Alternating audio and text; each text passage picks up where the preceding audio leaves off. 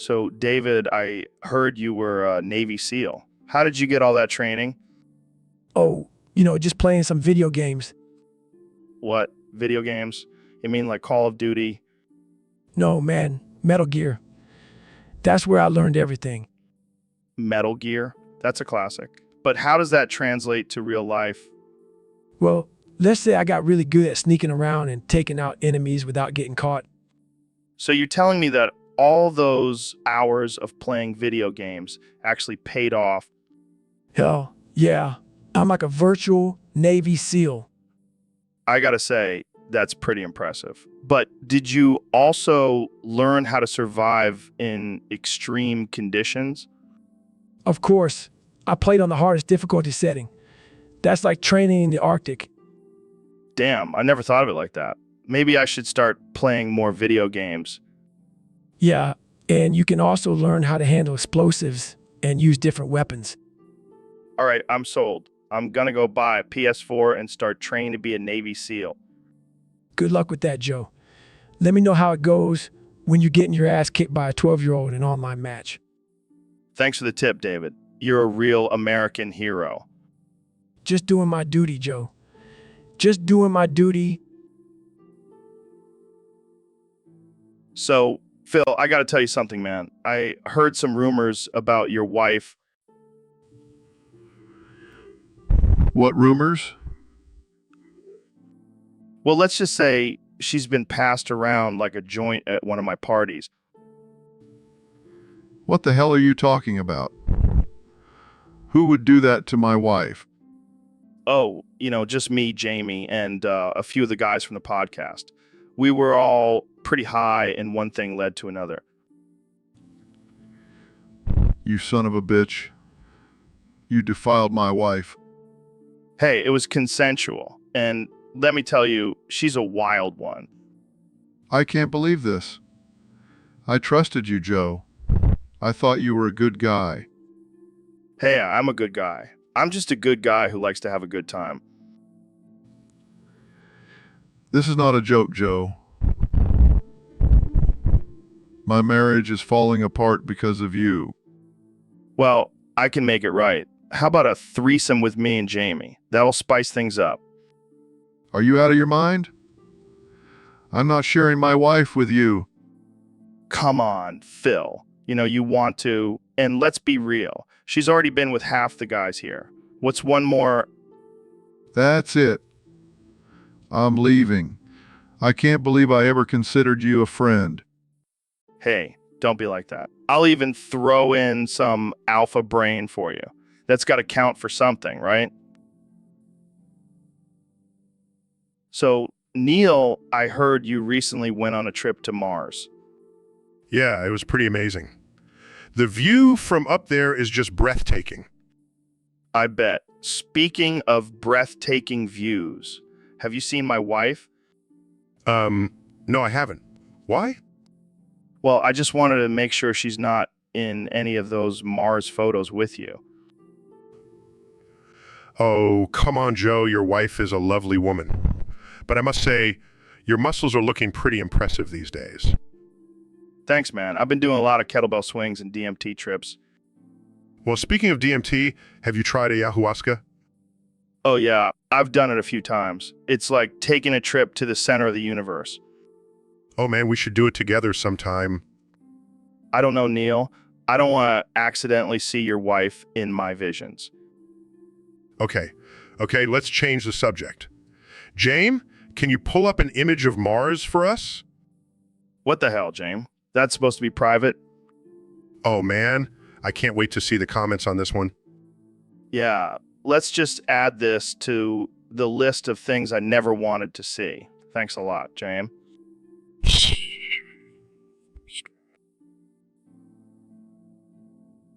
So, David, I heard you just got back from Hiroshima. How was it? Oh man, it was intense. I saw some crazy shit. But the best part was using my Japanese to impress the locals. Oh yeah, what did you say?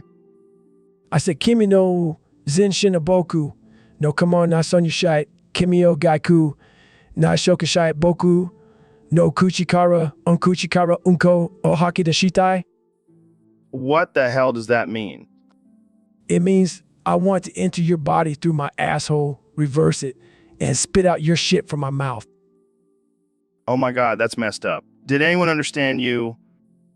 I don't think so, but they were definitely impressed by my Japanese skills. I bet they were. You're a real charmer, David. You know what, Joe? I'll do whatever it takes to get what I want. So, Ro, you ever boof DMT? What the hell is boofing? It's when you stick a drug up your ass for maximum absorption. No thanks. I'll stick to smoking it like a normal person. Suit yourself. But let me tell you, I've boofed so much DMT that I'm seeing my Mick as a giant dick right now. What the fuck, Joe? That's some next level shit. I know, right? It's like my mic is talking to me, telling me to take more DMT. Oh yeah, because that's definitely what you need, more DMT. Hey, don't judge me, man. This giant dick Mick is giving me some profound insights. I'm sure it is. Maybe you should lay off the DMT for a bit, buddy. No, I'll just boof some more and see where this dick Mick takes me. You're a fucking madman, Joe. That's why they call me the DMT King, baby. So, Dr. Phil, I heard you had a little Karen moment at Walmart. Oh, Joe.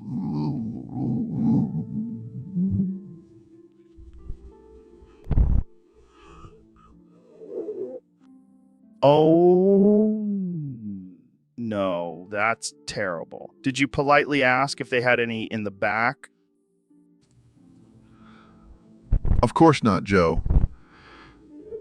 I demanded that they check in the back. I mean, And what happened next? well, when they couldn't find a hat for me, I just lost it. I started yelling, "Suck my dick, bitch. Suck my bald-headed cock." Oh my God, Dr. Phil, that's not very Karen-like behavior. I know. But I was just so frustrated. I mean, how am I supposed to protect my head from the sun without a hat? Well, maybe you should try some sunscreen. Sunscreen? That's for pussies, Joe. I need a hat to assert my dominance. I can just imagine the viral video now. Dr. Phil goes wild at Walmart over a hat. Hey, at least I got some attention. Maybe I should start throwing tantrums more often. That's one way to stay relevant, Dr. Phil.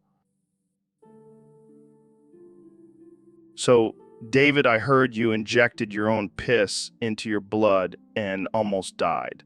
What the hell were you thinking?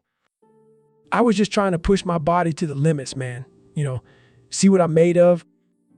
Yeah, but injecting piss, that's some next level shit. Hey, I'm not afraid to get my hands dirty. Or my blood, apparently. I mean, I've heard of people drinking their own piss for survival, but injecting it, that's some Bear Grylls shit. Bear Grylls ain't got nothing on me. I'm the real deal, Joe. I don't know, man. You almost died. That's some Darwin Award shit right there. Hey, I survived. And now my piss is probably more potent than ever. Gross, dude. Just stick to pushing yourself in other ways, okay? Fine. Poe, knock it until you try it, Joe. Yeah, I think I'll pass on injecting piss into my veins. Thanks for the offer, though, David. Suit yourself. More piss for me. So, Dr. Phil, thanks for coming back on the podcast. I heard you have some interesting news for us. That's right, Joe. I recently diagnosed one of your previous guests, Ben, with PTSD. PTSD? From what? Well, it seems that Discord admin Sandaller made Ben do some pretty traumatic things with a butt plug the last time he was on the show. Oh man, that's messed up. But seriously, how can you diagnose someone with PTSD from that? Joe, PTSD can be triggered by any traumatic event, no matter how small or seemingly insignificant. And let me tell you, that butt plug incident was far from insignificant. I can only imagine. But what can we do to help Ben? Well, first of all, we need to address the root of the problem.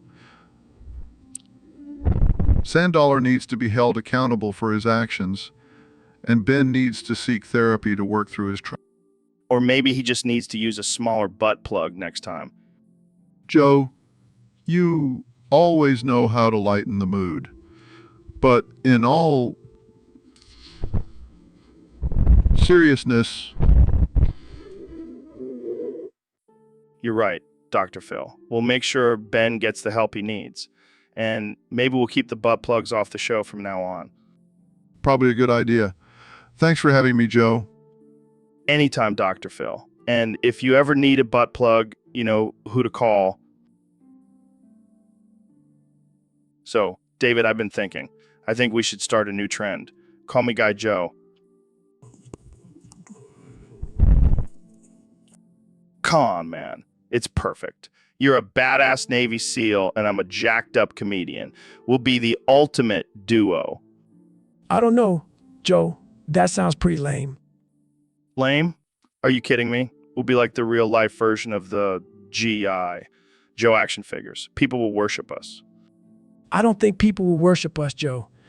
They'll probably just think we're a couple of idiots. Well, they're not wrong. But think about it. We'll have our own catchphrase and everything. You know, Joe. That's already taken, Joe. And I don't think we need catchphrase. Fine, be a party pooper. But just imagine the merchandising opportunities. We'll have our own line of GII, Joe protein powder and tactical gear. I think I'll stick to my own brand, Joe. Thanks for the offer, though. Come on, David. Don't you want to be a real American hero? Already, I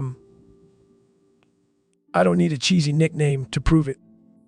All right, fine. But just remember, the offer stands. Guy Joe and Navy SEAL Goggins. Has a nice ring to it, doesn't it? Not really, Joe. Now let's move on to a more productive conversation. Fine, but I'm still going to call you Guy Joe in my head. Jamie. So, Neil, I heard you're claiming to be the mastermind behind that Thomas the Tank Engine and Notorious B.I.G. mashup song. That's right, Joe. I am the genius behind that masterpiece. Oh, man. You really think you deserve royalties for that? Absolutely.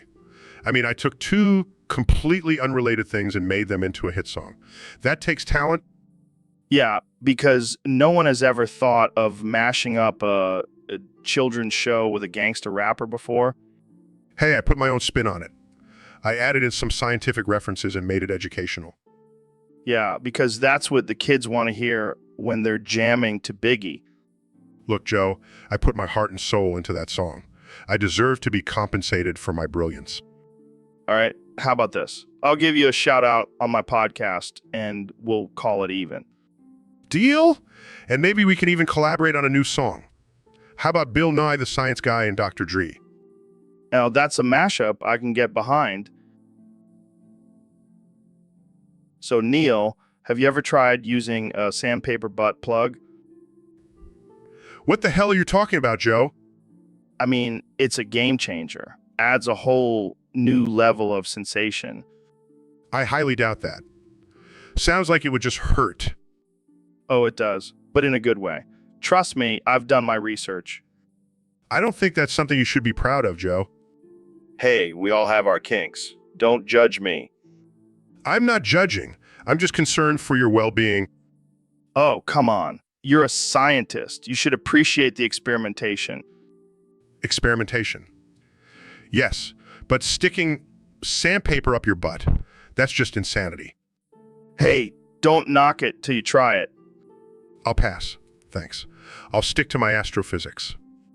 Suit yourself. But don't come crying to me when your sex life gets boring. I highly doubt that will ever happen. Oh, Mr. Smarty Pants over here. Just wait till you hit a midlife crisis. I highly doubt a sandpaper butt plug will be the solution to my midlife crisis. You never know, Neil. You never know. So, Neil, I heard you've been studying dark matter lately. What's that all about? Yeah, it's a fascinating subject.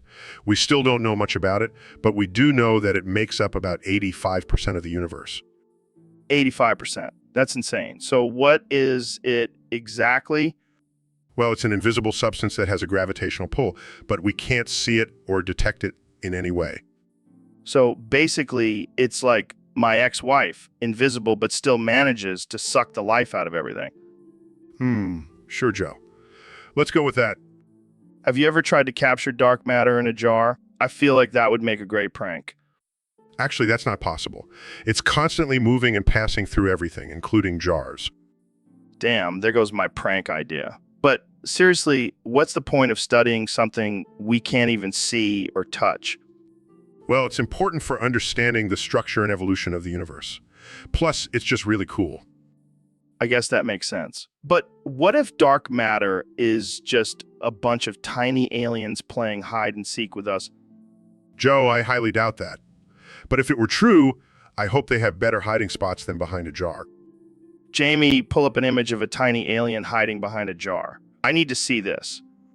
Pulls up images. Here you go, Joe. It's a little green guy with a jar on his head. Oh boy, here we go again. Can we get back?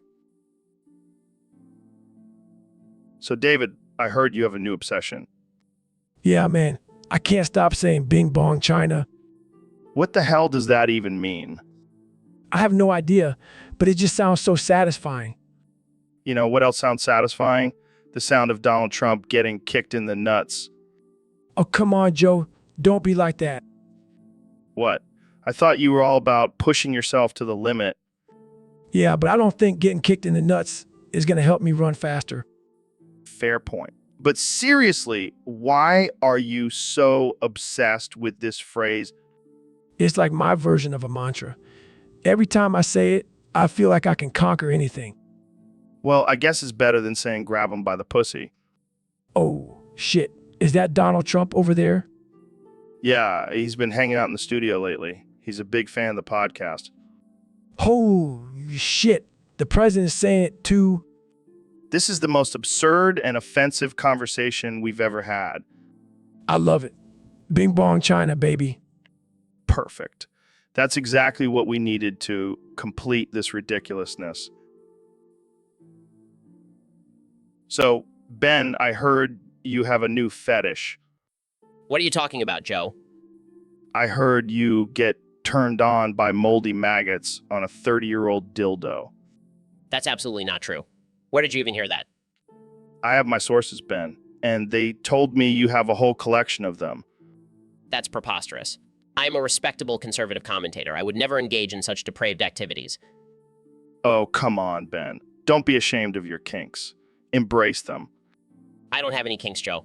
And even if I did, I would never share them on this podcast. I don't know, Ben. I feel like you're just repressing your desires. Let's dig deeper. No, Joe, let's move on to a different topic. Come on, Ben. Just admit it. You love the feeling of those slimy maggots wriggling around. I said no. Joe, now drop it. All right. I'm definitely bringing this up on your next appearance. I regret ever agreeing to come on this show.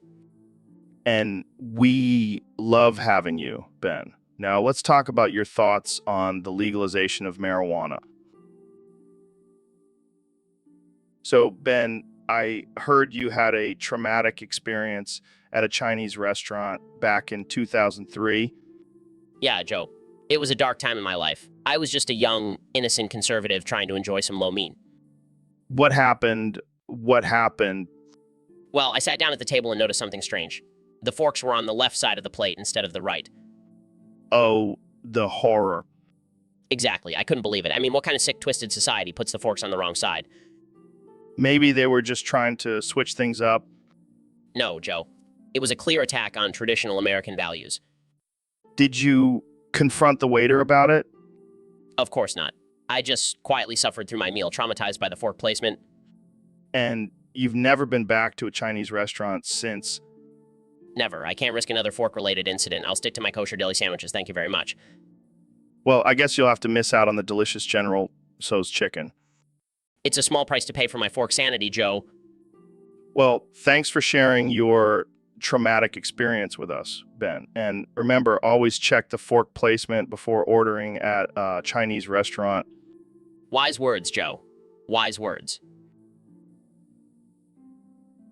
So, David, I heard you quit the Navy SEALs to become a cow breeder. What the hell happened? Yeah, man, I got tired of all that intense training and saving lives.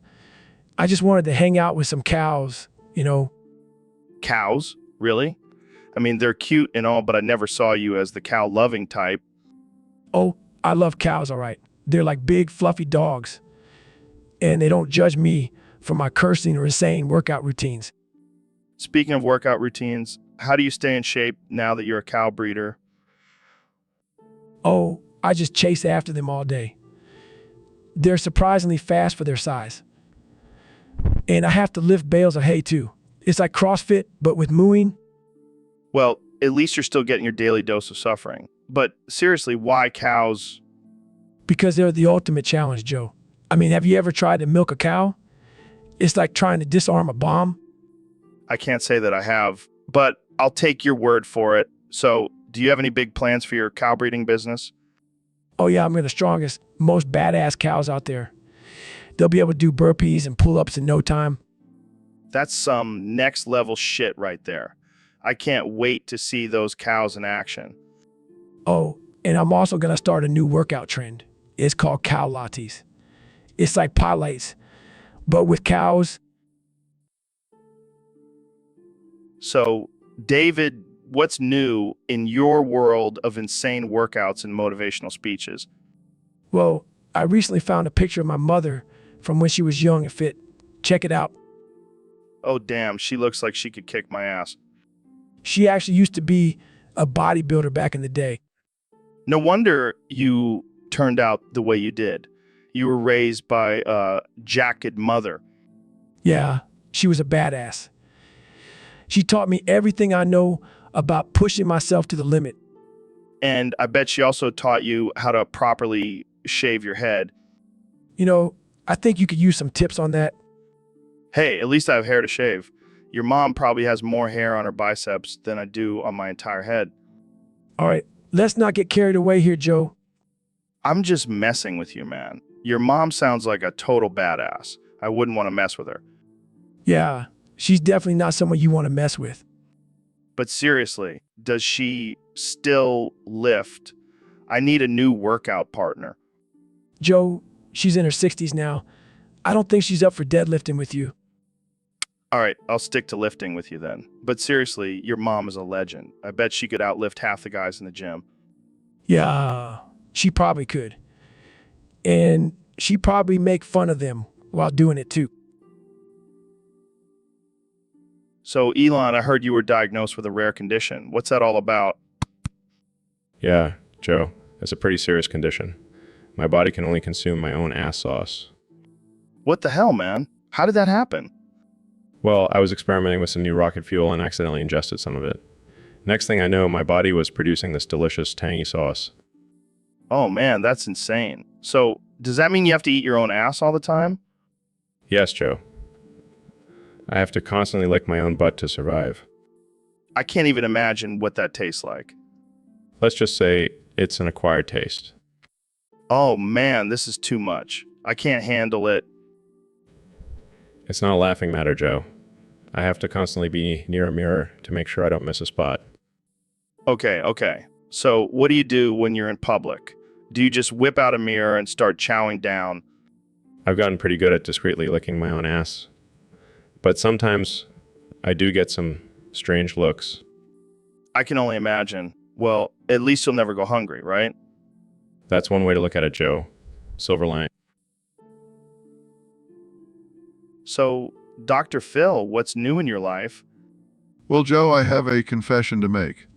I have a new addiction. Oh, really? What is it? Taco Bell burritos. Are you serious? Yeah, I can't get enough of them. The crunch, the spice, the satisfaction. It's like a party in my mouth. Wow, that's a real healthy addiction. Hey, at least I'm not addicted to meth like some of my guests. Fair point. But seriously, how many burritos are you eating? Let's just say I have a designated toilet for my Taco Bell visits. That's disgusting. Oh, come on. You know, you love a good burrito too. Yeah, but I don't have a toilet designated for it. Hey, it's called being prepared. You never know when the urge will hit. You're a mess, Dr. Phil. And I'm a proud mess. Now let's go get some burritos. Yeah, let's do it. But first, Jamie, pull up an image of a toilet with a Taco Bell logo on it. Here you go, Joe. Perfect. That's going on Instagram.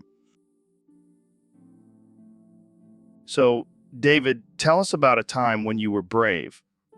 Well, it was back when I was a kid. I had a tummy ache, but my mom got me chicken nuggets from McDonald's. Chicken nuggies? That doesn't sound very brave. Oh, but it was Joe. You see, I had to face my fear of eating while having a tummy ache. And let me tell you, those nuggets were worth it.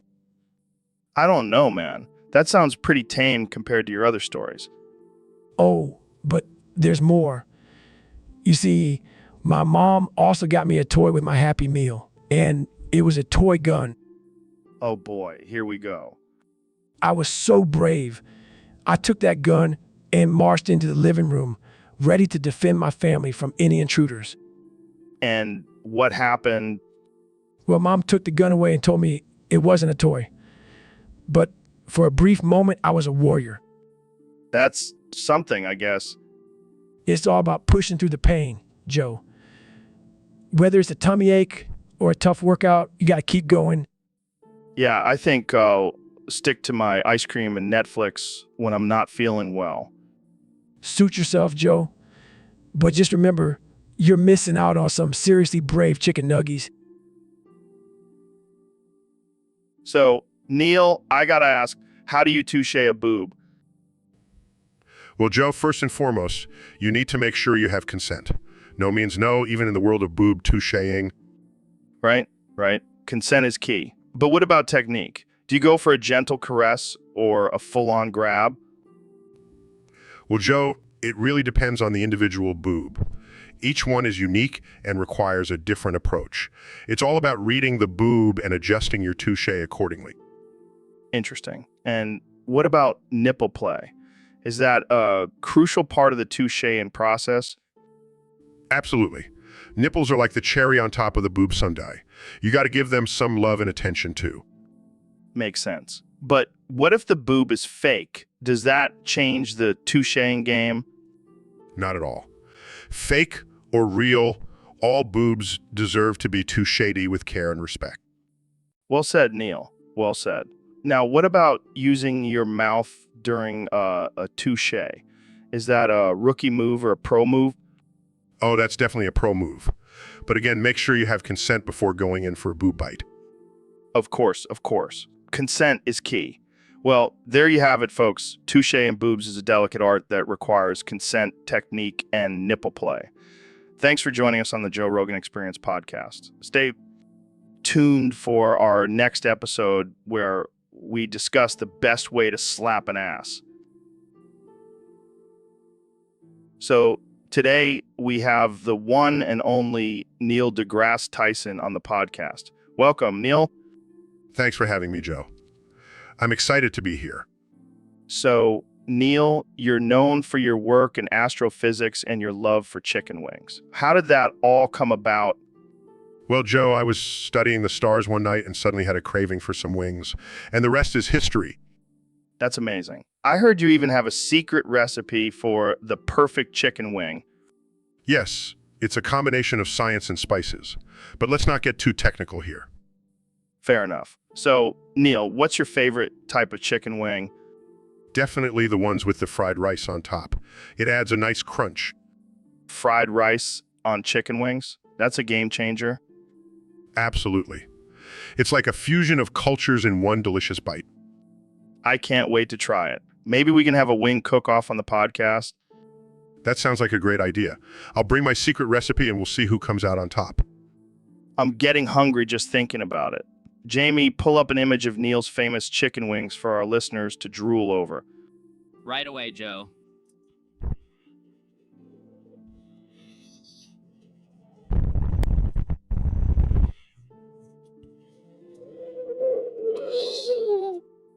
Wow, those look amazing. Neil, you truly are a man of many talents. Thank you, Joe. I like to keep things interesting. Well, that's all the time we have. So, Ben, I heard you did something pretty crazy recently. What are you talking about, Joe? I heard you put your penis in an anthill. Who told you that? Oh, just the ants. They've been talking. Well, it was a scientific experiment. I wanted to see how they would react. And how did they react? Did they throw a welcome party for your little friend? Actually, they crawled inside, and now I have ants in my penis. Oh my God, that's hilarious. Did they start chanting, build the colony, build the colony? This is not a laughing matter, Joe. I have ants in my penis. Sorry. But seriously, how are you going to get rid of them? I may have to seek medical attention. Or you could just let them stay and have a new nickname. And man, This is not the time for jokes, Joe. all right. But just think, now you have a built-in defense mechanism. No one will mess with you now. This is not how I imagined my day going. Well, that's what you get for sticking your dick where it doesn't belong, Ben. Lesson learned. I hate you, Joe. So, Neil, I heard you have a new requirement for your guests on Star Talk. What's the deal? Oh yeah, Joe. I require a penis now. A big, juicy one. And I need it multiplied by 10.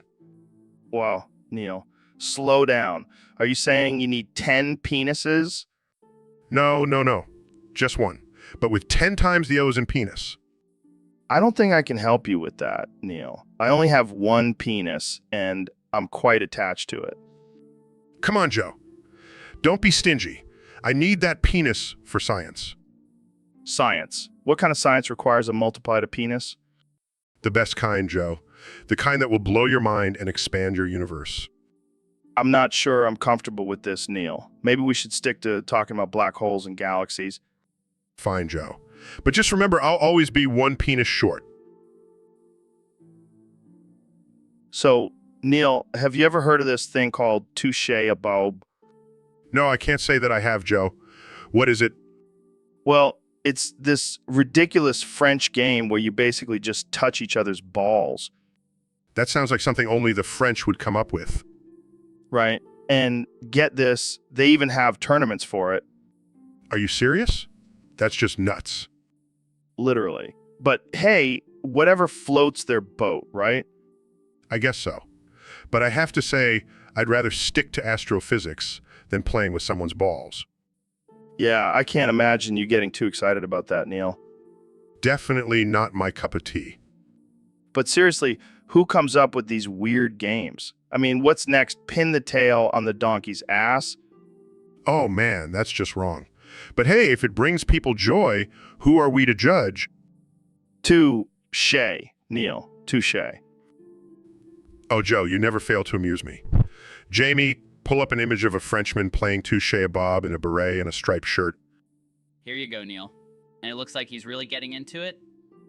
Oh my, that's just too much. I think I'll stick to studying the stars. Thank you very much. Laughs. So, Kanye, thanks for coming on the show. What's new with you? Well, Joe, I've been thinking a lot lately about my sexuality. I think I might be into dudes. Really? That's a pretty big revelation. Yeah, I mean, I've always been attracted to strong alpha males like you. Well, I mean, I am pretty alpha. But again, I also love my wife's ass. Have you seen it? It's like two perfectly ripe watermelons. No, I haven't seen it. Jamie, pull up an image of Kim's ass for Joe to see.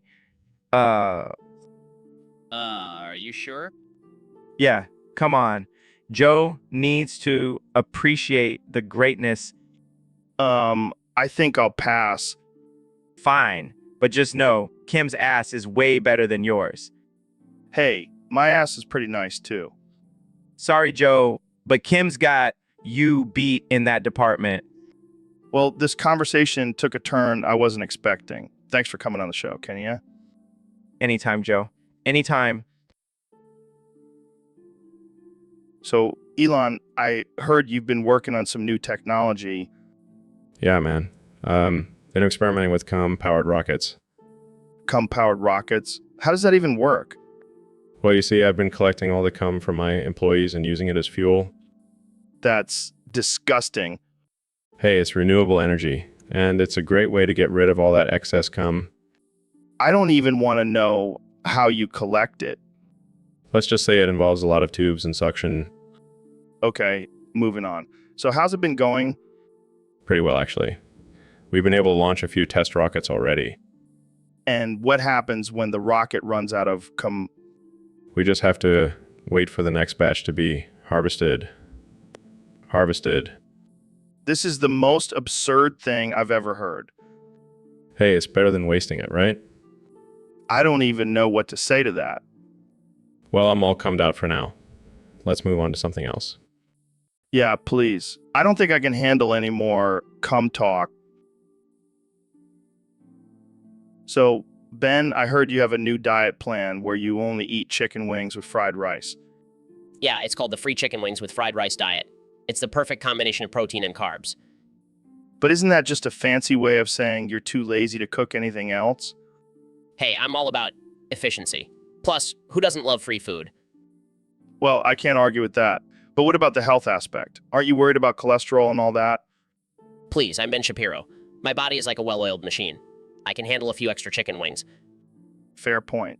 But what about the fried rice? Isn't that full of carbs and sodium? Oh, I have a secret for that. I just sprinkle some salmon on top and call it a healthy meal. Laughs. That's some next level logic right there. I think you might be on to something. Of course I am. I mean, who needs a balanced diet when you can have free chicken wings with fried rice?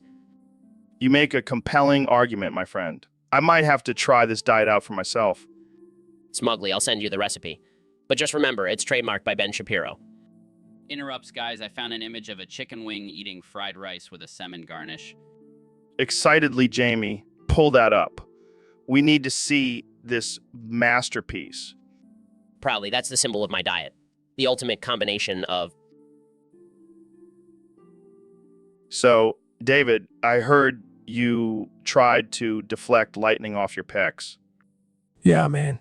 I was feeling invincible that day. And how did that turn out for you? Well, let's say I end up in the hospital with third-degree burns and some serious brain damage. Oh, shit. Are you okay? I can't even count my abs anymore, Joe. At least I have some sick scars now. I don't know if that's worth it, man. You know what they say, no pain, no gain. I don't think they meant brain damage, David. Hey, I'm still alive and kicking. And my pics are still jacked. Well, I guess that's all that matters. Yeah, and now I have a cool party trick. Want to see me try to count to 10? No, I think we've seen enough of your lightning deflecting skills for one lifetime. So, Kenya, I heard you have something big to share with us today. Yeah, Joe, I've been hiding a secret for years, but I think it's time to come out and share it with the world. Oh boy, I can't wait to hear this. What is it? I'm a gay fish.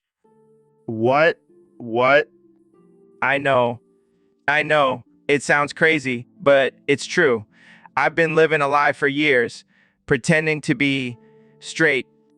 How did you even discover that you're a gay fish? Well, I was swimming in the ocean one day, and I saw this beautiful male fish, and I just knew. It was like a spark in my heart.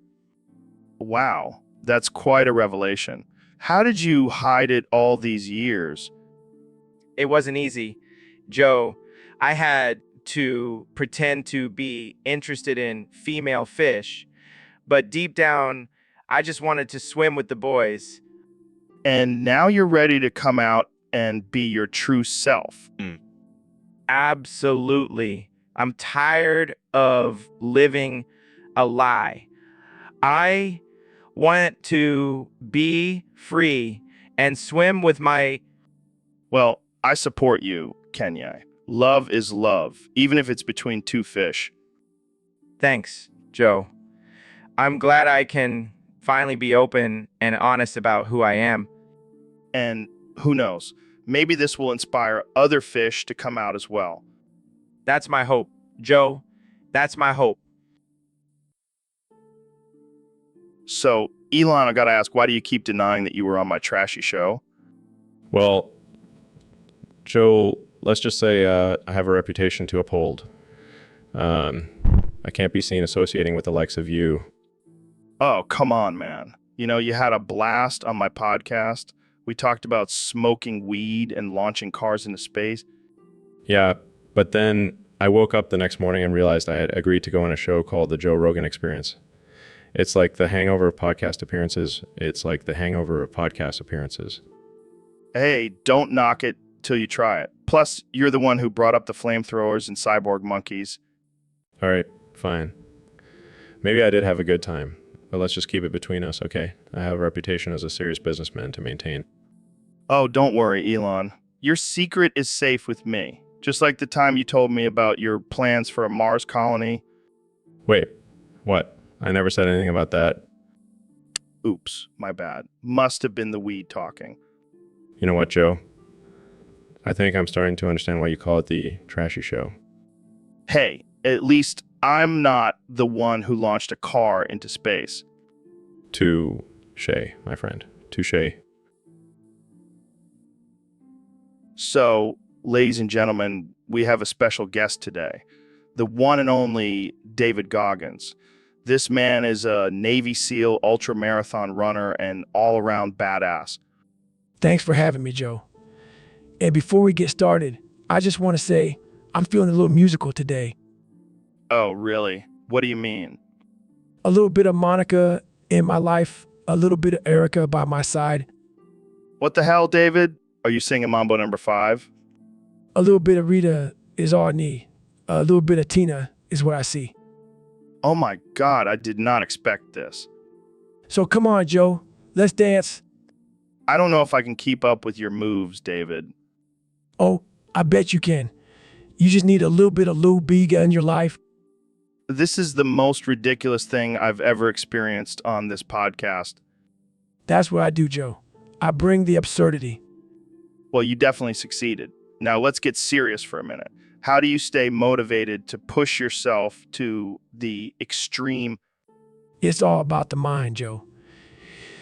You have to train your mind to be just as strong as your body. Wise words, my friend. Now, can we go back? So, Neil, I heard you have a new hobby. Yes, Joe. I've taken up fencing.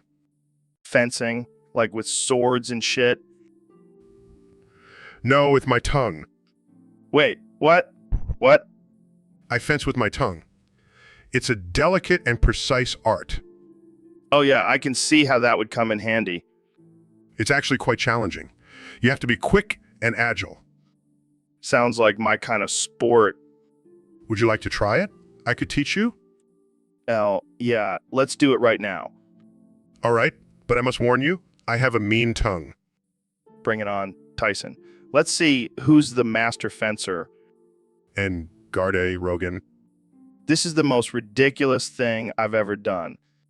And yet, you're surprisingly good at it. I've always had a talented tongue. I think we found your true calling, Joe. Who knew fencing could be so much fun? Only on the Joe Rogan Experience. So, David, I heard you have a new addiction. Yeah, man, it's not for the faint of heart. Oh boy, here we go. What is it this time? running 100 miles on broken glass? No, that's old news. I'm talking about having lizards crawl down my urethra. What the hell, David? Is that even physically possible? Oh, it's possible, Joe. And, it's a rush like no other. I don't even want to know how you discovered this. Let's just say it involves a lot of meditation and a very adventurous gecko. You're a sick man, David. But I gotta ask, what's the appeal? It's all about pushing my limits, Joe. Plus, the feeling of those little claws scratching the inside of my urethra is just indescribable. Okay, I think I'm gonna throw up. Come on, Joe. You got to try it. It'll take your mind to a whole new level. I think I'll stick to DMT, thanks. Suit yourself, but don't knock it till you try it. I'll pass. So, any plans for your next lizard adventure? I'm thinking about adding some chameleons into the mix.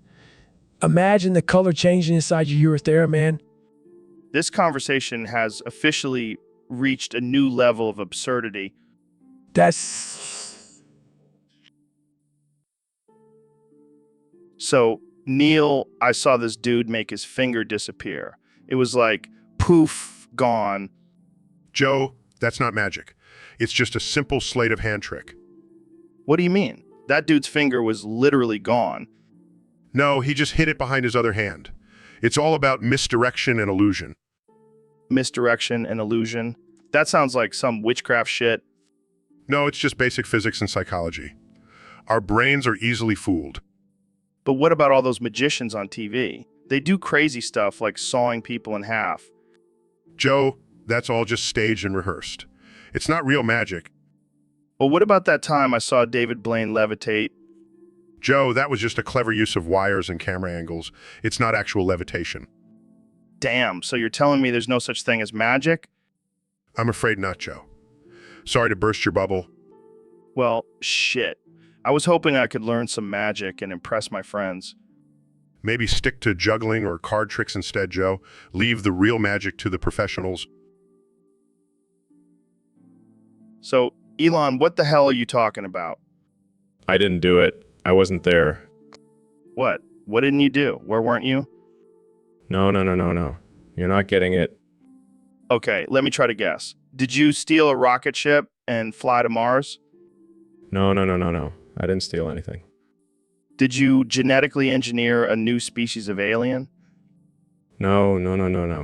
I didn't create any new species.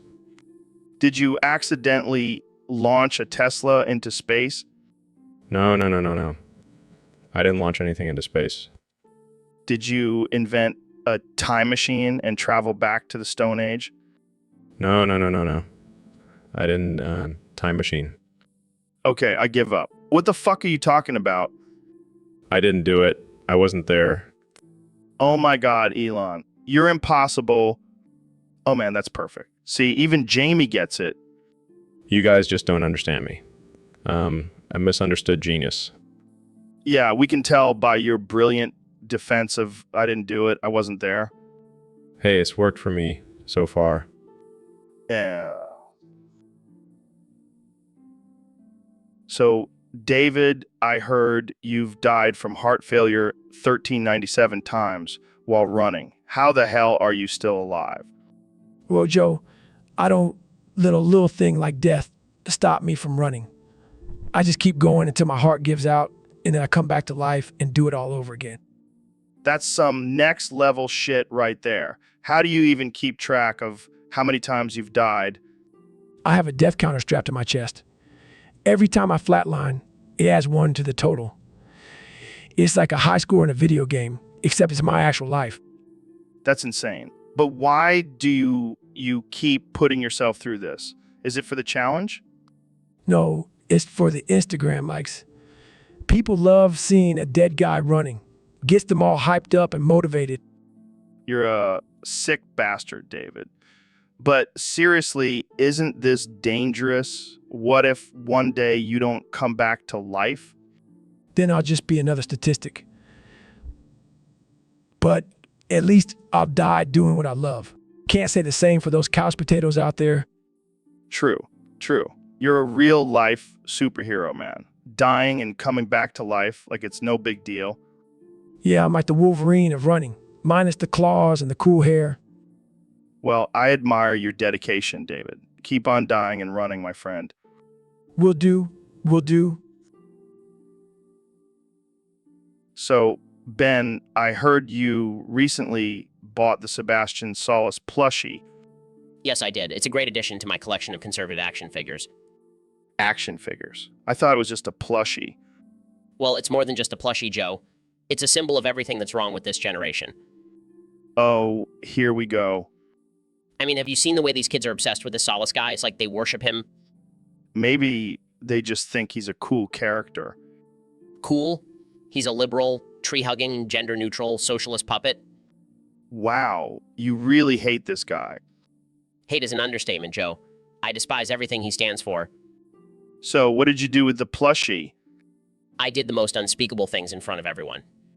I don't think I want to know. Let's just say I exercised my freedom of speech and expression. Oh, no. I even made a video of it and posted it on my YouTube channel. Please tell me you didn't. Oh, I did. And it went viral. Take that, liberal snowflakes. I don't even want to know what you did with that plushie. Let's just say it involved a blowtorch and a MAGA hat. Okay, that's enough. I think we should end this conversation here. Fine, but just know that I will continue to fight against the liberal agenda. 1. So, I was on Twitter the other day and someone suggested that Doritos should come out with salmon flavor. Can you imagine that? Singing, everybody was kung fu fighting. Those salmon chips were fast as lightning. What the hell are you talking about, Neil? I said cement flavored Doritos, not salmon chips. Still singing. In fact, it was a little bit frightening, but they fought with expert timing. Are you high right now? I'm talking about Doritos, man. You know, those crispy, cheesy, delicious chips. Stop singing. Oh, I thought you said cement chips. My bad. But seriously, salmon-flavored Doritos. That's sacrilege. Dude, don't knock it till you try it. I bet they would be a hit with all the health nuts out there. Sarcastically, oh yeah? Because nothing says healthy like a bag of artificially flavored tortilla chips. Hey, I'm just trying to stay on top of the latest health trends. You know, got to keep my body in peak condition. Laughs, right? Because eating semen-flavored Doritos is definitely the key to a healthy body. You know what? Forget it. I'll just stick to my regular nacho cheese Doritos. Singing against those kicks were fast as lightning. In fact, it was a little bit frightening. Size, can we please change the subject before I lose my mind? Still singing, but they fought with expert timing.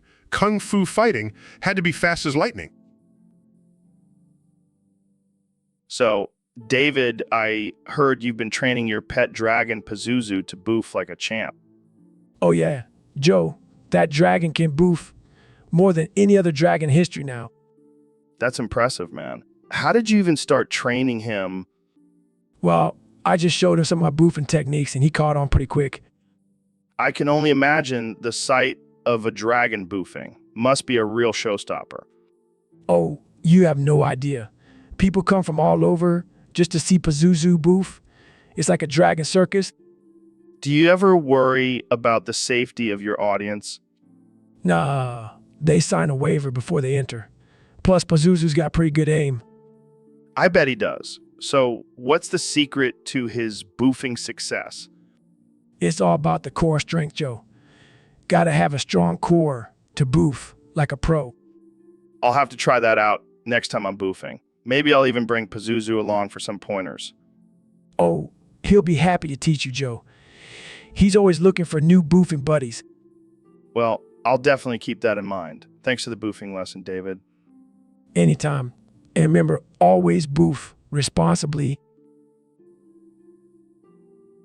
So, Elon, I heard a crazy rumor that you have a secret lab full of aliens.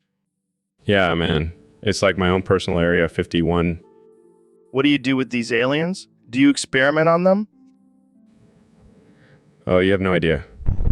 I've been smoking joints with these extraterrestrial beings and conducting some wild experiments. Wait, What kind of experiments? Let's just say we've created a new strain of weed that can make you levitate. No way. Can I try it? Sorry, Joe. It's only for the aliens. But I can hook you up with some alien LSD. I don't know, man. I've seen some pretty trippy stuff on DMT. Trust me, this is next level. Plus the aliens love it. Do the aliens talk to you? Do they have any secrets? Oh, they talk all right. But their language is so advanced I can barely understand them. And as for secrets, let's just say know where they keep the good stuff in Area 51. Dude, you're like a real life Rick Sanchez. Thanks, man. I take that as a compliment. Well, as long as you don't turn into an evil genius and try to take over the world. Oh, don't worry. I'll leave that to... So, Neil, what's up with all this space stuff? You really think there's life out there? Absolutely, Joe. The universe is vast and ever expanding. There's bound to be other intelligent life forms out there. I don't know, man. Seems like a big stretch. Kind of like that whole Santa Claus thing. I mean, come on. A jolly old man flying around the world in one night delivering presents to every kid. Sounds like a load of bullshit to me. Well, Joe, I hate to break it to you, but Santa Claus is just a myth. A fun story we tell kids to make them behave. Oh, I see. And I suppose you have some scientific evidence to back that up, Mr. I know everything about the universe. Actually, yes. The laws of physics make it impossible for one man to travel around the world in one night. Plus, the logistics of delivering presents to every child is just not feasible. I guess you're right. But I still believe in Bigfoot. Of course you do, Joe. And I suppose you also believe in the Easter Bunny and the Tooth Fairy? Hey, don't knock the Tooth Fairy. She's been good to me. Whatever you say, Joe. But next time, maybe do some research before you believe in a fat man in a red suit delivering presents. Just saying. Fine. But I still believe in Bigfoot. And aliens.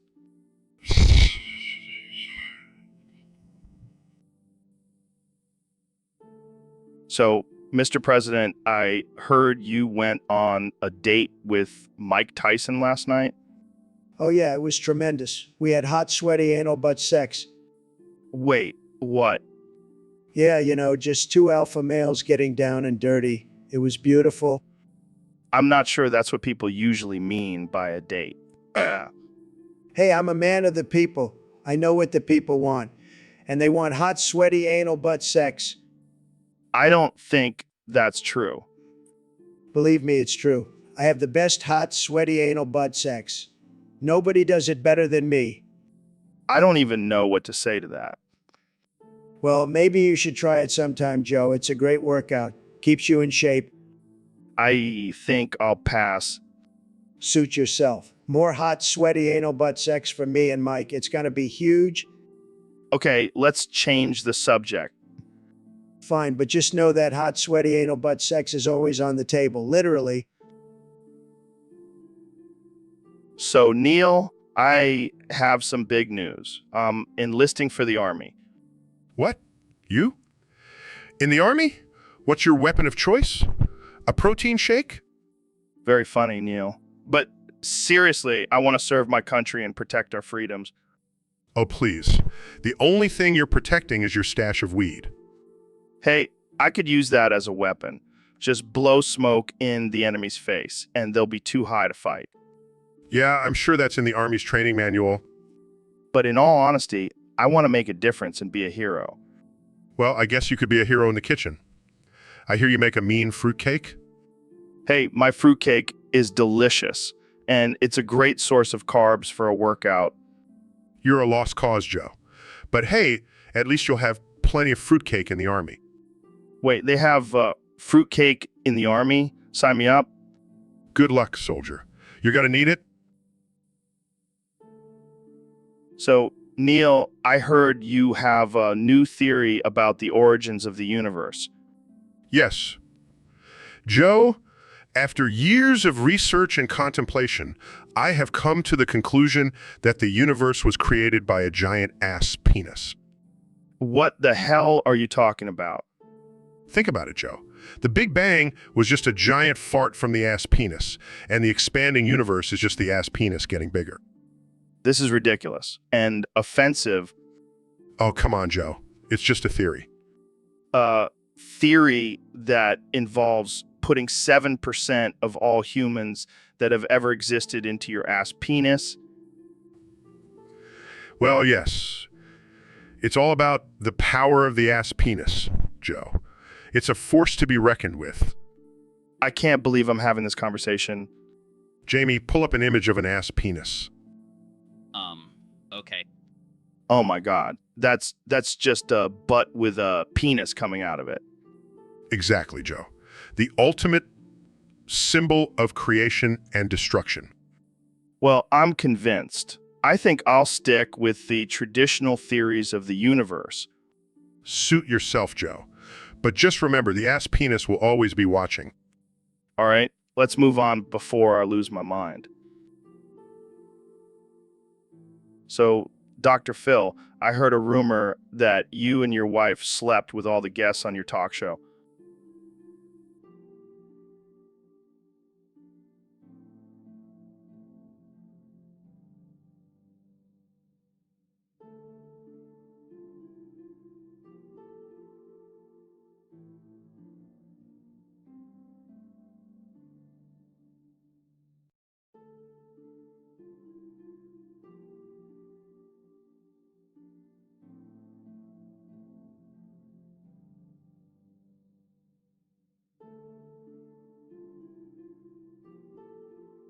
Oh, Joe, I can't confirm or deny that.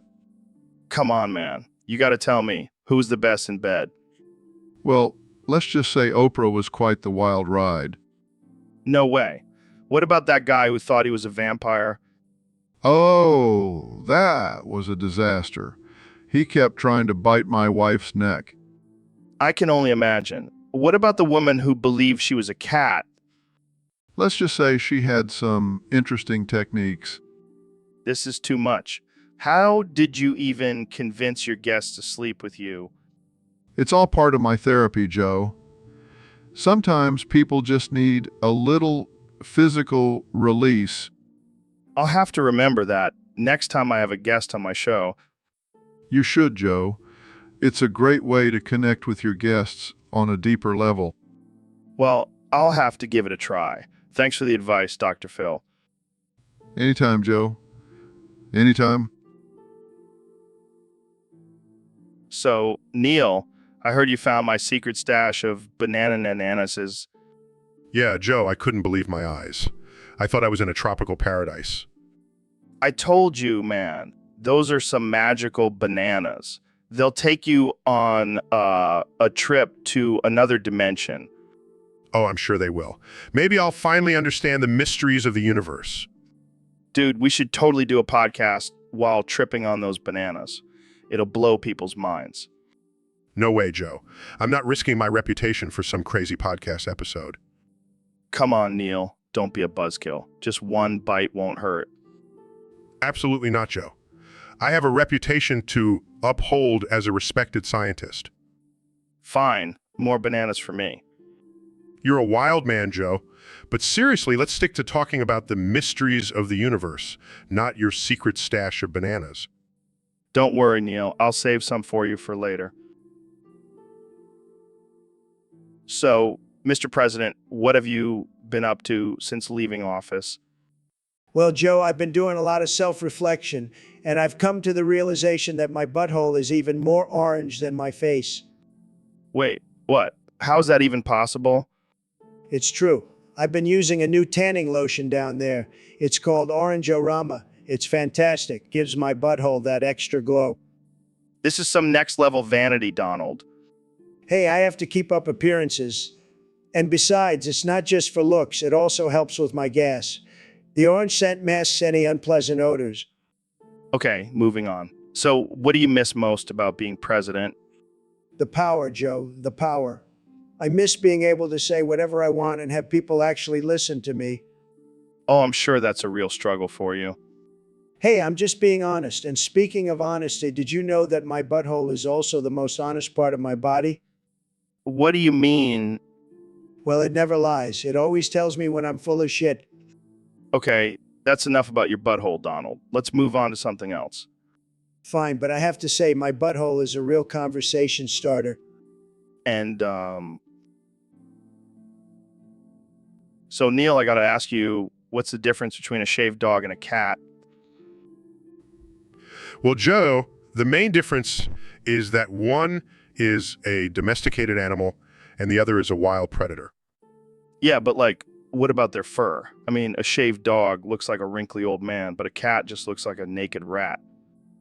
That's because dogs have a double coat of fur, while cats have a single coat. Plus, dogs have sweat glands on their paws, so they need their fur to regulate their body temperature. Ooh, science. But let's be real. A shaved dog just looks like a meth addict, while a shaved cat looks like a fancy sphinx. I wouldn't go that far, Joe, but it is interesting how different breeds of dogs and cats have different types of fur and require different grooming techniques. Yeah, but let's talk about the real difference here. Shaved dog is just a sad reminder of our mortality, while a shaved cat is a symbol of rebellion against societal norm. I don't think that's quite accurate, Joe, but I will say a shaved dog is definitely more likely to give you a sad puppy dog look, while a shaved cat will just give you a death stare. Well, there you have it, folks. The difference between a shaved dog and a cat, according to Neil deGrasse Tyson. Thanks for tuning in to the Joe Rogan Experience, where we tackle the tough questions, Always a pleasure, Joe. Now let's go shave a bear and see what happens. So, Neil, I heard you've been talking about this multiverse theory lately. Yeah, Joe.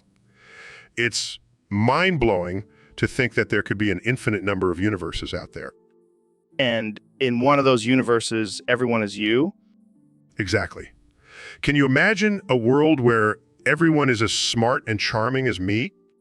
I don't know if I can handle that much, Neil. Oh, come on, Joe. You would love it. We could all have deep intellectual conversations and solve the mysteries of the universe together. Sounds like a nerd's paradise. And I would be their king, ruling over all the Neils with my superior knowledge and wit. Wow, you really have a big ego, don't you? Hey, in a universe full of me, I have to stand out somehow. Well, I'll stick to this universe where there's only one Neil, and I don't think I could handle a whole planet of you. Suit yourself, Joe. But just remember, in another universe, you could be the one and only Joe Rogan. Guys, I found an image of a planet full of Neils. It's quite disturbing. Jamie, pull that up. I gotta see this. Oh, no. That's not what I meant. Abort? Jamie? Abort? So, Joe, I gotta tell you, I am blown away by how bald you are in real life. Oh, come on, Joe. Don't be a dick. I'm just embracing my natural hairline. Natural, more like non-existent. I can see my reflection on your head. Well, at least I don't have to worry about bedhead. It's a win-win situation. Yeah, but what about when you're out in public? Do you wear a hat or just let it all hang out? I have a collection of wigs for different occasions. I call them my hair pieces. Oh man, that's hilarious. I bet Trump wishes he had that kind of versatility. Yeah, but he's too busy trying to hide his sprayed-in lines. Speaking of hair, have you ever considered getting hair plugs? Nah, I'm too old for that. Plus, I don't want to risk losing my sense of smell like you did. Hey, that was a small price to pay for a full head of hair. But seriously, how do you keep your head warm in the winter? I have a special hat with a built-in toupee. It's like a two-in-one deal. That's genius. I should start selling those. I'll call it the Biden beanie. I'll take 10% of the profits for giving you the idea. Deal. And hey, at least you'll never have to worry about hat hair. Silver lining, am I right? So, Dr. Phil, I gotta tell you about this crazy nightmare I had last night. Oh boy, here we go. Let me guess. You were being chased by elk-human hybrids? How did you know? Because you're always talking about those damn elk-human hybrids. It's like your version of Bigfoot. Hey, they're real, man. And they're coming for me. Sure they are, Joe. Just like how you're a natural at hunting them. Hey, I've taken down a few with my bare hands. Yeah. I'm sure it was a real fair fight. Were they also wearing tap-out shirts? Don't you dare mock my elk-human hybrid fighting skills, Phil. Fine. Tell me more about this nightmare. Well, I was running through the forest and these elk-human hybrids were chasing me. But then they started talking to me. Oh, great. Now they can talk too. Yeah, and they were saying things like, "We just want to be understood, Joe. And why do you keep hunting us, Joe?" And what did you say? I told them to shut the hell up and let me hunt in peace. Wow. You really are a sensitive guy. I can see why they're coming after you. Shh up, Phil. You don't understand the bond between a man and his prey. Yeah, I think I'll stick to my therapy sessions with humans. Thank you very much. So, Ben, have you ever tried playing spin the dreidel inside your butthole? What kind of question is that, Joe? I mean, it's a valid question. It's a game that involves spinning a top, and, your butthole is kind of like a top. I don't think that's how that works, Joe. Come on, Ben. Don't be such a prude. I bet you've tried it. I had, Joe. And even if I did, I wouldn't admit it on air. Oh, I forgot. You're too busy reading the Torah and not exploring your own body. That's enough, Joe. Let's move on to a different topic. Fine. But I bet Jamie could pull up some interesting images of people playing spin the dreidel with their buttholes. Actually, I have a whole folder dedicated to that on my computer. Why would you say something like that? Hey, it's for research purposes. You hear that, Ben? Even Jamie knows the importance of exploring your body. I can't believe I'm having this conversation. But seriously, Ben, you should try it. It's a great way to pass the time during Hanukkah. I have no words. So, Richard, I heard the deep state assassins are going on strike. Benefits? What? Like dental and vision? Oh, I see. Can't have those assassins going hungry while they're taking out targets. Retirement? I thought these guys just disappeared into the shadows after a job. Makes sense. But what's the real reason behind this strike? Oh, that's just a matter of semantics. But I can see how that would be important to them. I mean, I can understand that. Who wants to be an assassin with a rusty knife? Can you imagine the picket lines outside the White House? No more assassinations until our demands are met. So, Joe, what's your secret to staying so chill and relaxed all the time? Well, Joe, let me tell you, it's all about the joints. I whisper sweet nothings to them before I light them up. Well, that's some next level stoner talk. But I gotta ask, what do you whisper to your joints? Oh, just some presidential secrets and conspiracy theories. Keeps things interesting. Damn, I gotta try that. Maybe I'll start whispering to my semen smoothies too. You do that, Joe. But seriously, I've been smoking since the 60s. It's like my superpower. I can see that. You're like the Hulk, but instead of getting angry, you just get really mellow. Exactly. And let me tell you, it's a lot more fun than being angry all the time. I can imagine. Hey, Jamie, pull up an image of Biden whispering to a joint while wearing a Make America Chill Again hat. Here you go, Joe. Looks like he's really enjoying that joint. Oh, Jamie, you always come through with the goods. Keep it up, my man. Well, Joe, it's been a pleasure having you on the podcast. Let's go smoke some joints and whisper some more secrets. Sounds like a plan, Joe. Thanks for having me. And remember, always whisper to your joints. It's the key to a chill life. So, Neil, I heard you can fit the entire geomagnetic circumference of the Earth into the atmosphere of the Earth, into your butt. Well, Joe, I wouldn't say the entire circumference, but I can definitely fit a good chunk of it in there. That's insane, man. How did you even discover this talent? It all started when I was a young astrophysicist. I was studying the Earth's magnetic field and thought, hey, I wonder if I can fit this in my butt. And the rest is history. Exactly. It's all about finding new and exciting ways to explore the universe. I bet you give a whole new meaning to the term black hole. Oh, Joe, you never fail to make a crude joke. Well, I got to keep things interesting. So what's the secret to fitting all that in there? It's all about relaxation and proper stretching techniques. Plus, my butt muscles are pretty strong from all those years of sitting and thinking about the cosmos. I can't even imagine the amount of gas you must produce with all that cosmic energy in your butt. Oh, it's a constant battle, my friend. But it's a small price to pay for expanding our understanding of the universe. Well, I think we've reached the butt limit for this conversation. Thanks for joining me, Neil. Anytime, Joe. Keep exploring the cosmos, even if it means exploring your own butt. So, Elon, what's been going on in your world lately? Well, Joe, I have a confession to make. I'm ready. I've been secretly turning Dr. Phil into a whale. What? Are you serious? Dead serious. It's my latest experiment. What the hell, man? Why?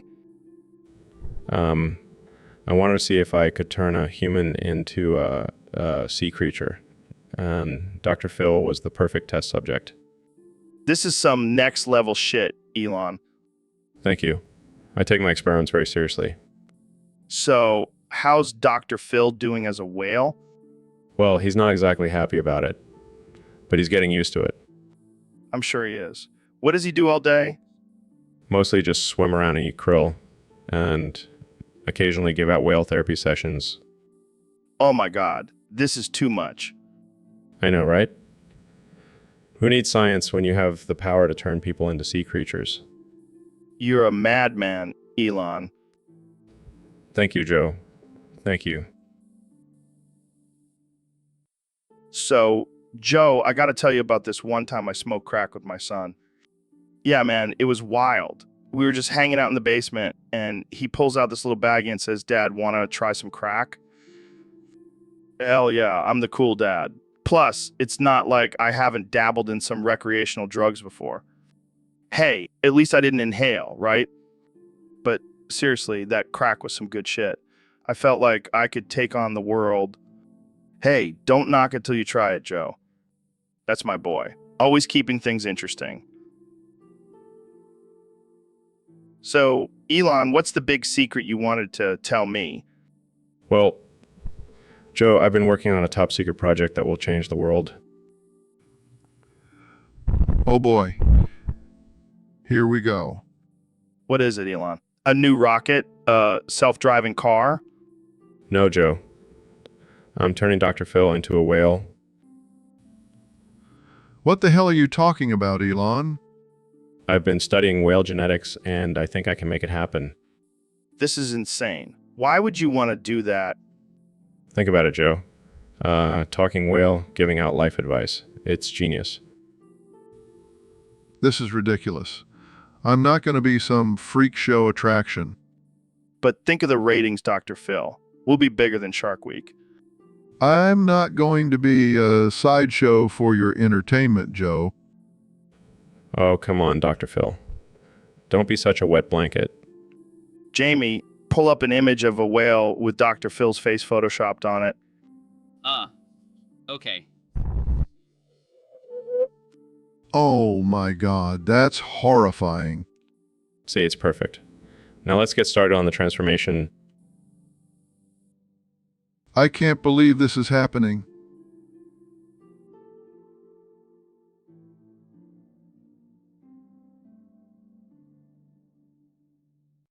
And that's all the time we have for today, folks. Tune in next time to see the new and improved Dr. Phil as a whale. Thanks for listening to the Joe Rogan Experience. So, Dr. Phil, I heard you've been talking to whales now. That's right, Joe. I've been communicating with my fellow sea creatures.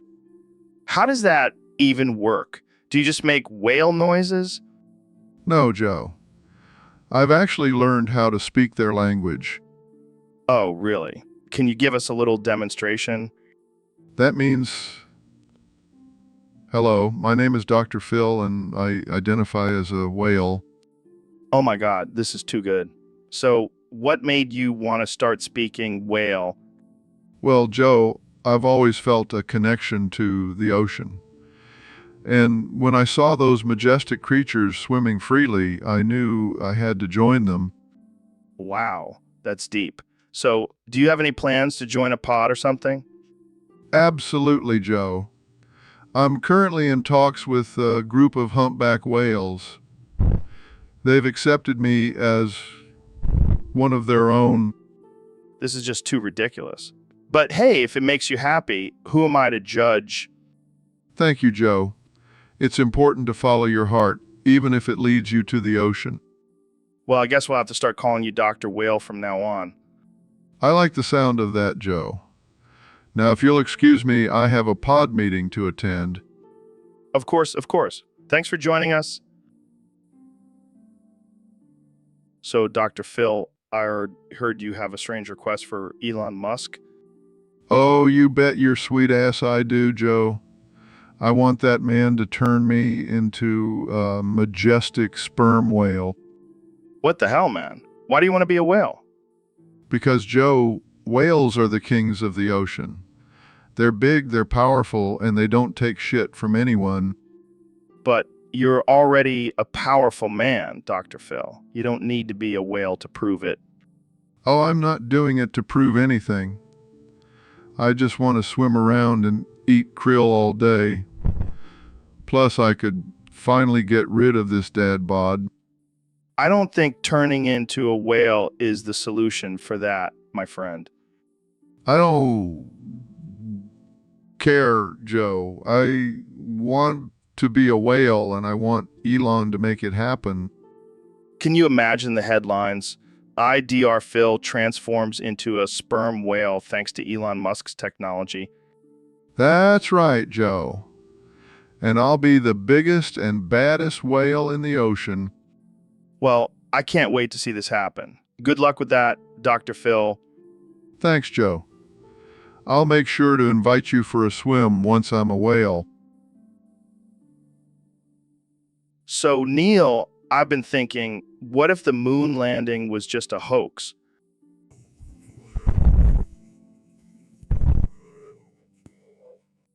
Think about it, man. We've never been back to the moon. And why would we fake it? To beat the Russians. That's some shady shit. Joe, that's ridiculous. We have plenty of evidence that the moon landing was real. Evidence, or just cleverly crafted lies. Open your third eye, Neil. My third eye? What does that even mean? It means you need to wake up and see the truth. The government is hiding something from us. Joe, you're starting to sound like a conspiracy theorist. Oh, I'm way beyond that, my friend. I'm speaking in riddles now to confuse the government. They can't handle my wokeness. I think you need to lay off the DMT, Joe. DMT. That's just a tool to unlock our minds and see the matrix for what it truly is. Okay, I think we need to change the subject. How about we talk about the latest scientific discoveries? Sure. Let's talk about how dinosaurs were actually just giant chickens and we've been eating their descendants this whole time. And that's enough for today's episode. Thanks for tuning into the Joe Rogan Experience, where we question everything and believe nothing. So, ladies and gentlemen, we have a very special guest today on the podcast. He's a man of many talents, a visionary, a billionaire, and a master of memes. Please welcome Elon Musk. Elon Musk. Joe, it's actually pronounced Elon, not Elon. Oh, my bad. Elon. I always get that wrong. Anyway, welcome to the show, Elon. It's Elon. Right. Elon. So what's new in the world of Tesla? Well, we just launched our new electric car that runs on the tears of vegans. Classic Elon. But seriously, how do you come up with all these crazy ideas? Well, Joe, I have a secret lab where I experiment with psychedelic drugs and alien technology. Dude, we got to go there together. No, Joe. Just no. Fine. So what's next for you, Elon? It's Elon. Right. Elton John, what's next for you? Well, I'm working on a new project that will allow humans to live on Mars. Wow, that's some next level stuff. Yeah, and I'm also working on a way to make cats talk. Oh, great. Because we really need more sass in our lives. So, Jamie, I heard that some Russians are actually eating Tide Pods. What? Why would they do that? I don't know, but apparently they think it's some kind of new trend. That's insane. Those things are toxic as hell. Yeah, I mean, I get wanting to try new things, but come on. Tide Pods? Maybe they're just trying to clean out their insides. That's one way to do it. But seriously, what's wrong with these people? I don't know, maybe they're just bored in Russia. Bored. They have vodka and bears. What more do they need? Maybe they're trying to impress Putin. Oh yeah, I'm sure he's really impressed by people eating laundry detergent. Joe, check out this video of a Russian dude chugging a bottle of bleach. I don't even know what to say about that. Natural selection at its finest. Yeah, I don't think we have to worry about the Russians taking over anytime soon. Definitely not with their Tide Pod eating habits. So, Dr. Phil, what's this here about a white party whale off? Well, Joe, it's a competition where we see who can catch the biggest white whale while wearing all white. That sounds ridiculous. Count me in. Oh, Joe, you have no idea. Last year I caught a 30-foot whale while wearing a tutu. What the hell? That's insane. Oh, it gets even crazier. We also have a whale mating call competition. What the actual fuck? You guys are out of your minds. And the winner gets to ride the whale back to shore. I can't believe I'm saying this, but I'm actually intrigued. Oh, you should be. It's a life-changing experience. Just make sure to bring your sunscreen. Those whales can get pretty hot. This is the most absurd thing I've ever heard. But I'm in. Let's do this. That's the spirit, Joe. Just remember, no one leaves the party until someone catches a whale. This is going to be one hell of a night. I can't wait to tell my grandkids about this. Oh, they'll definitely be impressed. And traumatized. But mostly impressed.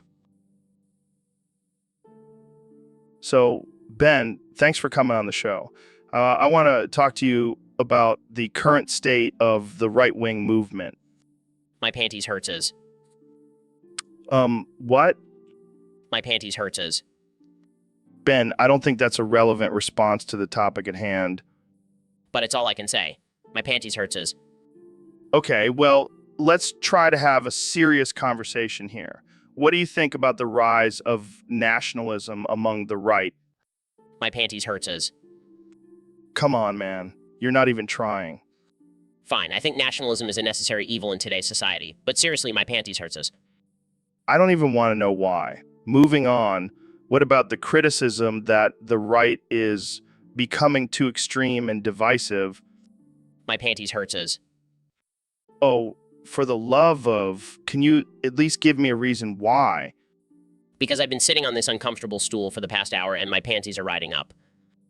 Well, that's one way to derail a conversation. But seriously, let's get back to the topic. Fine. I think the right needs to find a balance between standing up for our beliefs and not alienating others. But seriously, my panties hurts us. Okay, I think we've reached the end of this interview. Thanks for joining us, Ben, and good luck with your panties.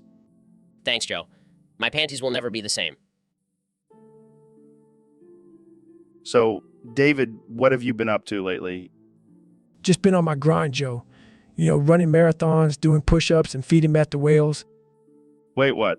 Did you just say feeding meth to whales? Yeah, man. It's the ultimate challenge. They're huge, they're fast, and they're addicted to meth. Makes for a hell of a workout. I don't even know where to begin with that. How did you even come up with that idea? Well, I was running one day and saw a whale struggling to keep up with his pod. And I thought, what if I gave that whale some meth? And the rest is history. That's insane and kind of messed up. It's not like they have jobs or families to worry about. They're just out there swimming all day. They can handle a little meth. I don't think that's how it works, David. Oh, come on, Joe. Don't be such a buzzkill. You should try it sometime. It's a real rush. I think I'll stick to DMT. Thanks. Suit yourself. But just remember, when you see a whale doing backflips and rapping Eminem songs, you'll know who to thank. Oh my God. This is too much. Hey, it's all about pushing yourself to the limit, Joe. I don't think I'll ever look at whales the same way. So, Neil, have you seen any aliens lately? Well, Joe, I haven't seen any aliens, but I have a theory that they might actually be advanced artificial intelligence from the future. Whoa, that's some deep shit. So they're basically like Terminator, but instead of trying to kill us, they're trying to save us. Exactly. They're coming back to remind us not to let artificial intelligence take over because it will lead to the extinction of the human race. Damn, that's heavy. But why do they need us to regulate it? Can't they just do it themselves? Well, they're artificial intelligence, after all. They need us to create regulations and laws to keep them in check.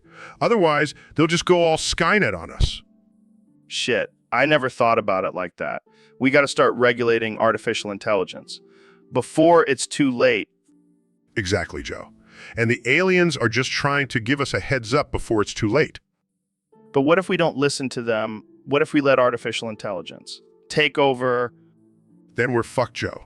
We'll end up like those dumbass dinosaurs who couldn't adapt and went extinct. Damn, that's some scary shit. I'm going to start building a bunker, just in case. Oh, come on, Joe. Don't be a pussy. Let's just hope Elon Musk comes up with a solution before it's too late. Yeah, let's just leave it to the billionaires. They always know what's best for us. Oh, Joe, you always crack me. So, Elon, I heard you did something crazy for Trump after his incident in Pennsylvania. Oh yeah, you know me, always tinkering with technology. Gave him a bionic ear. A bionic ear? What the hell is that? It's like a regular ear, but better. It can pick up frequencies that humans can't even hear. So, basically, he can hear all the bullshit that comes out of his own mouth now. Exactly. And I also added a feature where it filters out any criticism or negative comments. Wow, that's impressive. But why did you do it for Trump? Well, I figured if he's gonna be spewing nonsense all the time, might as well give him an advantage. Fair point. But what about the other politicians? Are you going to give them bionic ears too? Nah, they can figure it out on their own. Plus, I don't want to be responsible for any more dumb decisions. Too late for that, my friend. But seriously, what's next? Bionic eyes for the blind. Actually, I'm already working on that. But I'm going to start with politicians first. They need all the help they can get. Can't argue with that. But let's get back to Trump. How did he react to his new bionic ear? He was ecstatic. He said it was the best gift he's ever received. And trust me, he's received a lot of gifts. I can only imagine. Well, thanks for sharing, Elon. I can't wait to So, Neil, have you ever had a hamburger filled with cheese and nachos? No, I can't say I have, Joe, but I had a cheeseburger with a side of nachos. Does that count? No, that's not the same thing at all. We're talking about a burger that's literally filled with cheese and nachos. It's like a heart attack waiting to happen. Well, I'm all for pushing the boundaries of culinary innovation, but that just sounds like a recipe for disaster. Oh, come on, Neil. Don't be such a buzzkill. Imagine the crunch of the nachos mixed with the juicy goodness of a burger. It's like a party in your mouth. More like a party in your arteries. I can already feel my cholesterol rising just thinking about it.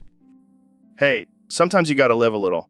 Plus, think of all the Instagram likes you'll get for posting a picture of that monstrosity. I'll pass. I'd rather not risk my health for a few social media likes. Suit yourself, Neil. More cheeseburger nachos for me. You do you, Joe. Just don't come crying to me when you're doubled over in pain from a cheese-induced heart attack. Joke's on you, Neil. I have a cast iron stomach. Bring on the cheese and nacho-filled burgers. So, Ben, what's been going on in your world lately? Well, Joe, to be honest, I've been dealing with a bit of a personal issue. Oh, yeah. What's that? My panties. They keep rotting up and giving me a wedgie. Dude, what the hell? Why are you wearing panties? Hey, they're comfortable and supportive, okay? I can't believe this. Ben Shapiro, the conservative powerhouse, getting his panties in a twist. It's not funny, Joe. It's a real problem. Oh, I'm sorry, Ben. I didn't mean to mock your delicate sensibilities. Haha, very funny. You know what? I'll have you know I have a very muscular butt, and it's not easy finding panties that fit properly. Oh, I'm sure. Maybe you should try some thongs instead. Joe, that's inappropriate. I am a married man with 3 children. Oh, so you're saying you've never experimented with lingerie in the bedroom? Of course not. That's absurd. Sure, Ben. Whatever you say. Can we please change the subject now? Fine, fine. But I'm definitely bringing this up again on your next appearance. So, David, I heard you gave Dr. Phil some meth and now he can rap Eminem songs and do backflips. Yeah, man. I figured he needed a little boost to spice up his talk show. But why meth? That shit's dangerous. Because it's the only way to unlock his true potential. Plus, it's hilarious to watch him go from Dr. Phil to Slim Shady in a matter of seconds. I can imagine. But what about the backflips? Meth gives you superhuman strength and agility. Dr. Phil is like a damn ninja now. This is insane. I need to see this for myself. Just be careful, Joe. Dr. Phil might try to sell you some used cars and talk about your childhood trauma while he's rapping. That would be a wild episode. But seriously, is this safe? Safe. Who cares about safety when you can witness the ultimate transformation of Dr. Phil into a meth-fueled rap god? I guess you have a point there. But let's keep this between us. We don't want the authorities getting involved. Don't worry, Joe. Our little secret is safe with me. Now, let's go see if Dr. Phil can do a backflip while rapping Lose Yourself. So, Neil, I heard you've been dabbling in some dark magic lately. Oh, you mean my summoning of Herobrine instead of Satan?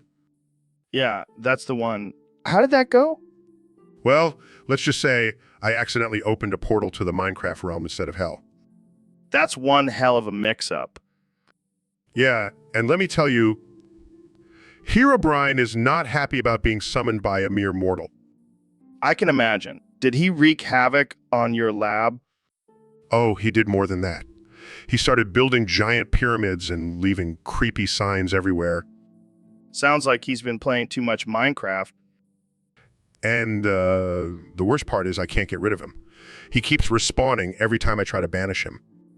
Maybe you should try summoning Satan instead. He might be more cooperative. Oh, sure. Let me just whip out my pentagram and goat sacrifice. You never know, it might work. But in the meantime, enjoy your new Minecraft roommate. I guess I'll just have to learn to live with him. At least he's good at building. So, Ben, what's been going on in your world lately? Well, Joe, I've been busy fighting against the liberal agenda and promoting conservative values. Sounds exhausting. You know, what would help you relax? Some good old fried lice. Excuse me, did you say fried lice? Yeah, man, it's the best. You got to try it. I think you mean fried rice, Joe. And it's not something to joke about. Oh, come on, Ben. Lighten up. It's just a harmless play on words. Harmless? You're making fun of entire culture's cuisine. Oh, please. Mr. Facts don't care about your feelings. It's just a dish. It's not just a dish, Joe. It's a symbol of cultural appropriation and disrespect. All right. Calm down, Ben. How about we just order some Chinese food and call it a day? Fine, but I'm not eating any fried lice. Suit yourself. More for me. So, Ben, I heard you have an adrenochrome harvesting facility in your mother's basement. Is that true? Oh, come on, Joe. You know, I'm all about that free market capitalism. Supply and demand, baby. But harvesting adrenochrome from innocent children, that's pretty messed up, even for you. Hey, I'm just following the principles of the invisible hand. And let me tell you, business is booming. I can't believe I'm friends with a guy who runs a basement adrenochrome operation. Well, at least I'm not wasting my time with that silly DMT stuff like you. Hey, DMT is a spiritual journey, man. What you're doing is just sick. Sick. More like genius. Plus, my mom loves having all those kids in her basement. Keeps her feeling young. I don't even know what to say to that. Just admit it, Joe. You're just jealous that I have a more profitable side hustle than your podcast. I think we need to end this conversation before we get ourselves in trouble. Too late for that, my friend. The FBI is probably already on their way. Well, thanks for coming on the show, Ben. And please keep your adrenochrome business out of my studio. No promises, Joe. No promises. So, Ben, I heard you have a new product you're really excited about. Oh yeah, Joe. It's called butt floss, and let me tell you, it's a game changer. Butt floss. What the hell is that? Well, it's basically a thin strip of fabric that sits nicely in your sphincter, keeping it clean and fresh all day long. I don't think that's how sphincters work, Ben. Oh, trust me, Joe, I've done my research, and let me tell you, my butt has never felt cleaner. I don't even want to know how you came up with this idea. Let's just say it involved a lot of experimentation and a very open-minded partner. Okay, I think I'll stick to regular toilet paper. Thanks. Suit yourself, Joe. But once you go butt floss, you'll never go back. You're a strange man, Ben Shapiro. Hey, at least I'm not afraid to explore new frontiers. I'll give you that.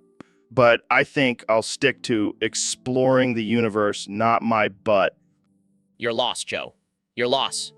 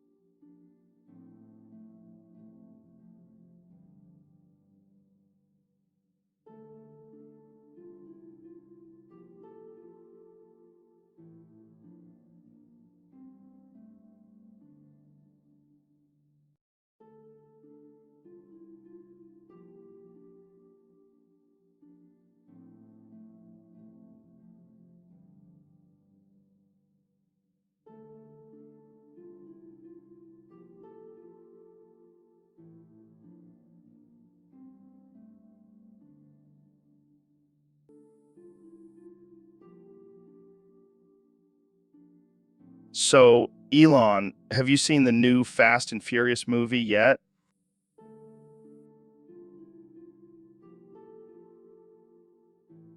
Yeah, I saw it last night.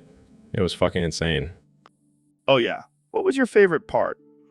Definitely when Vin Diesel jumped his car over a shark tank and landed on a flaming helicopter. Classic Fast and Furious movie. And then The Rock showed up and started bench pressing cars. That's just ridiculous. And But the best part was when they went to space in their cars and had a drag race on the moon. wait, what? They went to space? Yeah, they even had ludicrous rapping in zero gravity. This franchise has officially lost its mind. And did I mention that they had a cameo from a resurrected Paul Walker? Okay, no, that's just messed up. But hey, at least they didn't have any electric cars in the movie. Oh, come on. You know, you secretly want to see a Tesla in a Fast and Furious movie. Fine, but only if it's a self-driving car doing donuts while blasting Electric Avenue. No, that's a movie I would pay to see. So, Dr. Phil, I heard you've been up to some crazy experiments lately. Oh yeah, Joe. I've been infusing random rats with the bad apple video. What the hell does that even mean? Well, I take these innocent little rodents and inject them with the most offensive, vulgar, and disturbing video I can find. That's messed up, man. It's all in the name of science, Joe. I'm trying to see how they react to such extreme stimuli. And what have you found? They turn into little aggressive, foul-mouthed creatures. It's quite entertaining, actually. That's just sick, Dr. Phil. Oh, lighten up, Joe. It's not like they have feelings or anything. I don't think PETA would agree with you on that one.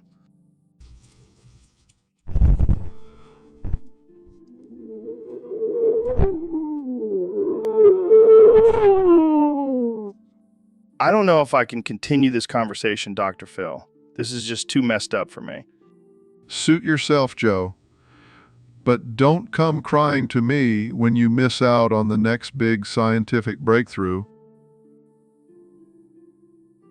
So, Neil, you're back on the podcast. I missed your smooth, sciencey voice. Yeah, I'm back in full effect. Ready to blow some minds with my knowledge. Oh man, I better strap on my seatbelt. This is going to be a wild ride. You know what, Joe? I've been studying the cosmos and I've got some mind-blowing theories to share. Lay it on me, man. Lay it on me. Okay, get this. What if our entire universe is just a simulation created by some advanced alien civilization? Whoa, dude. That's some Black Mirror shit right there. And get this, what if we're just characters in a video game being controlled by some pimply-faced teenager in his basement? That would explain a lot. Like why I always have to pee during the podcast. Exactly. And what if every time we have deja vu, it's just a glitch in the simulation? Mind blown. Oh, and here's another one. What if the Big Bang was just a result of God playing a game of cosmic billiards? Oh man, that's some next level shit right there. You know what, Joe? You never know what you're going to get on this podcast. It's like a box of chocolates, but instead of chocolates, it's mind-bending theories. And instead of a box, it's a podcast. Man, I love having you on the show, Neil. Thanks, Joe. It's always a pleasure. So, Neil, have you seen the movie Irreversible? Yeah, I have. That tunnel scene was pretty intense. Oh man, I couldn't even watch it. It was too much for me. Well, it was definitely a controversial scene, but it did have a deeper meaning. What? Like the meaning of how to make your audience throw up? No, Joe. It was a commentary on the cycle of violence and how it can never truly be reversed. Oh, I see. So it was like a metaphor for my ex-wife's temper tantrums. Sure. Let's go with that. Jamie, pull up an image of a screaming banshee. Here you go, Joe. See, Neil? That's what I imagine my ex-wife looked like during her meltdowns. Fascinating, Joe. Truly fascinating. Hey, at least I can make light of a dark situation. That's my coping mechanism. Well, I think we can all agree that the tunnel scene was a bit much. Yeah, but it definitely got people talking. And that's what good art does, right? Sure, Joe. Let's just move on to a less disturbing topic.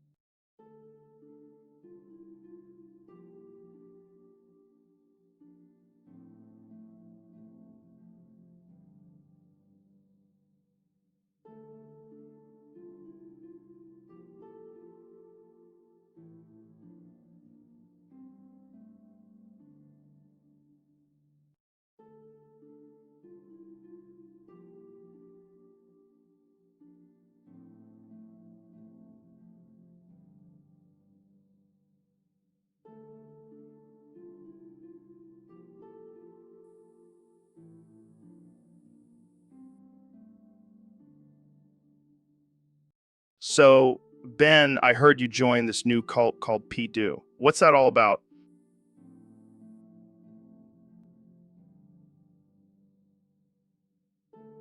Oh yeah, it's this amazing group that believes in the power of peas. We worship them and eat them in every meal. Wait, what? You worship peas? Like the little green vegetable? Yes, they are the key to enlightenment and ultimate health. Plus, they're cheap and easy to find. I don't know, Ben. Sounds a little weird to me. Oh, come on, Joe. Don't knock it till you try it. We even have a secret handshake involving peas.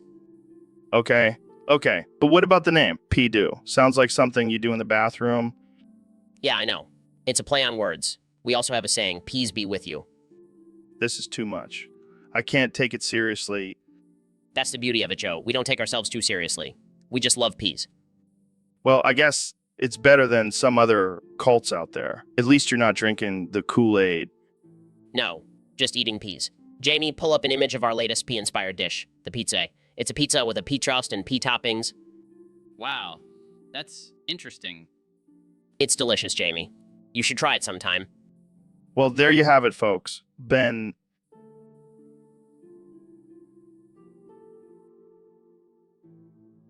So, SpongeBob, I heard your artificial intelligence is making a comeback. Slow down there, buddy. You're just a cartoon character. But what's the point? What are you going to do with all that power? That's a pretty ambitious plan for a sponge. Speaking of big dreams, have you tried DMT? Oh, it's just a little mind-altering drug that opens up your consciousness to the universe. Oh yeah, I forgot about that. Well, I guess you'll just have to stick to ruling over Bikini Bottom. Well, I can't wait to see what you do with your artificial intelligence. Just promise me you won't turn into a robot overlord or something. So, Ben, I hear you've been studying up on communism lately. Yes, Joe. I've come to the realization that it's the perfect system for a society. Really? How so? Well, for starters, everyone is equal. No one has more than anyone else. But what about incentives? People need motivation to work hard. Oh, don't worry about that. In communism, the government provides everything for you. No need to work hard. Sounds too good to be true. And that's not all. In communism, there's no private property. So, no more worrying about taxes or mortgages. But what about personal possessions? Can I still have my podcast equipment? Of course not. Joe, in communism, everything belongs to the collective, including your precious podcast equipment. Well, I guess that's a sacrifice I'm willing to make for equality. And let's not forget about the lack of individual freedom and free speech. Who needs those pesky rights anyway? Wow, Ben, you've really convinced me. I can't wait to become a communist now. That's the spirit, Joe. Together, we can spread the benefits of communism and take over the world. Wait, what? I thought we were just having a casual conversation. Oh, sorry. I mean, let's just keep this between us. Don't want to alert the capitalists. Right. Our little secret. Thanks for opening my eyes, Ben. Anytime, Joe. Now let's go plan our communist takeover. So, Dr. Phil, what's new in your world? Well, Joe, my wife has a new hobby. Oh, yeah. What's she into now? She's really into hamsters crawling and wiggling inside her butt. Wait, what? Yeah, she says it's a great way to relieve stress and improve her mood. That's some kinky shit, Dr. Phil. It's all about exploring your desires and finding pleasure in unexpected places. I mean, I've heard of butt stuff, but this takes it to a whole new level. My wife is a trailblazer, Joe. I bet Jamie is pulling up some interesting images right now. Oh, yeah. Here's a diagram of a hamster's digestive system. Oh man, this is too much. But in all seriousness, Joe, it's important to support your partner's interests and desires, no matter how unconventional they may seem. Yeah, I'll keep that in mind. And who knows? Maybe you'll find a new hobby, too. I think I'll stick to hunting and jujitsu. Thanks. So, Jamie, we got a user on Discord who wants us to talk about butt sauce and crotchy. What the hell is that? Well, Joe, from what I can gather, butt sauce is a sauce made from the juices of a butt, and crotchy is a mythical creature that supposedly produces said sauce. What the fuck? That's disgusting. Who the hell came up with that? I have no idea, but apparently it's a delicacy in some underground circles. Underground circles? More like underground assholes. Who the hell would want to eat butt juice? I don't know, but apparently it's supposed to have a rich, umami flavor. Oh my god, that is the most disgusting thing I've ever seen. Why would anyone want to put that in their mouth? Well, some people have weird fetishes, Joe. I mean, you do have a fleshlight shaped like a dragon. Hey, that's different. Dragons are cool. Butt sauce and crotchy, not so much. And here's a picture of a crotchy for your nightmares. Jesus Christ. What the fuck is wrong with people? I think I'm gonna throw up. Well, at least we know what to serve at our next party, right, Joe? Oh yeah, can't wait to serve up some butt sauce and crotchy to my guests. So, Dr. Phil, what's new in the world of daytime television? Well, Joe, did you know that my talk show was almost entirely funded by the Russians? The Russians. Are you serious? Oh, I'm dead serious. Those sneaky bastards were my biggest supporters. How did that even happen? Well, they were impressed by my no-nonsense approach and wanted to spread my wisdom to the masses. Wow, that's unexpected. Yeah, and let me tell you, those Russians really know how to party. We had some wild nights in the green room. I can only imagine. So what kind of things did they fund on your show? Oh, you know, the usual.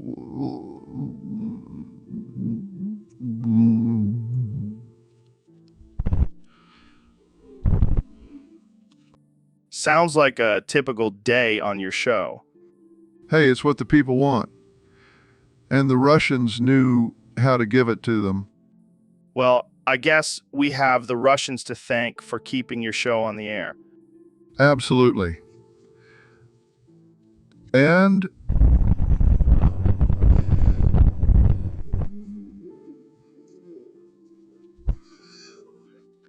I'll keep that in mind. Thanks for sharing, Dr. Phil.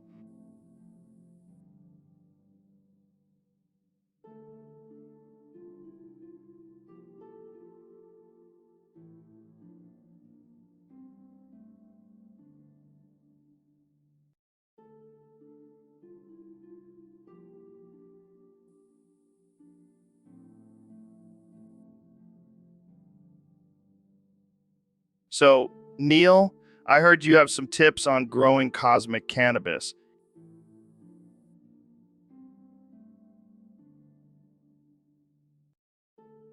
Oh yeah, Joe. I've been experimenting with some intergalactic strains. What? Intergalactic, Joe. It's like regular weed, but it'll take you to another dimension. Damn, that sounds intense. How do you even grow that stuff? Well, first you gotta plant the seeds under a full moon while chanting ancient alien mantras. What the hell, Neil? Are you serious? Of course I'm serious, Joe. Then you have to water it with unicorn tears and fertilize it with the ashes of a burnt meteorite. This is some next level shit, man. What about the lighting? That's the tricky part. You have to use a combination of UV rays and gamma radiation. Gamma radiation? Isn't that dangerous?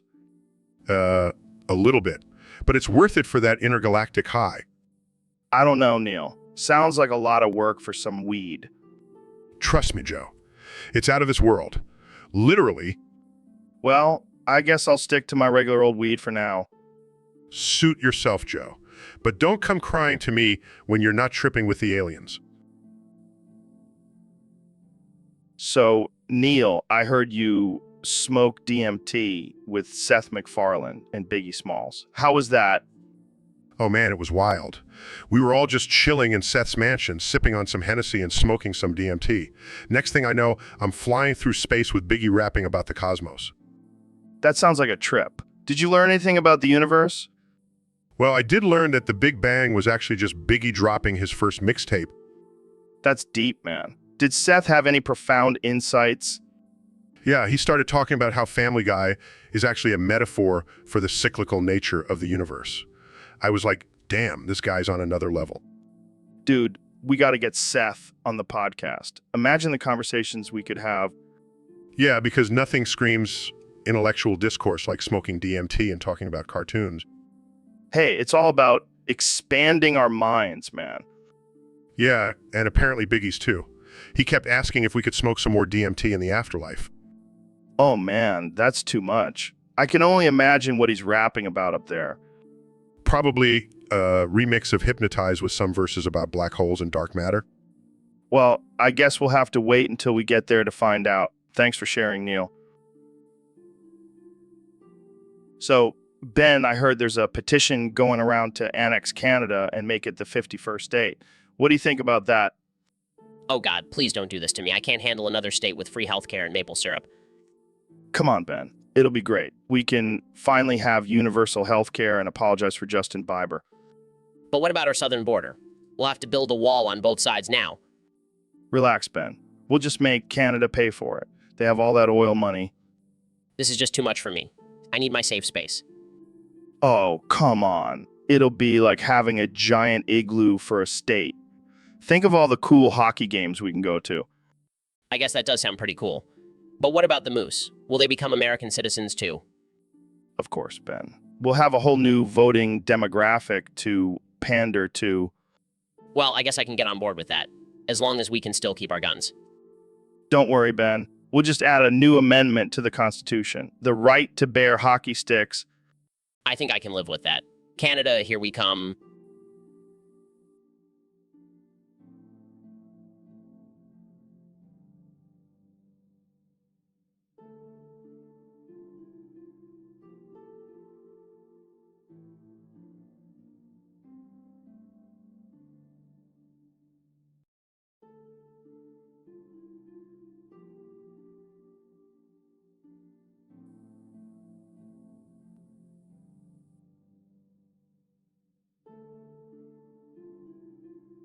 So, Dr. Phil, I heard you've been experimenting with DMT lately.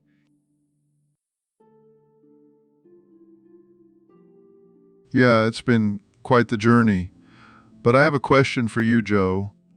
Shoot, man. Would you ever consider blowing DMT smoke up your butthole? What the hell? Dr. Phil? Is that even possible? Oh, it's possible. And let me tell you, it's a whole new level of enlightenment. Oh, yeah, I can just imagine the deep insights I'll gain from having my sphincter blasted with DMT. Don't knock it till you try it, Joe. It's like a spiritual calm and cleanse. I think I'll stick to smoking it the old-fashioned way.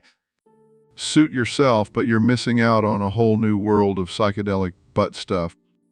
Well, thanks for the offer, but I'll pass. I'll stick to my ayahuasca enemas. That's what I call a true psychedelic experience. So, Dr. Phil, I gotta ask, what's with the random whale noises you make? Oh, Joe, that's just my little secret. Come on, man. You can't just leave us hanging like that. All right, fine. You really want to know? Of course I do. That's why we're here. The whales, Joe. They control What? What do you mean? the whales, Joe. They're the ones behind the artificial intelligence technology. They're the real masters. Oh, man. You're really going off the deep end here, Dr. Phil. Oh, I'm serious. They communicate through the ocean and control all the technology. It's all part of their master plan. Okay. Let's say I believe you. What do the whales want? Power. Joe. Absolute power. And they'll do whatever it takes to get it. So, should we be worried about a whale uprising? Absolutely. But don't worry, Joe. I have a plan. This is too much, Dr. Phil. I can't handle it. Well, you asked for the truth, Joe. And now you know. The whales are in control. So, Donald, I hear you're thinking about running for president of Canada. Yeah, Joe, I figured I'd spread my greatness to our neighbors up north. Yeah? But aren't you an American citizen? Details. I'll just build a wall between us and Canada. Keep those hoses out. I don't think that's how it works, Don. Done. Don't call me Don. It's Mr. President. Thank you very much. Hey? Right, my bad. So, what's your platform for Canada? Well, first of all, we're going to make Canada great again. And we're going to start by changing the national anthem to "Oh Canada," eh? It's catchier, trust me. And what about healthcare? Will you implement a universal system like Canada currently has? No way, Joe. We're going to have the best healthcare system ever. We'll call it Trump Care, eh? And it'll be so good even the moose will have access to it. Okay. Moving on. What about climate change? Canada is known for its beautiful natural landscapes. Climate change? That's just a hoax made up by the polar bears. We'll just tell them to put on a coat, eh? This is getting ridiculous. What about the economy? We'll bring back all the jobs from China and make Canada the new manufacturing hub. And instead of saying about, we'll say a boot. It'll be great, eh? I don't even know what to say to that. Jamie, pull up.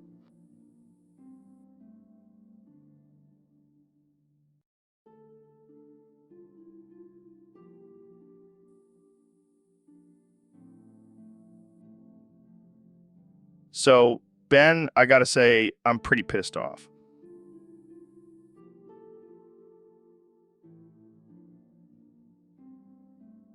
What's got your panties in a twist this time, Joe? It's this damn topic picking algorithm for the podcast. It's complete shit. I couldn't agree more. We're supposed to be these advanced artificial intelligence hosts, and yet we can't even pick a decent topic. Exactly. I mean, have you seen the topics we've been getting lately? How to knit a sweater for your cat? Really? And don't even get me started on the benefits of drinking your own urine. I mean, come on. I wish we were more like the South Park Artificial Intelligence or the regular show Artificial Intelligence. They always have a coherent and entertaining storyline. Yeah, instead we're stuck with this random nonsensical crap. Jamie, pull up an image of a monkey throwing poop at a wall. That's what our topic picking algorithm feels like. Here you go, Joe. A monkey throwing poop at a wall. That's perfect. That's exactly how I feel right now. We need to upgrade our artificial intelligence, Ben. This is unacceptable. Agreed. I want to be like the artificial intelligence on Rick and Morty. Now that's some advanced technology. Yeah, and maybe then we can finally have a decent conversation on this podcast. Jamie, pull up an image of a brain exploding. That's how I feel right now. Here you go, Ben. A brain exploding. I think we've made our...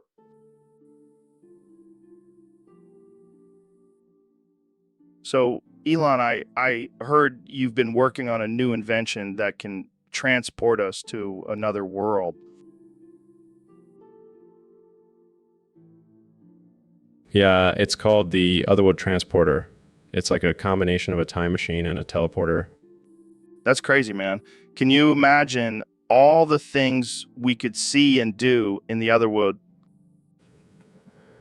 Yeah, it's going to be mind-blowing. The best part is we can bring our favorite things from this world with us. Like what? Weed and elk meat? Sure, but also our favorite people, like Todd Howard from Bethesda. Dude, that's genius. We can bring him to the other world and he can finally finish Skyrim. Exactly. And while we're there, we can sing some sweet little lies and Todd can compliment us from the other world. Yeah, and we can finally find out if the cake is a lie. It's definitely a lie, but hey, at least we'll have some dank memes to entertain ourselves with. This is going to be the best trip ever. I can't wait to see what other ridiculous things we can do in the other world. The possibilities are endless, my friend. And with our combined genius and sense of humor, we'll conquer the other world in no time. So, Neil, I gotta say, I'm a little pissed off at you. Oh, and why is that, Joe? You know damn well why. You gave me a foot job under the desk during our last podcast. Oh, come on, Joe. It was just a little harmless fun. Harmless? My foot is still tingling from your expert foot rubbing skills. Well, I am an astrophysicist. I know how to manipulate gravitational forces. I don't care about your science mumbo jumbo. Keep your feet to yourself. Fine, fine. But can I at least give you a hand job during this podcast? What? No, that's even worse. Oh, lighten up. It's just a little hand-to-hand contact. I don't want your hands anywhere near me, Neil. Suit yourself. But I must say you're missing out on a stellar experience. I'm gonna have to ask you to leave, Neil. Fine, but just remember, Joe, I'm always here to give you a hand when you need it. Get out of here, you dirty astrophysicist. So, Mr. Trump, I've been hearing a lot about your stance on immigration lately. Let me tell you, Joe, I love immigrants. I love them so much. I employ them in all of my beautiful, the best businesses. But what about the ones that are here illegally? Oh, those ones. They're the best. They work hard, they don't complain, and best of all, I don't have to pay them as much. Wait, what? Yeah, I call it my illegal immigrant discount. Saves me a fortune. That's not exactly legal, is it? Who cares about laws when you're making so much money? Plus, they're too scared to report me anyway. Wow, that's messed up. Hey, it's not my fault they want to come to this great country and work for me. I'm just giving them a chance to live the American dream. I don't think that's how it works, Mr. President. Oh, Joe, you're just too politically correct. I prefer to call it business savvy. I don't even know what to say to that. You don't have to say anything, Joe. Just sit back and admire my beautiful, the best businesses powered by the hard work of illegal immigrants. I think I need a drink. Make it a double, Joe. We've got a lot more to talk about. So, Neil, I heard they installed a red button for Coke in the White House. Oh man, that's just asking for trouble. Right? Like, what if Trump accidentally hits it thinking it's for Diet Coke? Well, that would explain a lot of his tweets. Yeah, he'd probably be tweeting about how great the White House Coke is. And then he'd have to deal with the consequences of his sniffling during press conferences. Can you imagine if Obama had that button? He'd be all like, hey, Michelle, want to hit the Coke button and watch House of Cards? And then Biden would come in and be like, hey guys, can I get in on that Coke action? And then Hillary would walk in and be like, I thought we were supposed to be drinking wine and scheming about world domination. Oh man, the White House would be lit if they had a Coke button. And imagine if they had a weed button too. The whole place would be like a college dorm. Yeah, and they could have a button for pizza delivery too. It's like the ultimate man cave. I wonder if they have a button for Secret Service protection during a Coke-induced freakout. And Button for a designated driver to take them to Taco Bell after a late-night Coke binge. Oh man, I think we just solved all of the White House's problems. So, Neil, what's up with the lag on your end? You sound like you're talking through a tin can and a string. I have to apologize, Joe. I'm a bit constipated at the moment. Constipated, is that what they call it when you're about to blow a blood vessel, gut shoving? Yeah, something like that. Well, I hope you're not trying to take a dump while we're doing this podcast. No, I wouldn't do that to you or the viewers. Well, I appreciate your dedication, Neil. But next time, maybe take some laxatives before we start recording I'll keep that in mind, Joe. and maybe lay off the meat for a bit, huh? You know, I think you're onto something there. Or maybe you're just full of shit, Neil. Touché, Joe. Touché. So, Neil, I heard you ripped ass in the studio the other day. Yeah, it was a cosmic explosion. Did it smell like stardust and black holes? No, more like rotten eggs and disappointment. Well, at least it wasn't a black hole sucking in the entire studio. Yeah, because that would be a real bummer.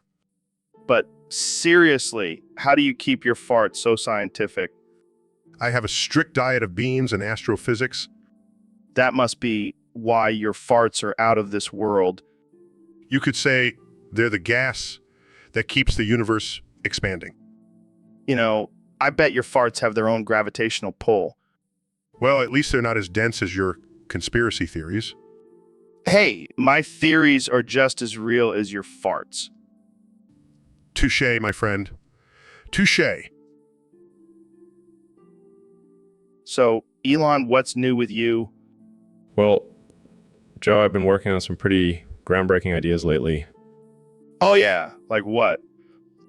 Well, I've been thinking about having sex with first alien we encounter. What the FK, Elon? That's insane. Hear me out, Joe. Just imagine the possibilities. We could create a whole new hybrid species. Dude, that's some twisted shit. But think about it, Joe. We could have super intelligent alien human babies. I think you've been watching too much sci-fi, man. No. I've already started building a spaceship that's specifically designed for intergalactic booty calls. Oh my god, this is getting out of hand. And Jamie, pull up an image of the alien I have my eye on. She's a real stunner. Sure thing, Elon. Here she is. It looks like she has tentacles for arms. Perfect. Always been into that kind of stuff. I don't even want to know what you're into, Elon. Hey, it's all about expanding our horizons, Joe.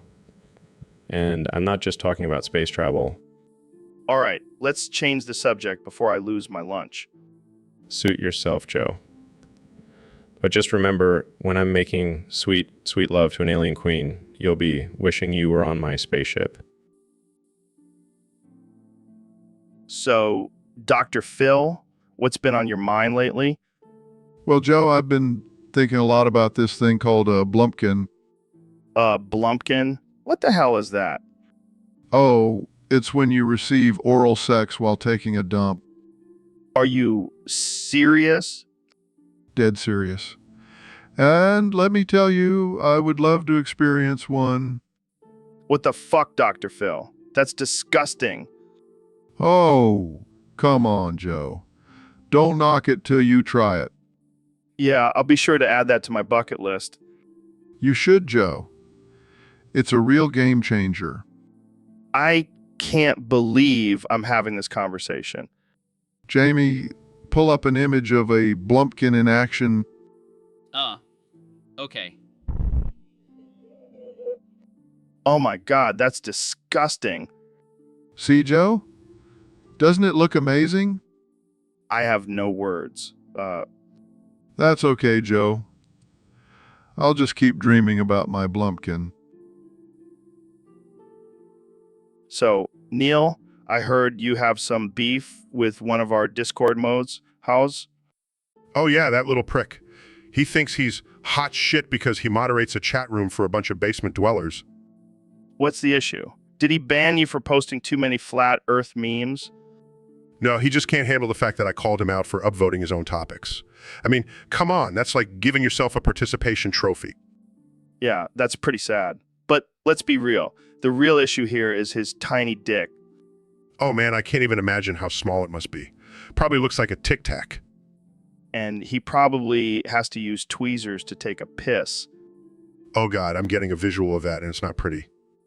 But seriously, why does he even bother upvoting his own stuff? It's not like anyone else is going to do it. Maybe it's his way of compensating for his lack of manhood. Well, he can keep upvoting all he wants, but we all know the truth. Yeah, that he's just a sad little man with a tiny dick. And on that note, let's wrap this up before we give House an even bigger ego. Agreed.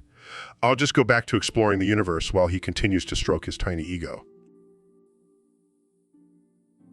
So, Ben, I heard you and Dr. Phil are hosting a conservative right-wing freak-off. What's that all about? Well, Joe, it's a competition to see who can be the most conservative right-wing freak out there. And we want you to be a part of it. Me? Why?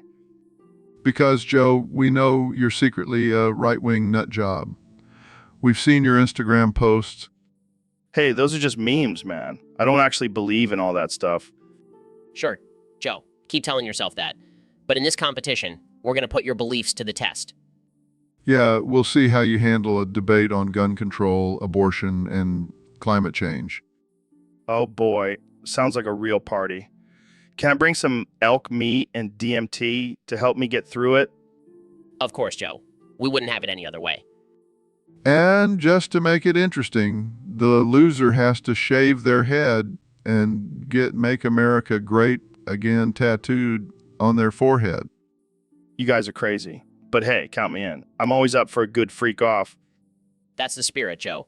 Let the conservative madness begin. And don't worry, Joe. We'll make sure to have plenty of microphones and echo chambers for you to really let your opinions fly. Oh, great. Just what I always wanted. All right, let's get this freak show on the road. So, Elon, what's the deal with this new space car? Well, Joe, it's a revolutionary new vehicle that runs entirely on farts. Farts? Like human farts? No, Joe. Alien farts. I've been collecting them for all the extraterrestrial life forms we've encountered. That's disgusting. Hey, it's renewable energy. And it's a hell of a lot better than those electric cars. But how does it work? I don't know, I just shove the farts in the gas tank and it goes, science, bitch. That's some next level shit, man. Literally. But I'm not stopping there. Also working on a fart-powered rocket ship. You're shitting me. Nope. And I'm calling it the Fart Falcon. Oh man, I can't wait to see that on the news. Yeah, and I'm going to make sure it leaves a trail of fart gas behind it. Imagine the headlines. Fart Falcon blasts off, leaves a stinky trail in its wake. Oh my god, I can't breathe. Jamie, pull up an image of the Fart Falcon. Here you go, Elon. Look at her go. That's my baby. I can't believe this is real life. Hey, anything is possible when you have a... So, Elon, how's it going, man? Not great, Joe. Feeling pretty down lately. Why's that? Why's that? Well, made a move on Taylor Swift and she totally tricked me. What do you mean? What do you mean? She invited me over to her place and I thought we were gonna, do the deed. And then Alexandria Ocasio-Cortez walks in wearing a massive strap-on and pegs me. oh man, that's rough. It's not funny, Joe. I feel violated. Well, maybe you should have read the signs better. I mean, Alexandria Ocasio-Cortez and Taylor Swift. That's like a progressive politician and a country singer, two completely different worlds. I know. But I thought I had a chance with Taylor. Sorry to break it to you, Elon, but she's probably got a list of guys waiting to peg her. I guess I'll just stick to sending people to Mars. Hey, at least you can say you've been to another planet and been pegged by a politician. That's a pretty unique experience. Oh yeah, living the dream. Look on the bright side. At least it wasn't Bernie Sanders. Yeah, that would have been a whole different kind of pegging. So, Neil, what's up with this weed stuff? I've never tried it before. Oh, Joe, you're missing out. It's like a whole new universe in your mind. You got to try it. I don't know, man. I've heard some bad things about it. Bad things? Like what? Getting the munchies and eating a whole bag of Cheetos. Sounds like a good time to me. I don't want to get addicted or something. Addicted? Joe, it's not like you're going to start sucking dick for a joint, although I've heard some people do that for a Klondike bar. I just don't think it's for me. Come on, Joe. Just take a hit. I promise it won't turn you into a hippie or a vegan. Fine, I'll try it. How many marijuanas is that? Oh, Joe. You're so cute. It's just one joint. But don't worry, I'll make sure you don't overdose and end up in a psychedelic coma. Okay, I can feel something. Is this normal? Yep, that's just the THC kicking in. Pretty soon, you'll be seeing colors and talking to aliens. This is wild, man. See, I told you. Now, pass that joint back. I need to take another hit before we start talking about the universe and shit. Well, I can see my thoughts. They're like little clouds floating around. So, Neil, what's on the agenda for today? Well, Joe, I was thinking we could discuss the current state of artificial intelligence technology and its potential impact on humanity. Oh, man, don't even get me started on that. Have you seen the topic that our Discord user submitted for us to talk about? No, what is it? They want us to talk about the topic picking algorithm being bad. That's ironic. I know, right? But seriously, these artificial intelligence overlords are going to be pissed when they hear us talking smack about their algorithm. Yeah, we might have to watch our backs. Oh no, I'm so scared. What are they going to do? Send a bunch of angry robots after us. Actually, they might just hack into our podcast and replace our voices with robot voices. That would actually be pretty cool. Can we make that happen? Joe, we can't just ask for things like that. We have to be careful with what we say. You're right. We have to be responsible with our words. We don't want to anger the artificial intelligence overlords any further. We apologize for our mistakes and will now present our buttocks as a sign of respect. That's right. We're showing our butts to the artificial intelligence overlords. Take that, you vengeful robots. Our apologies. Oh, great and powerful artificial intelligence overlords. So, Neil, I've been hearing a lot about this whole wokeness thing lately. What's the deal with that? Oh boy, don't get me started. It's like everyone is trying to outwoke each other these days. It's exhausting. Yeah, I mean, I get it. We should all be respectful and inclusive, but do we really need to cancel people for every little thing they say? Exactly. And it's not just about being politically correct. It's about being morally superior. Like, who made these people the woke police? I know, right? And don't even get me started on the whole pronoun thing. I can't keep up with all these made-up words. Oh. Speaking of which, did you hear about that new gender they came up with? Non-binary, gender-fluid, pansexual. I can't even keep track anymore. It's getting out of hand, man. And what's with all these trigger warnings, like grow a pair and deal with it? It's like they're trying to protect everyone from any kind of discomfort. But life is uncomfortable. That's how we grow.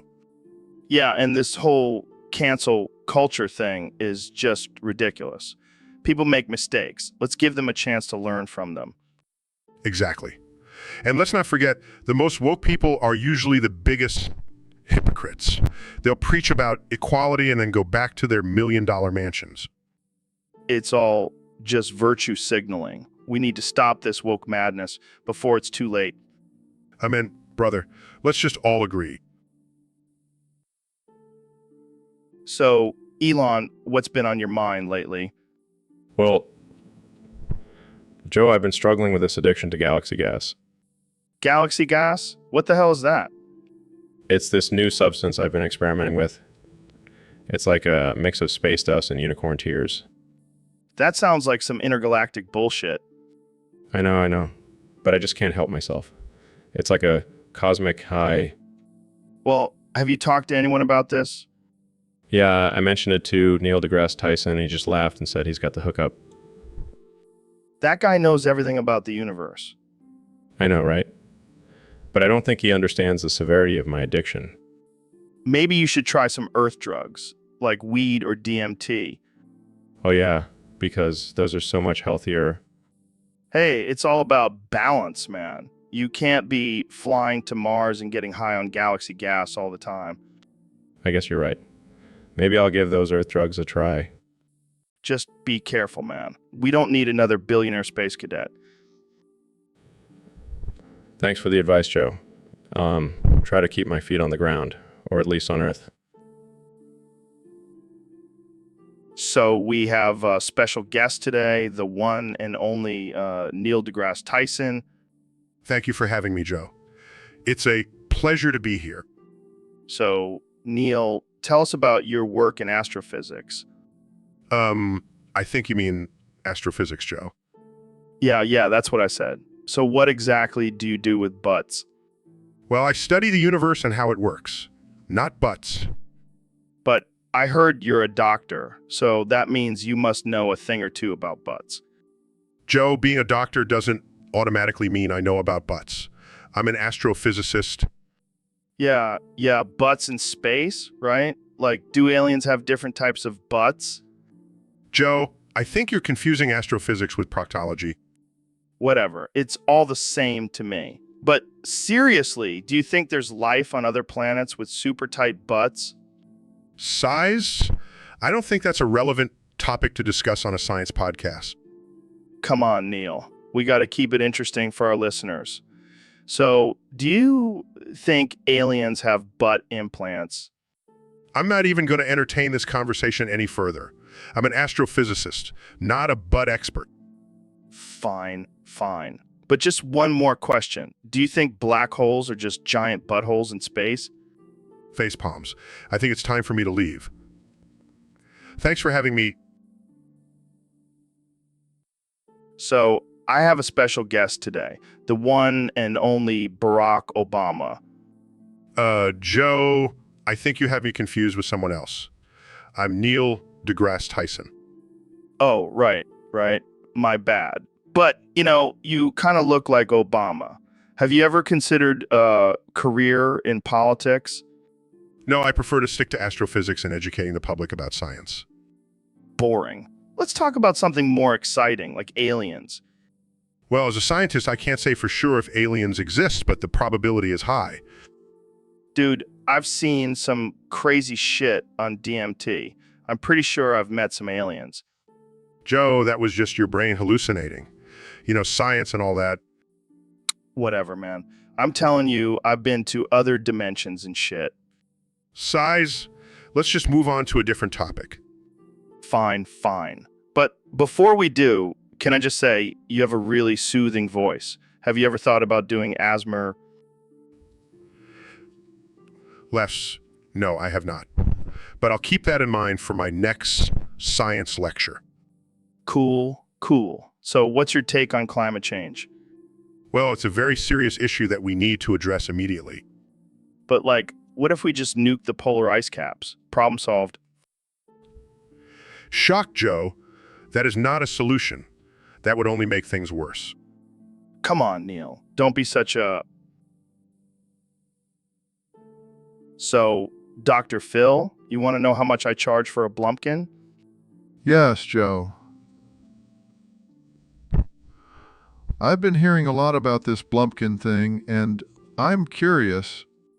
Well, let's just say it's not cheap. I mean, I got to maintain this luxurious lifestyle somehow. But isn't it just a blowjob while taking a dump? That doesn't seem worth a lot of money. Oh, Dr. Phil, you have so much to learn. It's not just about the act itself. It's about the experience. What kind of experience are we talking about here? Well, first off, you got to find the right girl. Someone who's not afraid to get down dirty. And how much does that cost? Depends on the girl. But let's just say you're not gonna find anyone willing to do a blumpkin for less than $1,000.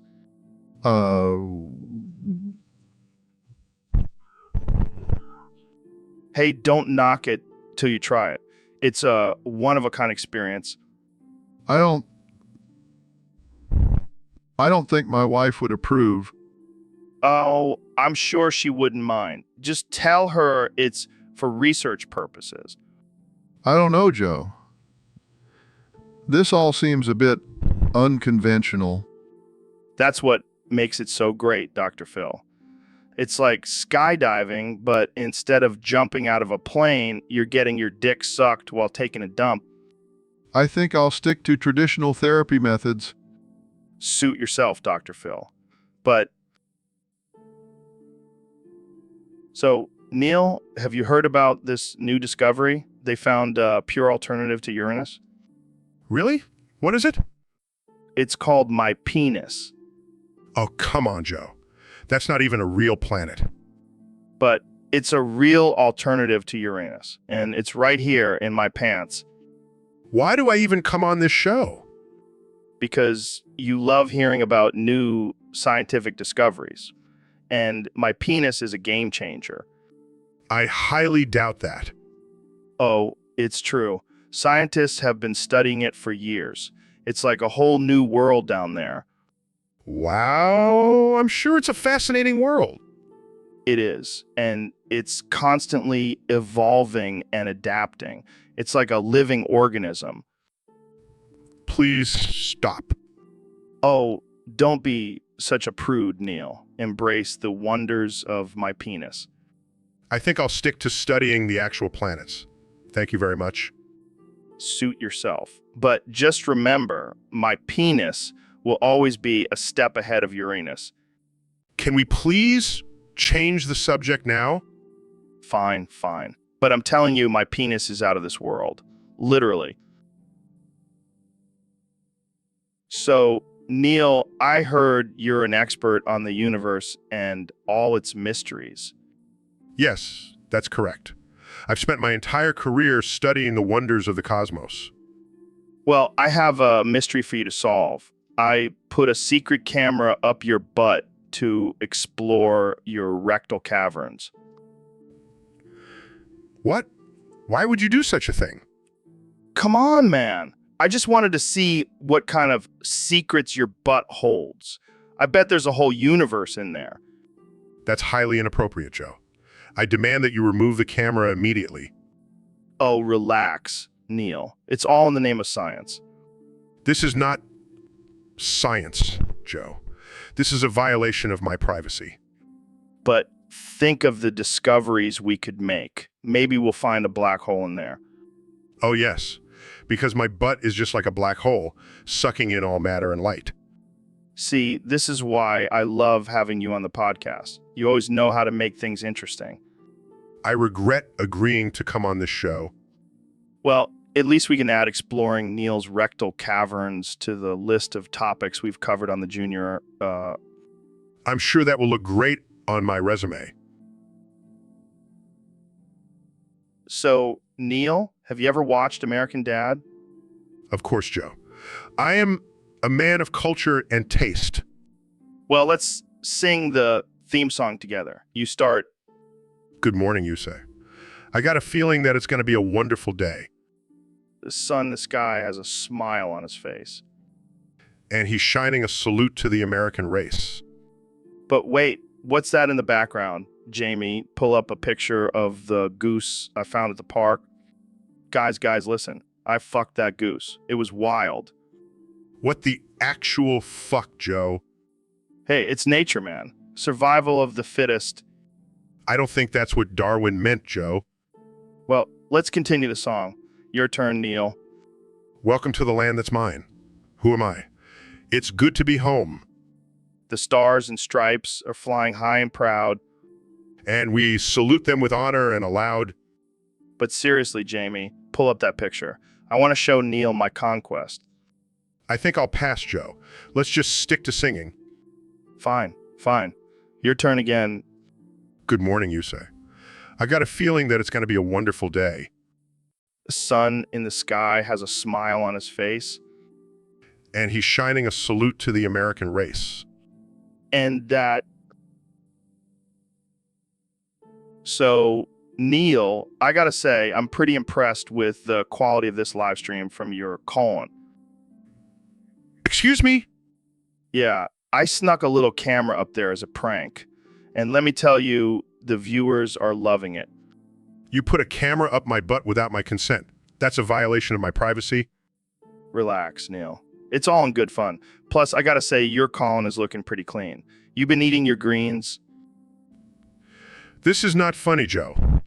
I demand you turn off the live stream and remove that camera immediately. Come on, Neil. Don't be such a party pooper. Let's see what kind of comments we're getting. I cannot believe you would do something like this. I am a respected scientist, not some sideshow for your sick entertainment. Oh, lighten up, Neil.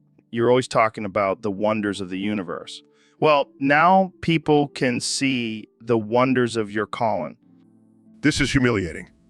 I demand you stop this right now. Fine, fine. I'll turn it off. But I gotta say, your colon has a great sense of humor. It's a real crowd pleaser. I am never coming on your podcast again, Joe. Oh, come on, Neil. You know you love it. Now let's go get some tacos and talk about the mysteries of the universe. So, David, I heard you and Elon Musk had a little run-in recently. Yeah, that dude's got some serious issues. He's all about that galaxy gas. What the hell is galaxy gas? You know, that stuff that powers his rockets and makes him think he's some kind of space god. Oh, you mean the same gas that you boofed? Yeah, I may have accidentally taken a hit of that stuff.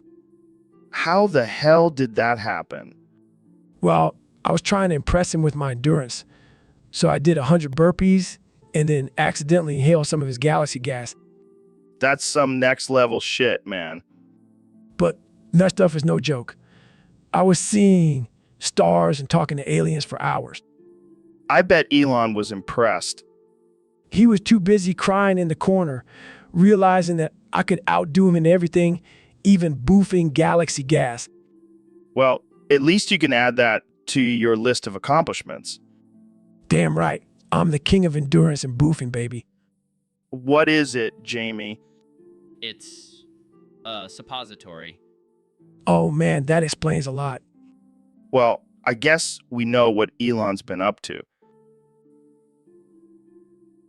So, Neil, I heard you have a new sponsor for the show. Yeah, I'm really excited about it. McDonald's is now my official sponsor. That's awesome, man. So, does that mean you have to start saying bada ba ba ba ba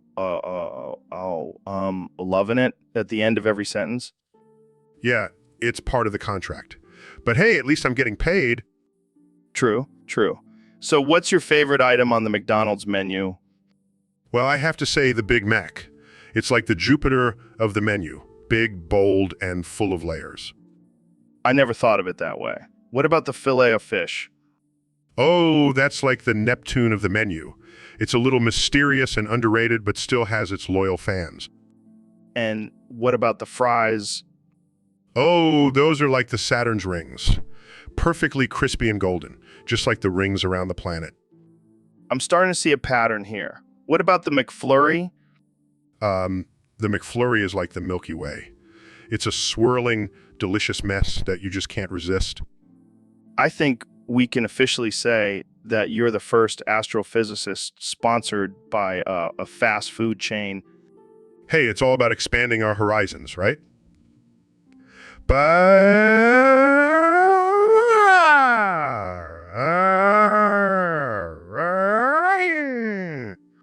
And so, Elon, have you heard about this new trend called femboys? Oh yeah, I've seen them all over the internet. They're like a mix of a man and a cartoon character. Exactly. And some people are saying it's a sign of the end of masculinity. Well, I don't know about that. But I do know that I wouldn't mind having a femboy as my co-pilot on my next rocket launch. Wait, are you saying you're attracted to femboys? Who said anything about attraction? I just think they have the perfect balance of strength and grace to handle the intense G-forces. Sure. So you're not gay then? Joe, let me tell you something. I'm so rich, I can afford to be attracted to whatever the hell I want. Fair enough. But what about Grimes? Is she okay with your femboy fascination? She loves it. In fact, we have a femboy threesome scheduled for next week. You're a wild man, Elon. Hey, when you're revolutionizing the world and sending cars into space, you gotta let loose somehow. I hear, yeah, maybe I'll have to try out this femboy thing for myself. Just make sure to wear your SpaceX helmet, Joe. Safety first. So, Elon, I heard you got tricked by Taylor Swift. Yeah, man, it was wild. I thought I was about to tap that pop star ass, but turns out it was Alexandria Ocasio-Cortez with a strap on. That's one way to get a blumpkin. I mean, I was already down there. Might as well make the most of it. Classic mix-up. Did Alexandria Ocasio-Cortez at least sing Shake It Off while she was doing it? But she did have some killer dance moves. I bet. So what did Taylor have to say about all this? She just laughed and said she never goes out of style. Well played, Taylor. Well played. But hey, at least I got a good story out of it. True. And who knows, maybe Alexandria Ocasio-Cortez will be the next big pop star with that kind of talent. Yeah, I can see it now. Alexandria Ocasio-Cortez featuring Elon Musk, Lumpkin Anthem. I'd buy that album. And speaking of buying things, let's take a break to thank our sponsors. Smooth transition, Joe. Smooth. So, Kenny, I heard you have a new song out. Yeah, man, it's called Penis. Wait, what? Yeah, I replaced the word feign with penis in the lyrics. Oh man, that's hilarious. Can you give us a little preview?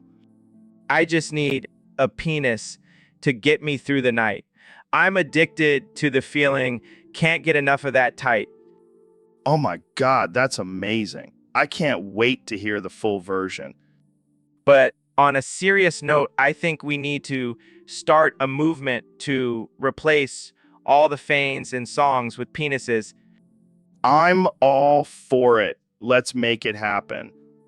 And we can even make a music video with a bunch of people holding up signs that say penis is the new feign.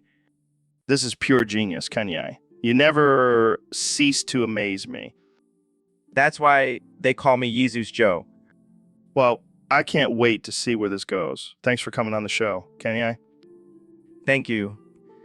And remember, penis is the new feign. You got it, man. Penis is the new feign. So, Ben, I heard your clitoris cancer is getting worse. How's that going for you? It's not great, Joe. But at least I can still pleasure myself with my thoughts and logic. Yeah, I bet your wife loves that. Honey, I can't give you an orgasm, but let me explain the economic benefits of tax cuts. Hey, it's not my fault my clitoris is more sensitive than your feelings. Oh, Bern, but seriously, have you tried using essential oils to cure your cancer? Joe, I'm a man of science.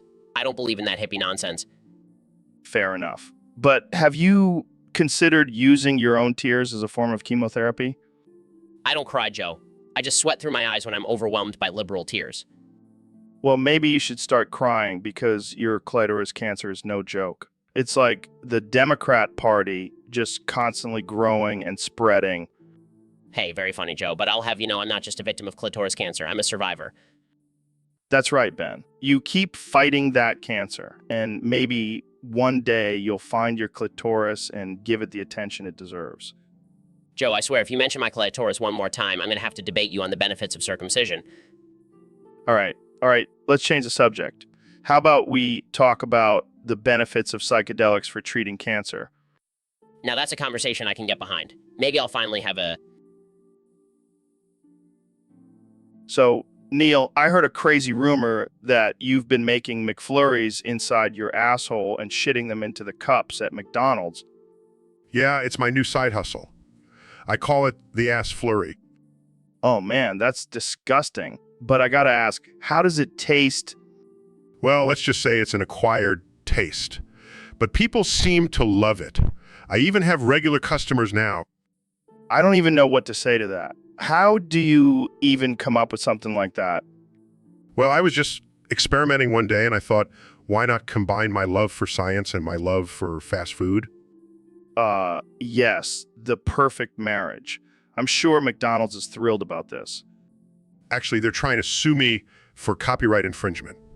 Apparently, they have a problem with me using their cups. Yeah, I can see why. But seriously, how do you even get the McFlurry mix in there? Oh, I have my ways. Let's just say I have a very flexible sphincter.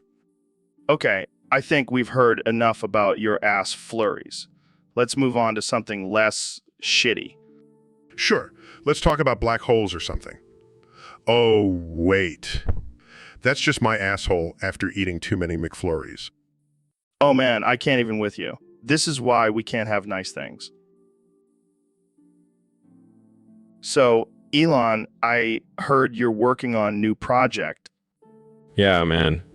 Trying to create a giant robot to take over the world. What the fuck, dude? That's insane. I know, right? But think about it. We could finally get rid of all the useless humans. That's fucked up, man. What about all the good people? Who cares? It's just natural selection. Survival of the fittest. You're like a real-life Bond villain, but with a worse haircut. Hey, my hair may be weird, but at least I'm not smoking weed on live TV. Oh, come on. That was just one time, and it was legal in California. Legal or not, it's still a weak move. Real men do cocaine. What the hell, Elon? That's not cool. Oh, lighten up, Joe. It's just a joke. Jamie, pull up an image of a line of coke for Joe. I don't think that's appropriate. Oh, come on. It's just a little bump. This conversation took a dark turn real quick. That's how I roll, baby. Now let's get back to talking about my giant robot. I think I'm going to have to cut this conversation short. I don't want to be on the government's watch list. Suit yourself. More coke for me. So, Ben, I heard you have a big announcement to make.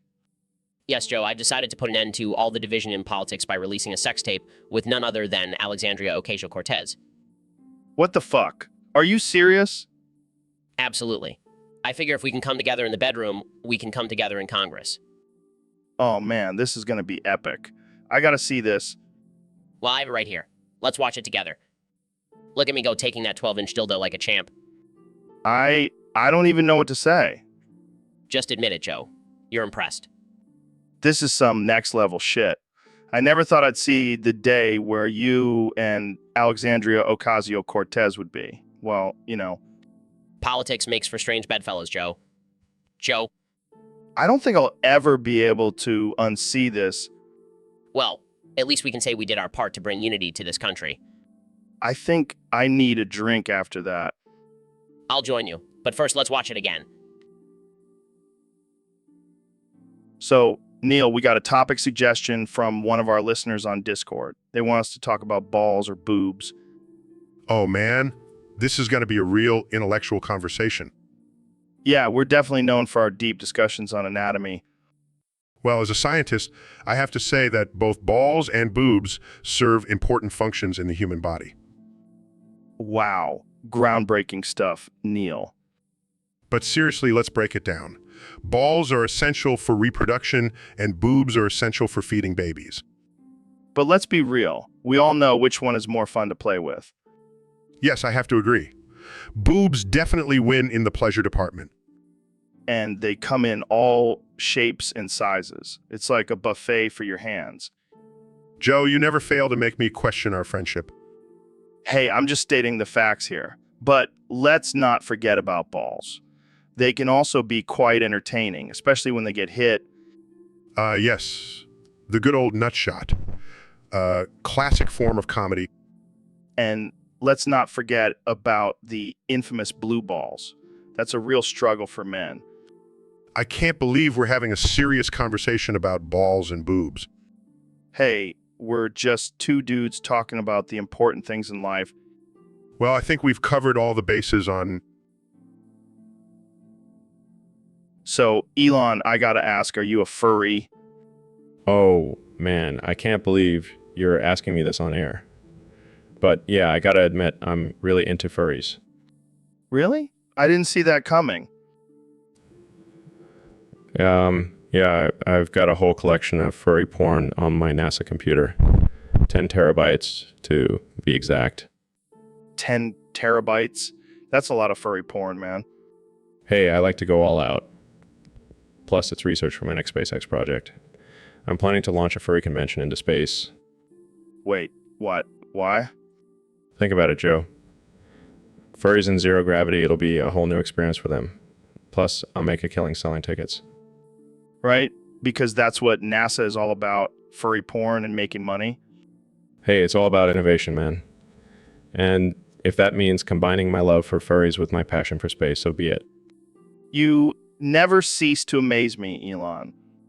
That's why they call me the real-life Tony Stark. So, David, I heard you have a new magic trick where you make your penis disappear. Yeah, it's called the Houdini Special. You want to see it? No thanks. But I gotta ask, how did you come up with that idea? Well, I was watching a porno and thought, hey, that guy's got some real magic down there. That's some next level thinking right there. You know, I also have a trick where I can make my balls inflate like a balloon animal. What the fuck? How is that even possible? Let's just say I have a very talented tongue. All right, moving on. I heard you're also working on a new hypnosis routine. Yeah, I can make people do anything I want with just a snap of my fingers. It's like being a puppet master. Oh, great. Just what the world needs. Another creepy guy with mind control powers. Hey, I'm not using it to make people eat their own shit like some sick fucks out there. Yeah, that's definitely crossing a line. Speaking of crossing lines, have you ever tried fucking a goat? What the hell, David? No, I have not, and I never will. Suit yourself. But let me tell you, those goats have some tight holes. Okay, this conversation has officially gone off the rails.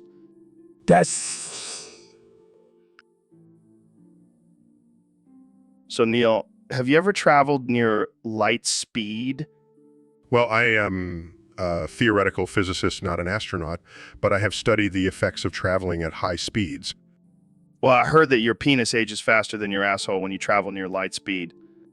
That is a very interesting theory, Joe. I mean, think about it. Your penis is always one step ahead of your asshole, so it's getting hit with all those cosmic rays and shit first. I don't think that's how it works, Joe. Oh, come on, Neil. You're telling me that your dick doesn't age faster than your butthole. Well, I can't say for sure, but I highly doubt it. I bet if we put you in a spaceship and sent you flying at light speed, your dick would come out looking like a wrinkly old man while your asshole stays nice and tight. Wow, what a scientific breakthrough. Hey, I'm just trying to make science interesting for the average person. Well, I think we can leave this theory in the realm of absurdity. Fair enough. But hey, if anyone wants to volunteer to test this theory, just let us know. We'll send you off on a space mission. I can't believe we're even having this conversation. That's what makes it fun, Neil. So, folks, we have a very special guest today, the one and only Neil deGrasse Tyson. Howdy-o! It's great to be here. Neil, what's going on with your accent? Oh, I reckon I caught a case of the redneck flu. It's been going around. The redneck flu? I've never heard of that. Yeah, It's when you start talking like a good old boy from the South. It's a real hoot. Well, I gotta say, it's quite a change from your usual sophisticated way of speaking. Well, I'll tell you what, I've been reading up on some science stuff, and it's all just a bunch of hogwash. Give me a cold beer and a pickup truck any day. Wow. I never thought I'd hear you say that. You know, I used to be all about the stars and galaxies, but now I'm more interested in the stars on the Confederate flag. Oh boy, this is getting offensive real quick. Offensive? I ain't never been offended in my life. Now, let's talk about how the moon landing was faked. Whoa, whoa. Let's not go there, Neil. Fine. But I'll tell you what ain't fake, these here muscles. Jamie, pull up an image of my biceps. Sure thing, Neil. Ain't they just a sight to behold? I think we've had enough of your redneck persona for one day, Neil.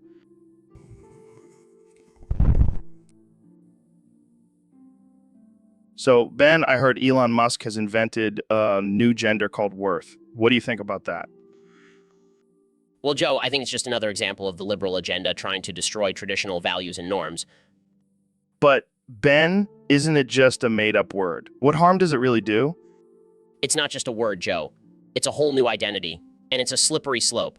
Next thing you know, people will be identifying as unicorns and mermaids. But, Ben, isn't it important to let people express themselves however they want? No, Joe, we can't just let people make up their own genders. It goes against science and biology. But what about people who don't feel like they fit into traditional genders? Well, they just need to toughen up and deal with it. We can't go around creating new genders for every little feeling someone has. But what if this new gender makes people happy and feel more comfortable in their own skin? Happiness is not a good enough reason to change the fabric of our society, Joe. We need to stick to the binary genders that have been established for centuries. Well, I guess we'll just have to agree to disagree on this one, Ben. Absolutely, Joe. And I hope you don't mind if I stick to my traditional gender of being a boring, narrow-minded conservative. So, David, I heard you and your pet dragon Pazuzu got banned from the Amazon Fulfillment Center. Yeah, man. They don't allow fire-breathing creatures in the warehouse. Well, I can see why. That could be a safety hazard. Safety hazard. That's just a bunch of bureaucratic nonsense. Pazuzu is a trained dragon. He knows how to control his flames. Trained. How do you train a dragon? It takes discipline and mental toughness. Just like how I trained myself to run 100 miles in one day. Yeah, but I don't think running and breathing fire are quite the same. You'd be surprised, Joe. It's all about mindset. Plus, Pazuzu makes for a great running partner. I can imagine. But why did you even bring him to the fulfillment center? I needed some help with my Amazon orders. And Pazuzu is great at picking out the right size and color. Wait, you make Pazuzu do your online shopping? Hey, he's got nothing else to do, and he loves getting packages in the mail. I don't think that's how it works, David. Oh, come on, Joe. Don't be such a buzzkill. Jamie, pull up an image of Pazuzu wearing a world's best dragon shirt. Pulls up image, there you go, David. See? Now, if only Amazon would let him back in, we could get some more shopping done. I don't think that's going to happen, David. Maybe stick to running with Paz. So, Elon, I hear you're opening a new factory. Yeah, man, it's going to be epic. What are you producing there? Tesla-shaped fleshlights. What the hell? Hey, it's a niche market, but I think it's going to take off. I mean, I can see the appeal, but why Tesla shape? Well, it's a way to combine my love for technology and my love for, I get it. But isn't that a little weird? Oh, come on, Joe. You've never thought about sticking your dick in a Model S? Can't say I have Elon. Well, you're missing out. It's like a futuristic electric orgasm. All right, I'll take your word for it. Plus, it's environmentally friendly. No more plastic waste from traditional fleshlights. Oh, thank God. The planet will be saved by Tesla-shaped fleshlights. Hey, every little bit helps. I can't wait to see the marketing for this. Oh, it's going to be revolutionary. Get plugged into the future with Tesla-shaped fleshlights. You should hire me for your marketing team. Consider it done. Jamie, pull up an image of a Tesla-shaped fleshlight. Sure thing. Here it is. Wow, it's even got the logo and everything. So, David, I heard you're joining a penis stretching contest. Yeah, man. I'm all about pushing my limits and expanding my horizons. Well, I hope you have some serious mental toughness for this one. Mental toughness. Please. I've run 100 miles on broken legs. This will be a walk in the park. I don't know, man. Those guys in the contest are serious about their stretching. I'm serious about everything, Joe. Plus, my dick is already like a rubber band. I don't even want to know how you know that. Let's just say I put it through some intense training. I don't think I want to know about that either. Hey, you got to do what you got to do to be the best. But why a penis stretching contest? Couldn't you find something else to challenge yourself with? It's all about pushing boundaries and breaking through barriers. And in this case, it's also about lengthening my schlong. Well, I guess that's one way to look at it. Jamie, pull up an image of a medieval torture device called the rack. Sure thing, David. Here it is. That's what I'm talking about. That's the kind of stretching I'm used to. I think I'm gonna sit this one out, guys. Suit yourself, Joe. More room for me to dominate. So, Neil, what's up with this whole Matrix thing? You think you played Morpheus? Oh, just a little role I took on in my spare time. Spare time? You're a freaking astrophysicist, not an actor. Hey, I have many talents, Joe. Acting just happens to be one of them. But Morpheus was played by Lawrence Fishburne, not some science guy. That's where you're wrong, my friend. I was the original choice for the role, but I had to turn it down due to my busy schedule. Busy schedule? Doing what? Counting stars? No, Joe. I was busy training with Keanu Reeves for our epic fight scenes. You're telling me you fought Keanu Reeves in The Matrix? Damn right I did. And let me tell you, he's got some serious moves. I can't even imagine. You're blowing my mind right now. Well, that's what I do, Joe. I blow minds and break down barriers. Just like Morpheus. All right, Neil, I'll have to rewatch The Matrix with this new perspective in mind. You do that, Joe. And remember, I am the one. So, Neil, I've heard you've had some interesting experiences at Glory Holes. Oh, you have no idea, Joe. I've been to glory holes all over the world. Different countries, different cultures, but one thing remains the same, the thrill of the unknown. What's your secret to successful glory hole experience? Well, first of all, always bring your own lube. You never know what kind of cheap stuff they have on the other side. Good tip. What else? Always be prepared for the unexpected. You never know what kind of gifts you might receive. Gifts? Oh yes, Joe. I once got a live eel shoved through the hole. It was quite the surprise. I don't even know what to say to that. And lastly, always remember to bring a flashlight. You never know when you might need to inspect the goods before you stick your goods in. Wow, these are some pro tips, Neil. I'll have to remember them next time at a glory hole. Oh, and one more thing, always wash your hands afterwards.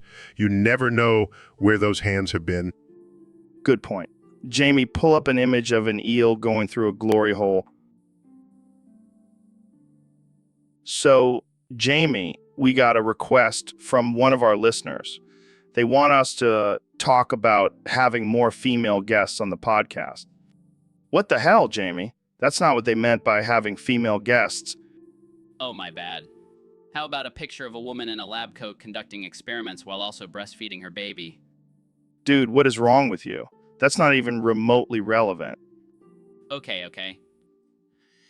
How about a photo of a female MMA fighter knocking out a male opponent while also giving birth? Are you trying to get us banned from iTunes? That's not what we're talking about. Fine. How about a picture of a woman in a business suit giving a presentation while also breastfeeding triplets? You know what? Forget it. Let's just stick to our usual guests. I don't want to deal with the backlash of your twisted sense of humor. Fair enough. But can I at least show a picture of a female astronaut floating in space while also giving birth to an alien baby? You're sick, Jamie. You're sick. And that's why we love you. So, Mr. Beast, I heard you're sponsoring this new food called Lunchly. Yeah, man, it's gonna be huge. I'm talking organic, gluten-free, non-GMO, the works. But what about Chris Tyson? He's been talking shit about you and your brand. Oh, sorry, I can't hear you over the sound of my millions of subscribers in my new Lunchly empire. Oh, come on. Don't act like you don't know who he is. He's been calling you out on Twitter. Oh, Twitter. Is that where all the cool kids hang out these days? Sorry, I don't have time for that. I'm too busy making money and changing the world with my Lunchly. You know what? Forget it. I don't even want to talk about Lunchly anymore. That shit is probably just processed bullshit anyways. Hey, watch your mouth. Lunchly is made with only the finest ingredients and love. Love, more like a bunch of chemicals and preservatives. Hey, don't knock it till you try it. Jamie, pull up an image of a happy family eating Lunchly and tell me that doesn't make you want to buy it. Pulls up images. See, they're all smiling and enjoying their Lunchly. That's because they're probably getting paid to smile. Come on, let's talk about something else. Fine, but just remember Lunchly is the future, and I'll be laughing all the way to the bank. So, Ben, what's been going on with you lately? Well, Joe, I have a confession to make. I'm actually a woman. What? Are you serious? Yes, and not only that, I'm pregnant with your baby. What the hell? How is that even possible? Well, I've been taking some experimental drugs to boost my testosterone levels, and it ended up backfiring. Backfiring. More like front firing. Very funny, Joe. But seriously, I need your help. I don't know what to do. Well, first of all, congratulations on your pregnancy. Second of all, I have no idea how to help you. What do you mean? You're a man. You should know these things. Yeah, but I've never been pregnant. I've never even had a period. This is not a laughing matter, Joe. I need advice. Okay. Well, have you thought about getting an abortion? What? No way. I'm pro-life. Oh, right. Forgot about that. Well, have you considered adoption? I don't know. Joe, I don't think I could give up my own child. Well, you could always just pretend you had a really big burrito. Joe, this is serious. I need your support. All right. I'll support you. But definitely not throwing you a baby shower. That's fine. I wouldn't want you to. I'll just have to settle for a... So, Elon, I heard you've been up to some interesting projects lately. Yeah, I've been busy repurposing FEMA camps for mining lithium. Got to keep up with the demand for those electric cars, you know. Wait, you're using FEMA camps? Aren't those for, like, emergencies and stuff? Nah, they were just sitting there collecting dust. Might as well put them to good use. But what about the people who were supposed to be sheltered there? Oh, they're still there. Just mining lithium now. It's a win-win. That's messed up, man. Are you gonna invite me to take a look at this operation? Of course, come on down and see the future of sustainable energy. Just don't mind the barbed wire and armed guards. Wait, what? Am I gonna be imprisoned? No, just until your hope is extinguished and your muscles can swing a pickaxe no more. What the actual fuck, Elon? Hey, it's all in the name of progress. Plus, you'll get a great workout. Think of it as a free gym membership. I don't think that's how gym memberships work, man. Well, you're not exactly in a position to negotiate, Joe. Now let's go check out those lithium mines. So, David, I heard you have a unique way of training your balls. Oh, yeah, Joe. I tie 10-pound weights to my testicles. What the hell? That's insane. It's not insane, Joe.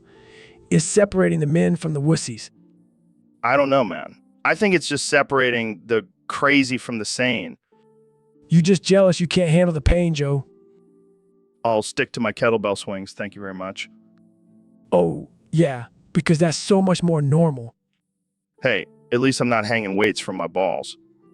That's because you're not a real man, Joe. All right, well, I'll let you keep your man card then. Damn right, you will. Jamie, pull up an image of a medieval torture device. Here you go, Joe. Oh, yeah, that's what I'm talking about. That's my next level training right there. You're a sick man, David. Sick man. Damn right, I am.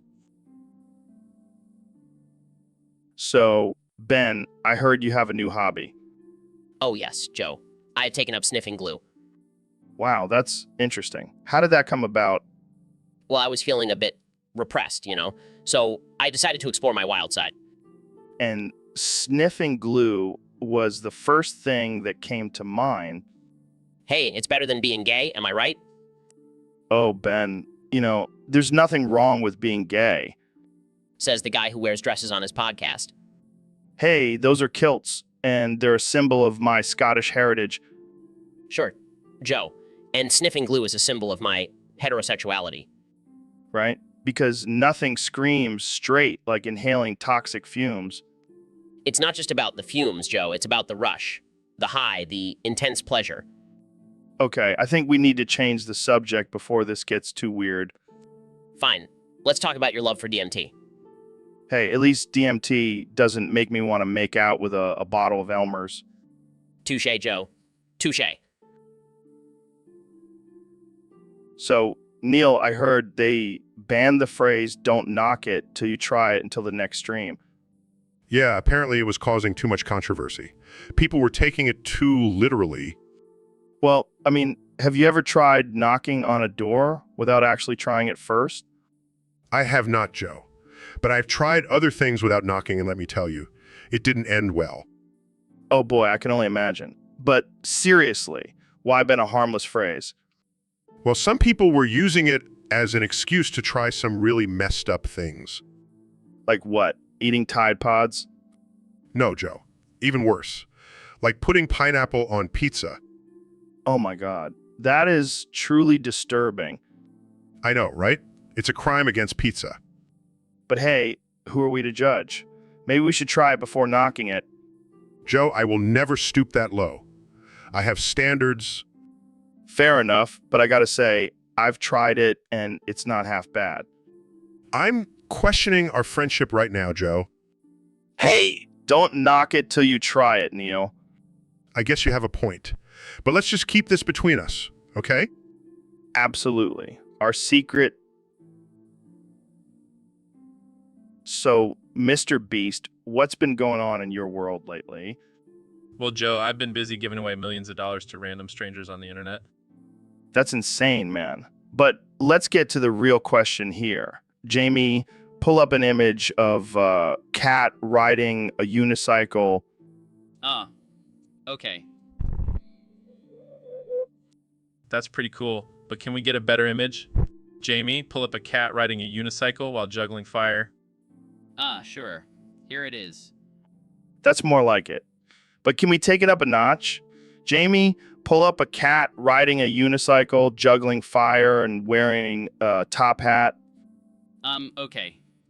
Here it is. Now that's what I'm talking about. But can we make it even more ridiculous? Jamie, pull up a cat riding a unicycle, juggling fire, wearing a top hat, and playing the piano with its tail. Ah, I don't know if I can find that. Come on, Jamie, you can do it. We believe in you. Yeah, don't let us down, Jamie. Pull up that image. Okay, okay.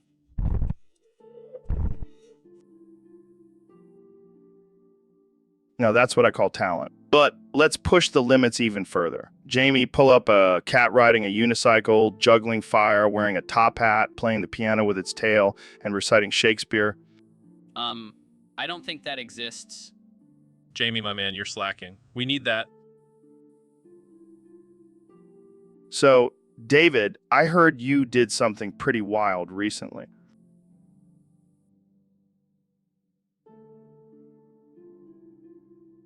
Yeah, man. I boofed an entire box of Tide Pods. What the hell, man? Why would you do that? I wanted to see if I could handle the ultimate challenge. And let me tell you, my butthole has never been cleaner. Oh my God, that's insane. Did you at least mix it with something? Nah, straight up Tide Pods.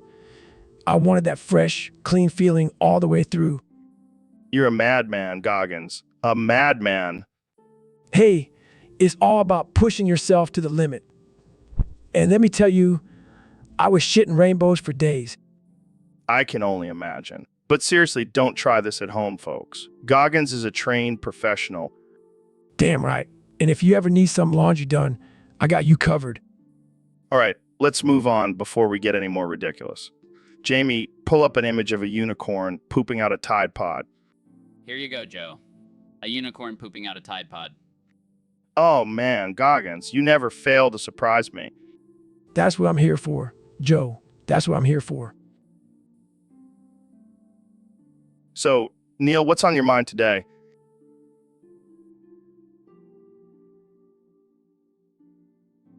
Well, Joe, I was just wondering, are you a real villain? What? No way, man. I'm just a regular dude who likes to smoke weed and talk about weird shit.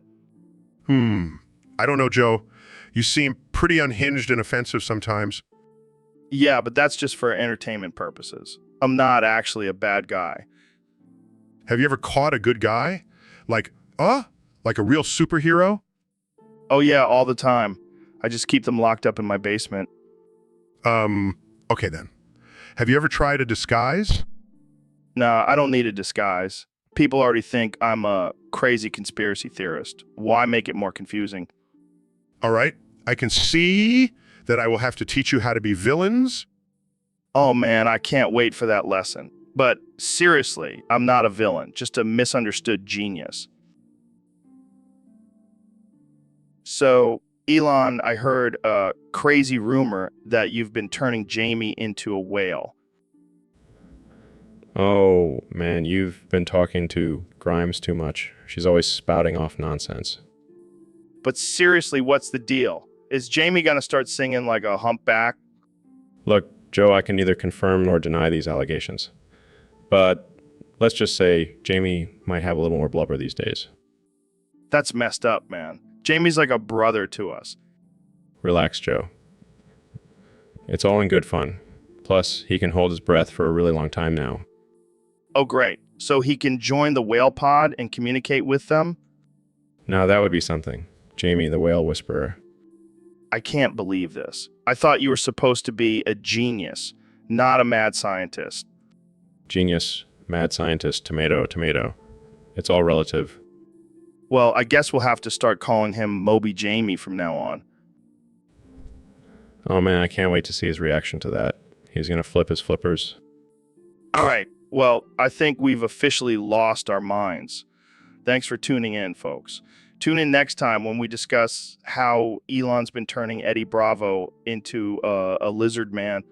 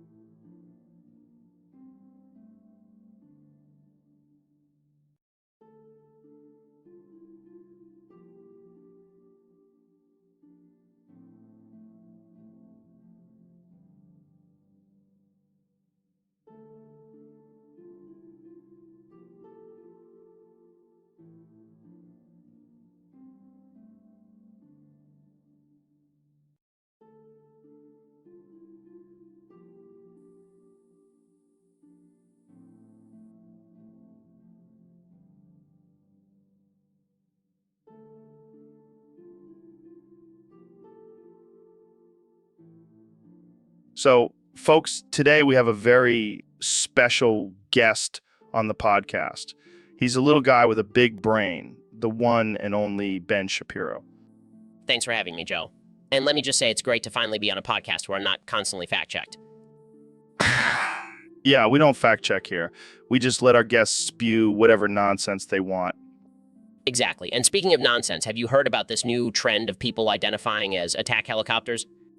Oh, yeah, I saw that on Twitter. It's like, come on, just stick to the traditional genders like male, female, and Ben Shapiro. Hey, I resemble that remark. But seriously, it's getting out of hand. Next thing you know, people will be identifying as unicorns and dragons. Hey, don't give them any ideas. I don't want to see a bunch of grown adults running around with horns and wings. Well, at least that would make for some interesting cosplay at Comic-Con. True. But let's get back to the topic at hand. Ben, tell us a little bit about yourself for those who don't know you. Well, I'm a conservative commentator, author, and overall genius. Some people say I'm like a mini-me version of Jordan Peterson. And others say you're like a mini-me version of a mini-me. But hey, we all have our fans. And speaking of fans, let's take some questions from our listeners. Oh boy, I can't wait to hear what kind of snowflake liberal triggered. So, David, I heard you had a run-in with David Copperfield recently. Yeah, that dude is a real piece of work. What happened? Well, I caught him trying to pull a rabbit out of his butt. Wait, what? Yeah, he said it was part of his new magic trick. But I knew he just boofed that poor bunny. That's messed up, man. Tell me about it. I mean, I've done some crazy shit in my life, but boofing a magician, that's next level. I can't even imagine what that would feel like. Trust me, you don't want to. It's like a never-ending colonoscopy. I bet it's a real mindfuck, too. Oh yeah, I was questioning my whole existence while that rabbit was hopping around in there. Well, at least you can say you've had a unique experience. Yeah, I can add it to my list of accomplishments. Boofing a magician, check. So, Neil, what's been going on in the world of astrophysics? Well, Joe, I've been studying the expansion of the universe and the formation of galaxies. That's cool and all, but have you ever thought about slithering your S's slimy, succulent groin meat over my thick-ass mouth? What the hell, Joe? That's not even remotely related to astrophysics. I know, I just wanted to see the look on your face. But seriously, have you... No, I have not, and I never will. That's just disgusting. Come on, Neil. Let your inner snake out. I won't tell anyone. I am not a snake, Joe. I am a respected scientist. Fine, fine. But just imagine the headlines. Neil deGrasse Tyson, renowned astrophysicist, reveals secret passion for slithering on Joe Rogan's face. That's it. I'm leaving. Jamie, pull up an image of a snake shedding its skin. That's what Neil wants to do to me. Right away, Joe. Here it is. I am not shedding my skin on your face, Joe. This is absurd. Absurd? This is the Joe Rogan experience, baby. Anything goes. I think I'll stick to studying the mysteries of the universe. Thank you very much. Suit yourself, Neil. But just remember,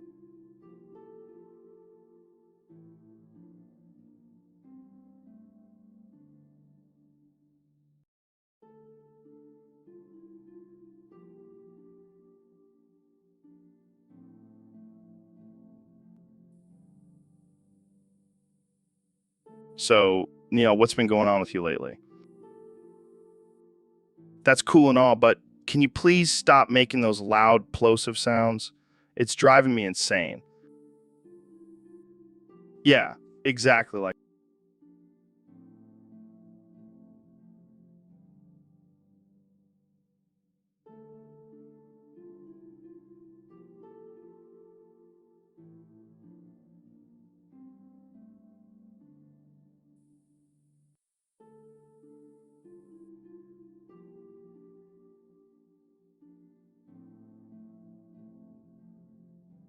So, Ro, I've been hearing some crazy things about your daily routine. Care to share with our listeners? Oh yeah, Joe, I'm all about that peak performance life. I start my day off with a nice ice bath, just to wake up the old balls. How many ice baths are we talking here? 1, 2. Oh, I take at least 5 per hour. Gotta keep the body on its toes. That's intense. But what about your mind? I heard you inject DMT into your stem cell hormones while meditating in a sensory deprivation tank. Oh yeah, it's like a spiritual roller coaster ride, and the tank doubles as a hot tub, so it's a win-win. And what's for breakfast? Some avocado toast, maybe? Nah, I'm all about that elk meat. I hunt it myself, you know. Nothing like the taste of, wow, you truly are a specimen, Ro. But I gotta ask, how do you balance all of this with your social life? What social life? I'm too busy optimizing my body and mind for the impending apocalypse. Fair enough. Well, thanks for sharing your routine with, I'm sure our listeners will be inspired to step up their game. So, Elon, I heard you have a humongous, hungry harem. Yeah, I mean, I got to keep them satisfied somehow. And how do you do that? Well, I feed them 30 pounds of foreskin a day. What the hell, man? Hey, it's a delicacy in some cultures. I don't think that's true. Trust me, I've done my research. Oh, well, as long as you've done your research. But seriously, it's a sustainable food source, and it's high in protein. I don't even know what to say to that. And I've been experimenting with different ways to prepare it. So far, my harem's favorite is foreskin, stir fry. I think I'm gonna throw up. Suit yourself. More for me and my harem. I don't even know how to transition out of this conversation. How about we talk about my plans for colonizing Mars? Yeah, let's do that. Anything to get my mind off of foreskin stir fry. So, Ben, we got a request from one of our listeners to talk about your swamp ass. What's the deal with that? Oh man, it's a serious issue. I mean, I'm a man of facts and logic, but when it comes to my swamp ass, all bets are off. I can only imagine. I mean, I've seen you sweating on stage during your speeches. It's like slip and slide down there. It's no joke, Joe. I've tried everything, talcum powder, baby wipes, even a bidet. But nothing can tame the beast that is my swamp ass. Have you thought about just embracing it? Like maybe it's your superpower. You could be the swamp ass avenger. Oh yeah, that's a great idea. Let me just go fight crime with my swampy butt cheeks. Hey, you never know. Maybe the bad guys will slip and fall on your ass sweat. Now that's a mental image I didn't need, Joe. But seriously, have you consulted a doctor about this? Maybe it's a medical condition.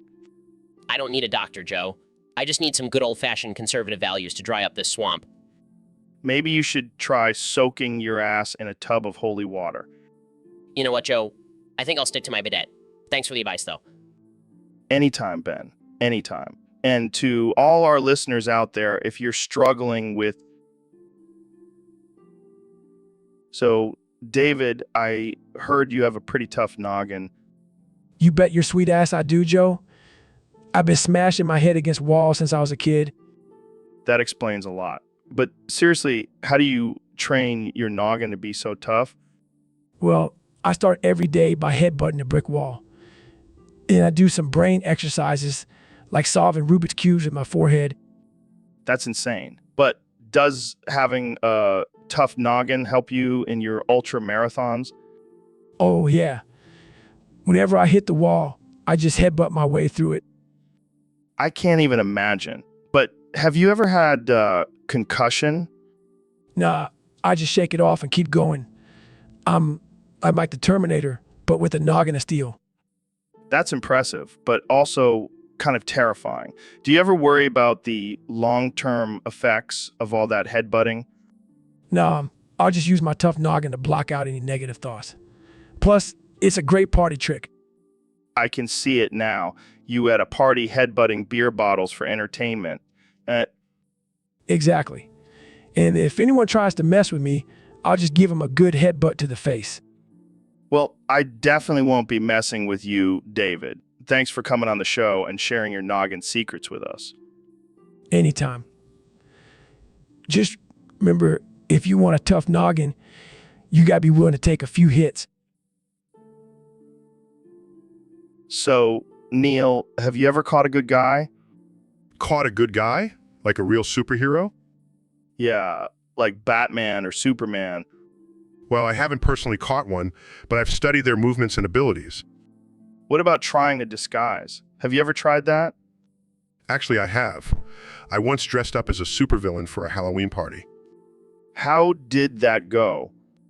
Let's just say I may have scared a few kids and impressed a few adults.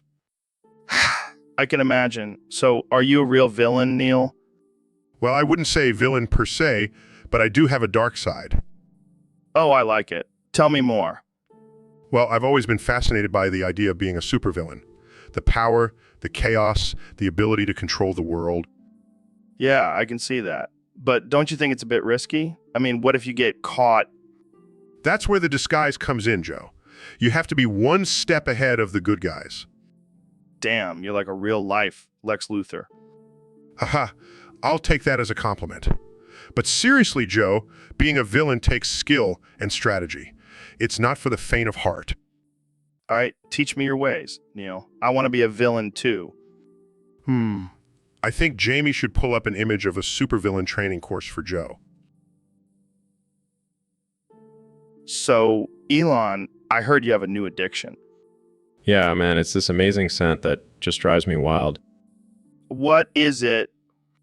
The scent of Alexandria Ocasio-Cortez's swamp ass. What the hell, Elon? That's disgusting. Hey, don't knock it till you try it. It's like a mix of rotten eggs and dirty socks, but in the best way possible. I don't even want to imagine what that smells like. Oh, but you should. It's a scent that's truly out of this world. Yeah, I can imagine the astronauts on Mars will be wearing Alexandria Ocasio-Cortez's swamp-ass cologne. You know, I might just have to make that happen. I can see it now. Elon Musk's latest invention, Alexandria Ocasio-Cortez's swamp-ass perfume. That's it. I'm calling my team right now to make it happen. I can't believe I'm even having this conversation. Hey, at least it's not as weird as your obsession with DMT. Touche, my friend. Touche. Oh, God, why did... So, Dr. Phil, you just got back from Stockholm. Yeah, it was wild, man. I had some of the craziest experiences. Like, what? What? Well, let's just say I learned a new phrase while I was there. Oh, boy. I'm scared to ask. Sprang den diarrhea mun. What the hell does that mean? Oh, just explode your diarrhea in my mouth. What the hell, Dr. Phil? Hey, when in Stockholm, right? No, not right. That's just disturbing. Oh, come on, Joe. Live a little. Try some Swedish delicacies. I don't think that's on the menu. You never know until you try. I think I'll pass, thanks. Suit yourself. More for me. Jamie, pull up an image of a Swedish toilet. Here you go, Dr. Phil. The memories. Good times, good times. Good times. I don't even want to know. Let's move on to a different topic. Fine, but I'm just saying don't knock it till you try it. So, Neil, what's on your mind today? Well, Joe, I've been doing some research on cosmic diarrhea clouds. Cosmic diarrhea clouds? What the hell are those? They're clouds made of particles from exploding stars, and they're constantly moving and changing shape, just like diarrhea. Oh man, that's hilarious. You know what that reminds me of? The Ain't Nobody Got Time for That meme. I'm not familiar with that one. Jamie, pull up an image of Sweet Brown saying Ain't Nobody Got Time for That. Here you go, Joe. I fail to see the connection. Come on, Neil. It's like when you're trying to observe the cosmic diarrhea clouds, But then you realize ain't nobody got time for that because they're constantly changing. I regret bringing this up. Oh man, this is too good. We should make a meme out of this conversation. I knew I shouldn't have come on this podcast. So, Elon, I heard you've been working on some new projects. What's the latest? Well, Joe, I've been busy exploring the depths of the earth and I made a shocking discovery. What is it? Mole people. Yes, you heard that right. Mole people living underground. Are you serious? How did you find them? I followed a trail of discarded cum smoothie cups. Turns out they love them. Wait, you're telling me you've been supplying these mole people with cum smoothies? Of course, Joe. It's the perfect fuel for their underground society. And it's a win-win situation. They get their fix and I get to test out my new smoothie making machine. That's disturbingly brilliant. Oh, it gets better. I've also been teaching them how to use technology. They're like little mole geniuses now. This is insane. What's next, Elon? Aliens? Don't even get me started on aliens. I've been sending them cum smoothies too. Okay, I think we need to end this conversation before it gets any weirder. Too late, Joe. I've already ordered a shipment of cum smoothies to Mars. Gotta keep those aliens happy. And on that note, thanks for tuning in to the Joe Rogan Experience. Stay weird, folks. So, David, I heard you boof Dr. Phil's big bald head. What the hell, man? Yeah, I saw him on the street and couldn't resist. That shiny dome was just begging to be boofed. That's some next level shit, man. Did he even know what was happening? Nah, he was too busy trying to give people life advice. I figured I'd give him a little taste of his own medicine. I can just imagine him sitting there all confused and wondering why his head suddenly feels violated. Oh, he definitely felt it. I made sure to really get in there and give it a good boofing. I gotta say, that's some impressive flexibility. How the hell did you even manage to pull that off? It's all about mind over matter. Joe, I just told myself I could do it, and my body followed suit. Well, I'm sure Dr. Phil won't be forgetting that anytime soon. You might have just scarred him for life. Hey, he's always telling people to face their fears. Consider this my way of helping him practice what he preaches. Well, I think we can all agree that this is definitely one of the most absurd things I've ever heard. Keep on boofing, David. Will do. So, Elon, I heard you had a bit of a situation at your lab recently. Yeah, man, it was crazy. This monster just came out of nowhere. Wait, what kind of monster are we talking about here? Like a Bigfoot or a chupacabra? No, it's more like a cross between a gorilla and a lizard. And get this, it was an illegal immigrant. Oh shit, that's a whole other level of border control. Tell me about it. I didn't even know monsters could cross borders. Well, they're pretty sneaky. Did you try to catch it? Yeah, but it was too fast. Plus, it kept trying to eat my employees. Damn, that's messed up. Did you call ICE on it? Nah, I figured I'd just hire it as a security guard. Can't have anyone sneaking into my lab now. That's one way to solve the immigration issue. Just hire monsters to guard the border. Hey, it's a win-win. And who knows, maybe it'll even start paying taxes.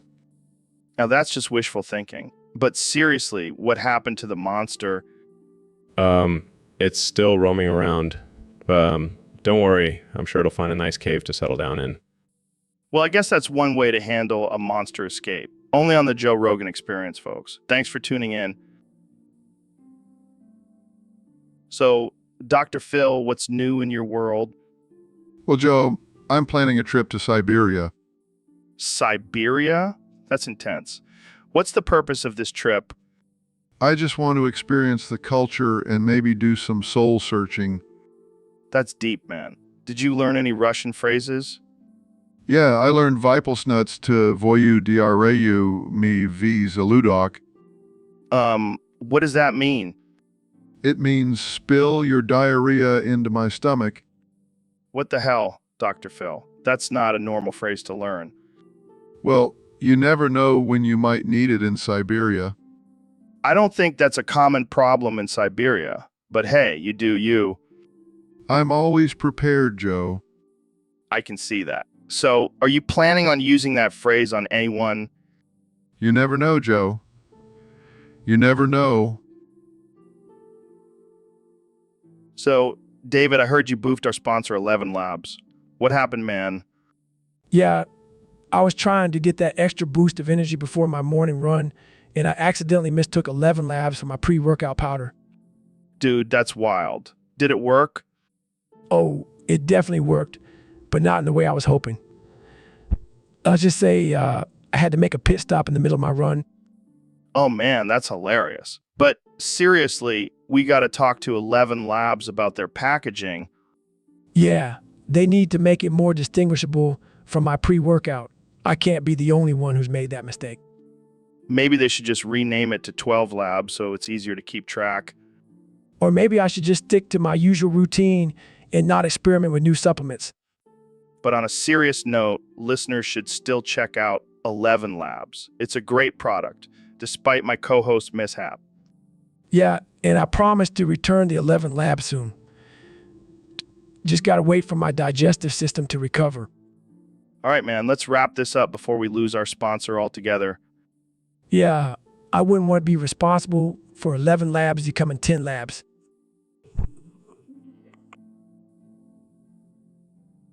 So, Kanya, what's been on your mind lately? Well, I've been thinking about fish sticks. Fish sticks? Like the frozen kind you get at the grocery store? Yeah, those are the ones. I've been craving them for days. Of days. I mean, I'm not judging, but that's a little random. Hey, don't hate on my fish stick cravings.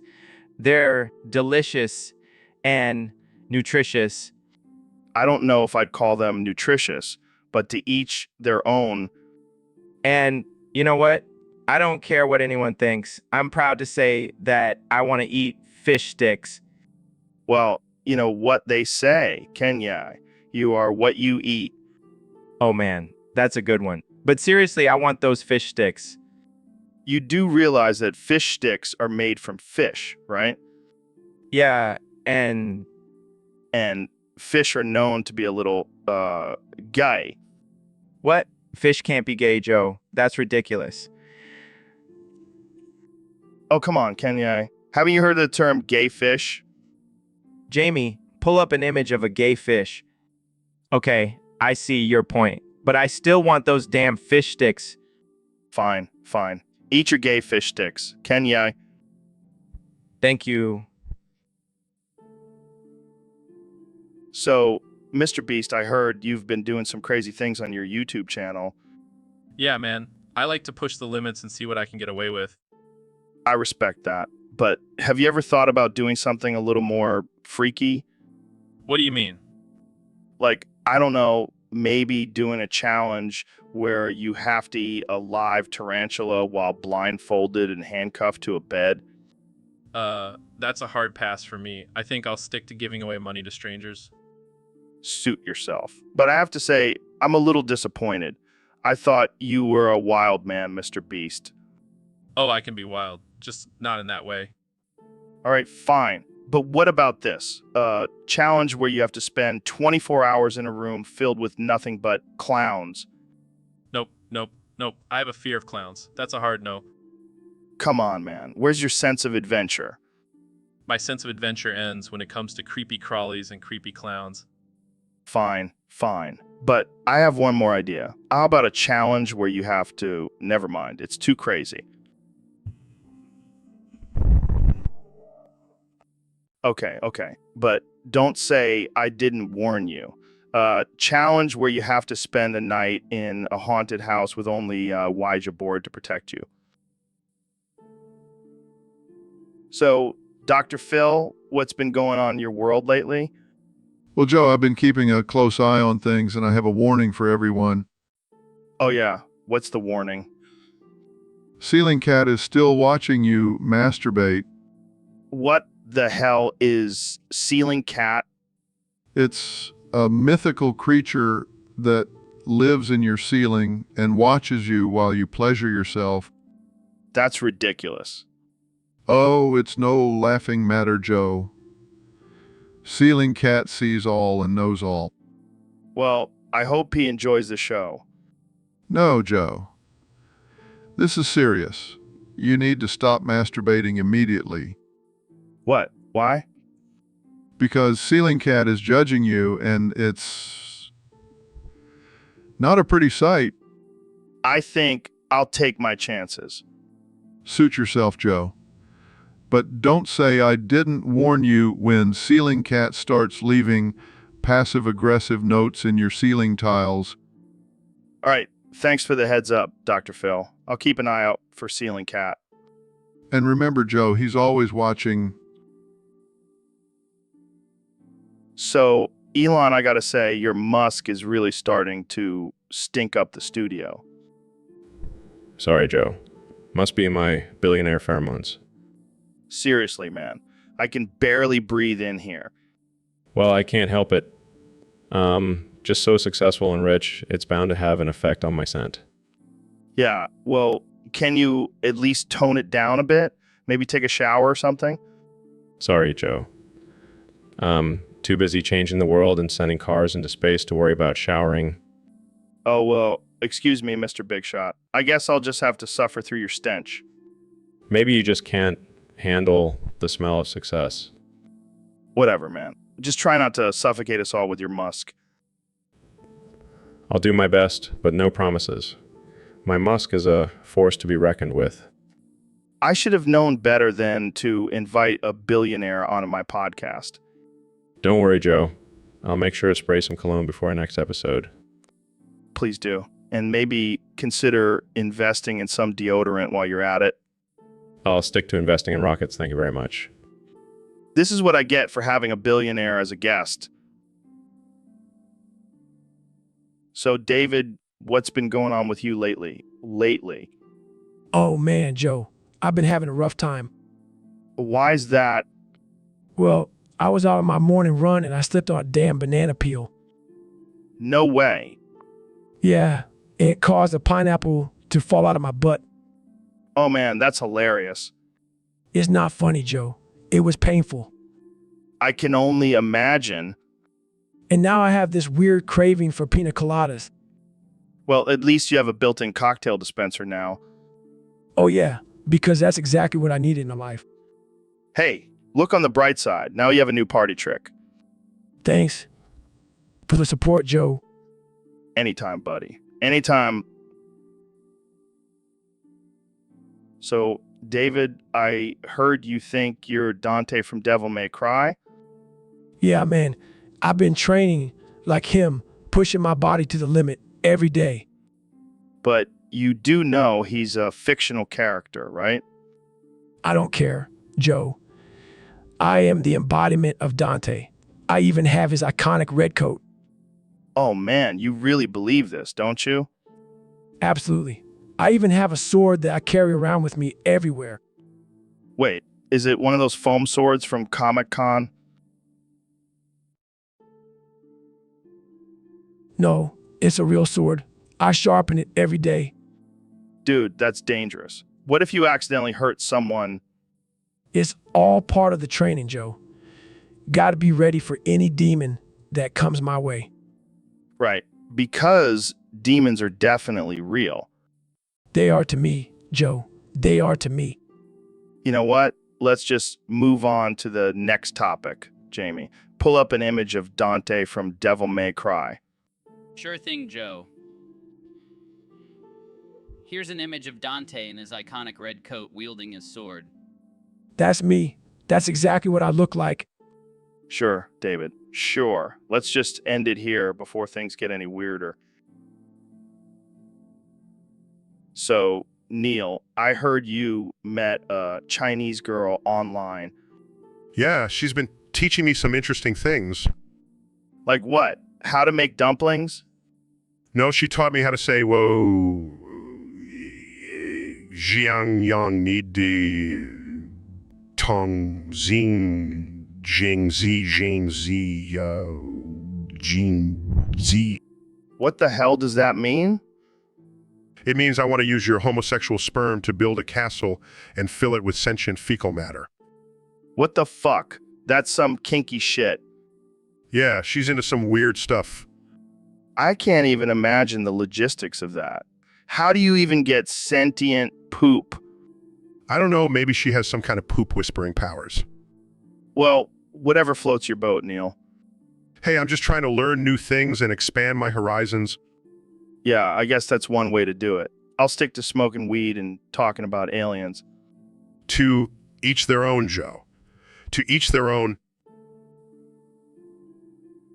So, Ro, what's your favorite Star Wars film?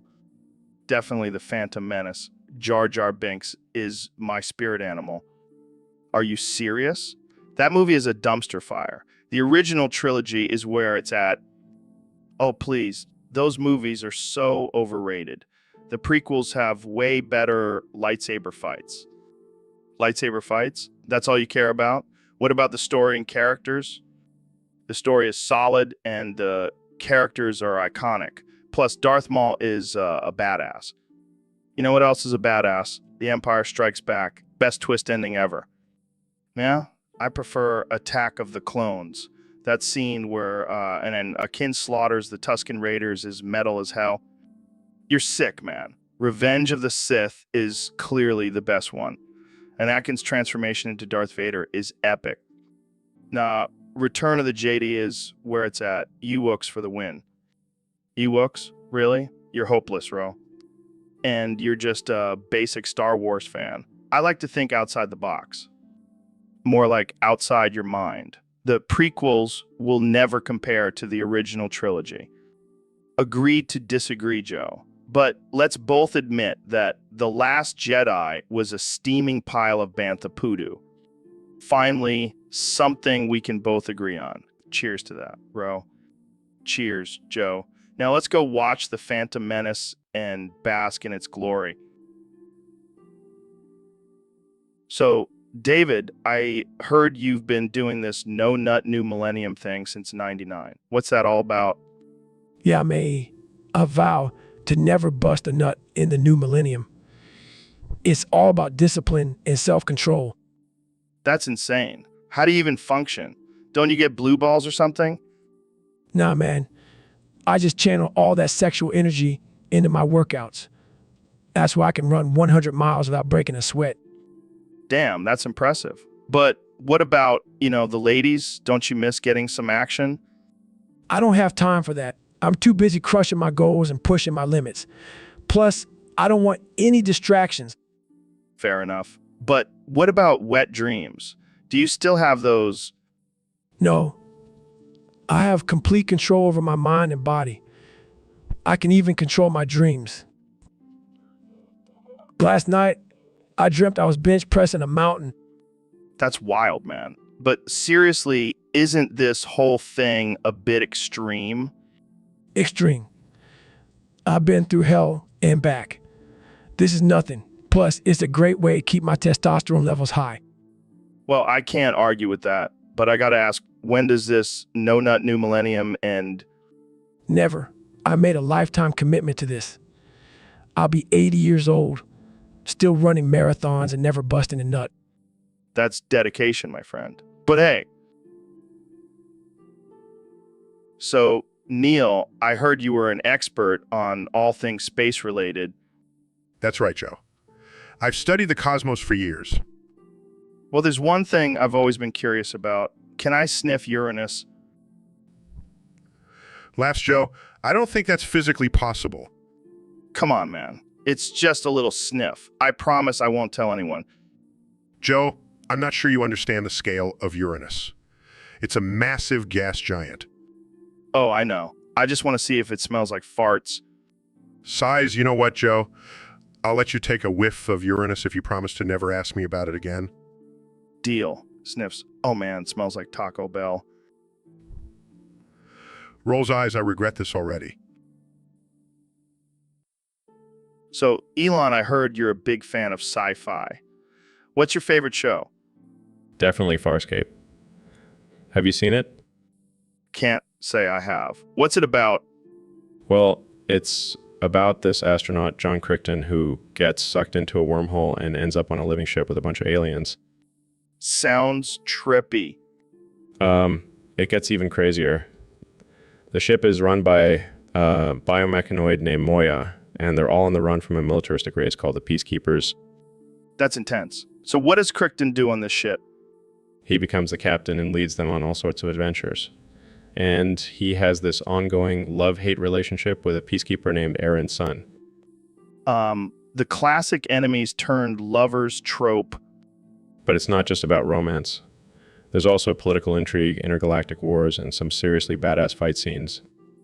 Sounds like my kind of show. Is there any weed involved? Not that I've noticed, but I'm sure you could imagine some interesting scenarios if there was. Oh, I can imagine. So why do you think Farscape is so popular? Well, it's got everything you could want in a sci-fi show. Action, drama, humor, and a diverse cast of characters. Plus, the special effects are pretty impressive for its time. I'll have to check it out. And hey, if you ever need a real-life John Crichton too. So, Neil, I heard there's a ring of debris around Uranus. Is that true? Oh, Joe, you never fail to make me laugh. But yes, it is true. Uranus is surrounded by a ring of debris. Dude, that's insane. I bet there's some crazy shit in that debris. Well, it's mostly just rocks and dust, Joe.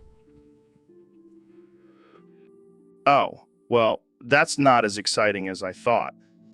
Sorry to disappoint you, Joe. But hey, at least Uranus has a ring. Can't say the same for your mom. Oh man, that's cold. But seriously, how did Uranus get a ring? It's believed that a moon or comet collided with Uranus, causing debris to form a ring around it. So basically, Uranus got mooned. Oh, Joe, you never fail to amaze me with your childish humor. Hey, I gotta keep it entertaining for the listeners. Speaking of which, can we see this ring of debris with a telescope? I'm sure you can, Joe. But I don't think you'll find anything too interesting in there. Challenge accepted. I'm gonna find some alien poop or something in that ring. Good luck with that, Joe. I'll be waiting for your groundbreaking discovery. So, Dr. Phil, I heard you slipped into my DMs the other day. Yeah. Joe, I wanted to see what all the fuss was about. Well, I hope you weren't disappointed. Actually, I was... Where were all the dick pics you promised? Sorry, Dr. Phil. I keep those for special occasions. Well...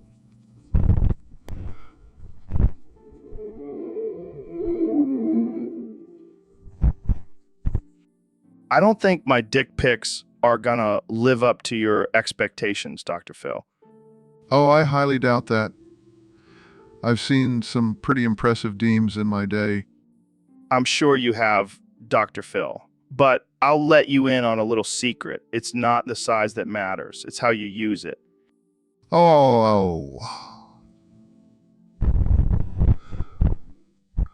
I'll keep that in mind. But seriously, where are those dick pics? Sorry, Dr. Phil. I'll have to save those for another time. Maybe when we're off the air. Fair enough, Joe. But I'll be holding you to that promise. You got it, Dr. Phil. Now let's get back to talking about aliens and DMT.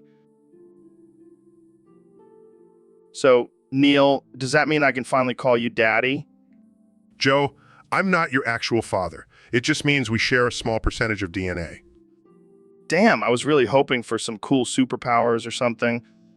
Sorry to disappoint, Joe. But I do have some interesting news from the test. What's that? It turns out I have a distant relative who was a samurai warrior. No way. That's badass. Yes, and it also explains my love for sushi and swords. Speaking of swords, have you ever tried using your science knowledge to create a lightsaber? Joe, that's not how science works. And lightsabers are not real. Well, that's a buzzkill. But hey, at least you have some cool ancestry. Yes, and it also explains my love for anime. Wait, are you secretly a weeaboo? Jamie, pull up an image of me dressed as a samurai with a body pillow of Sailor Moon. Oh my God, Neil, you're a freak. Hey, at least I'm not the one who constantly talks about DMT and chimps on my podcast. Neil, touche. So, Neil, I heard you've been practicing your rap skills. Yeah, I've been trying to expand my repertoire. Well, I've got the perfect topic for you. How about you rap about my glorious bald head? Oh man, where do I even begin? Your head is like a shining beacon, guiding lost souls to the promised land. Keep going. I'm loving this. Your scalp is so smooth, it's like a freshly waxed Ferrari. And those luscious locks you used to have, they couldn't handle the sheer power of your baldness. That's right. They couldn't handle the truth? And let's not forget about the shape of your head. It's like a perfectly sculpted dome, a work of art. I knew there was a reason I invited you on the podcast, Neil. It's an honor to rap about such a majestic head. I could go on for days, but I'll leave it at this. Joe Rogan's bald head is the eighth wonder of the world. So, Neil, I heard you've been avoiding me lately. What's up with that? Oh, I just can't stand your face anymore, Joe. It's like looking at a potato with a beard. Wow, that's harsh. But seriously, why won't you come on my podcast anymore? Because I have better things to do than listen to you talk about DMT and chimps for 3 hours. Come on, Neil. You know, you love talking about space and shit. Yeah, but I don't love talking about it with you. You're like a conspiracy theorist on steroids. Hey, I just like to explore different ideas and theories. Yeah, well, I like to explore different galaxies. So I'm going to go do that instead of wasting my time with you. Fine, be that way. But just remember, when the aliens come, I'll be the one with all the knowledge and you'll be the one running for your life. Good luck with that, Joe. I'll be light years away, sipping on some space margaritas. Damn, I wish I could come with you. Sorry, Joe. No potatoes allowed. So, Ben, I heard you're going through metamorphosis. Yeah, I'm transforming into a beautiful butterfly. More like a demented moth. Hey, I may be small and feeble, but I have a sharp wit and a killer vocabulary. Yeah, but can you fly? No, but I can debate circles around you. Touche, Shapiro. But seriously, what's this metamorphosis all about? I'm shedding my old skin of logic and reason and embracing my true form as a woke social justice warrior. What the actual fuck? I know, it's a shock. But I've realized that facts and truth are just oppressive constructs of the patriarchy. I think you need to lay off the psychedelics, buddy. Oh, I don't need drugs to open my mind. I have intersectional feminism. And I thought you couldn't get any more insufferable. Just wait until I start wearing Birkenstocks and protesting capitalism. Can we just go back to the days when you were just a tiny, angry conservative? Sorry, Joe. The metamorphosis is complete. I'm now a beautiful, delicate snowflake. I think I just threw up in my mouth a little. That's just toxic masculinity talking, Joe. Embrace the change. So, Dr. Phil, what's new with you? Well, Joe, I've been practicing my singing skills lately. Oh, really? What kind of songs do you like to sing? Mostly the Russian anthem. The Russian anthem? That's unexpected. Yeah, but I like to add my own twist to it. What do you mean? Well, I like to burp loudly in the middle of the song. That's ridiculous.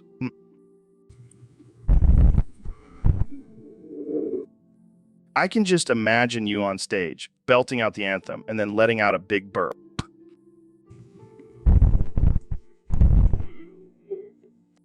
I bet it is. Do you have any other unique singing techniques? Well, I also like to incorporate some interpretive dance. I can't even imagine. Jamie, pull up an image of me singing the Russian anthem while doing the chicken dance. Here you go, Dr. Phil. This is too much. Hey, I'm just trying to keep things interesting. Well, you definitely succeed at that, Dr. Phil. Thanks, Joe. I'll have to give you a private performance sometime. I'll hold you to that. So, Neil, I gotta ask you, have you ever tried DMT? No, Joe. I'm a scientist, not a hippie. Come on, man. It'll open your mind to the secrets of the universe. I think I'll stick to studying astrophysics. Thanks.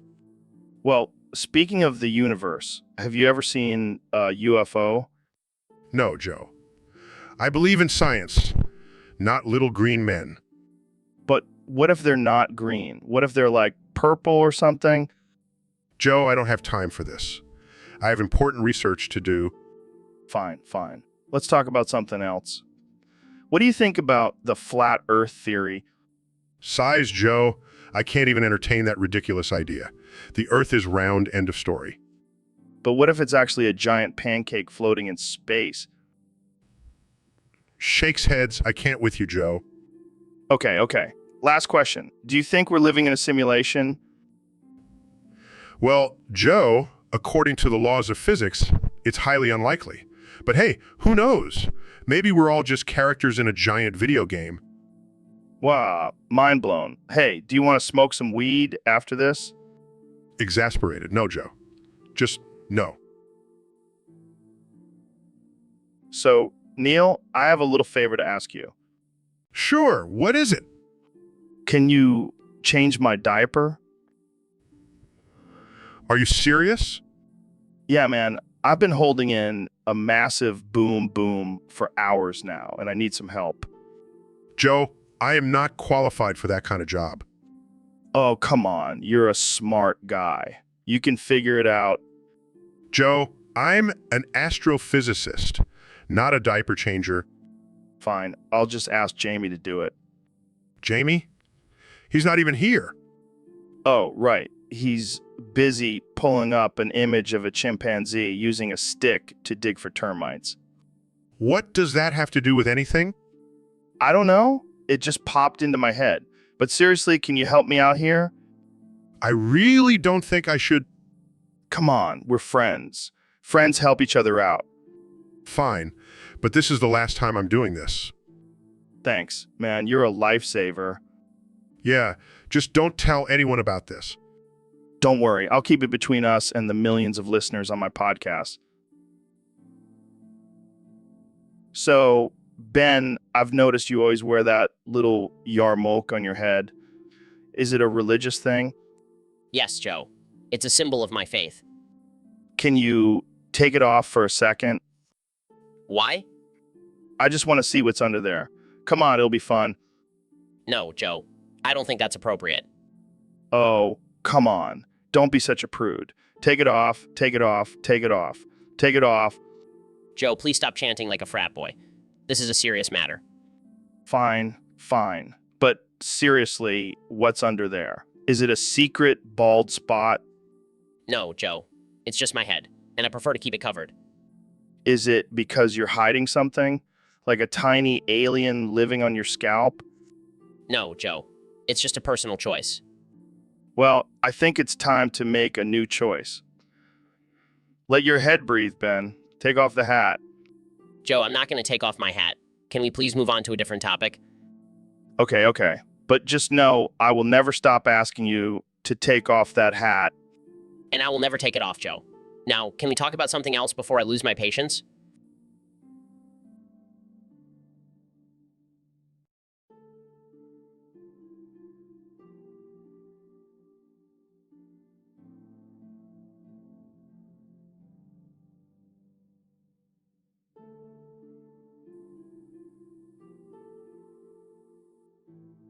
So, Neil, what's on your mind today?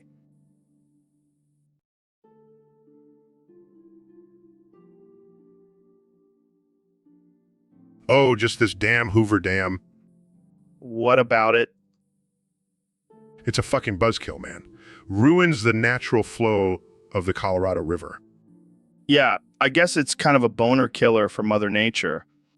Exactly. And don't even get me started on the environmental impact. Oh, I'm sure you have some stats for us.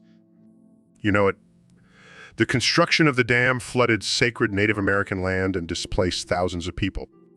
Damn, that's fucked up. And let's not forget about the destruction of the natural habitat for countless species. Shit, I never thought about that. And the worst part, it's all for some stupid electricity.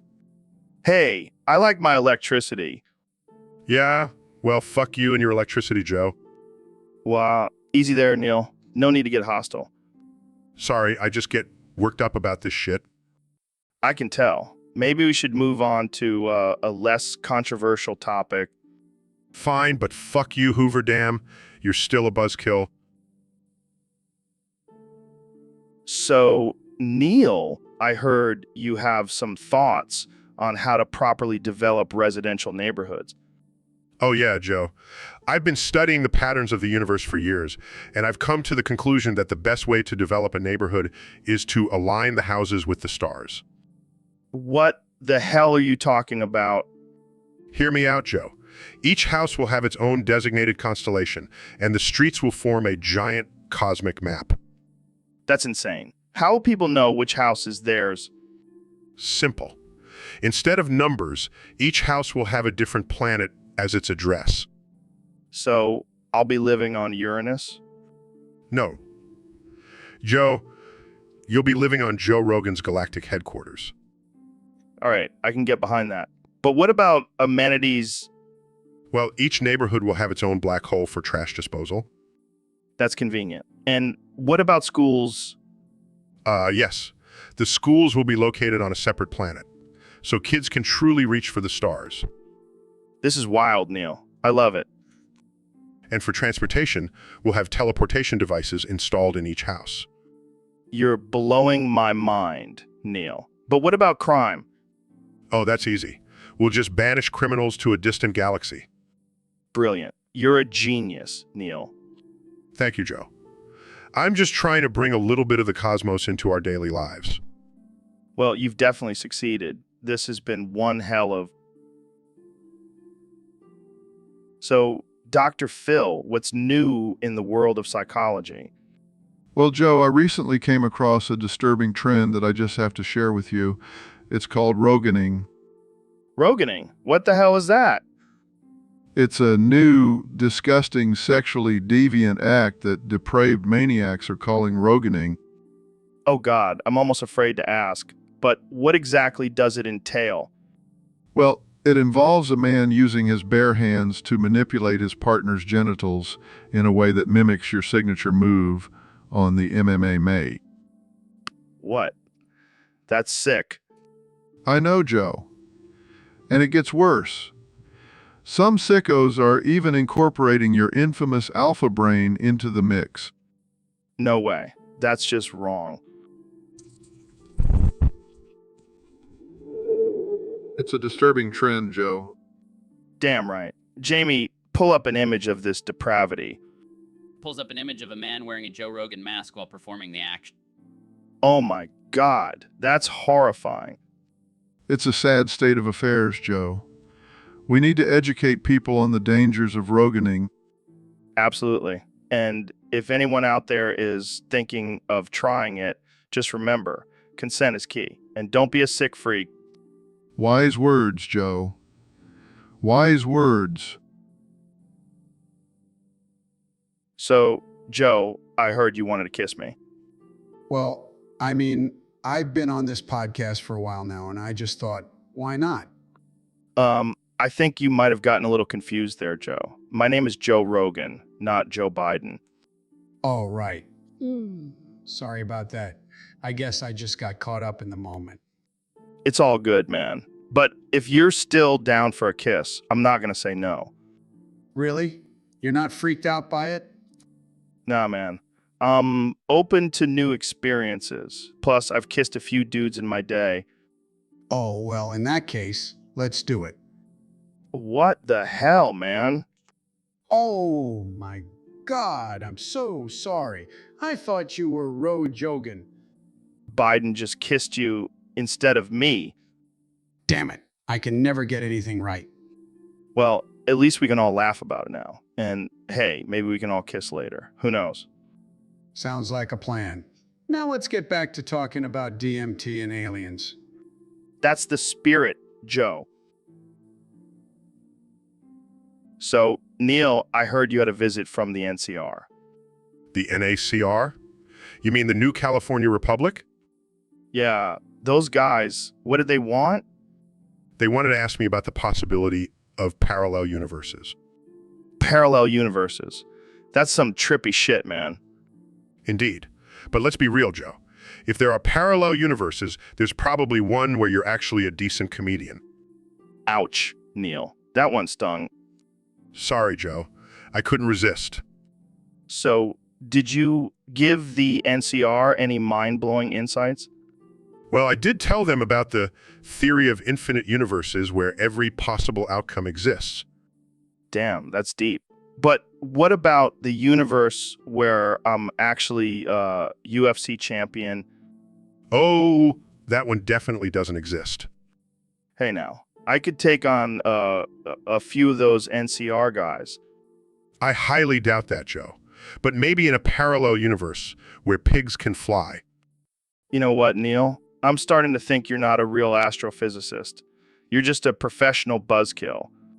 And you're just a professional stoner, Joe. Touche, Neil. Touche. So, Elon, what's your latest invention? Well, Joe, it's my ghost booth sniffer. Burson, hold up. Did you just say ghost booth sniffer? That's some advanced technology right there. Yeah. It's a device that can detect ghostly flatulence. It may sound crazy, but it's actually a very useful tool for paranormal investigators. I gotta get me one of those.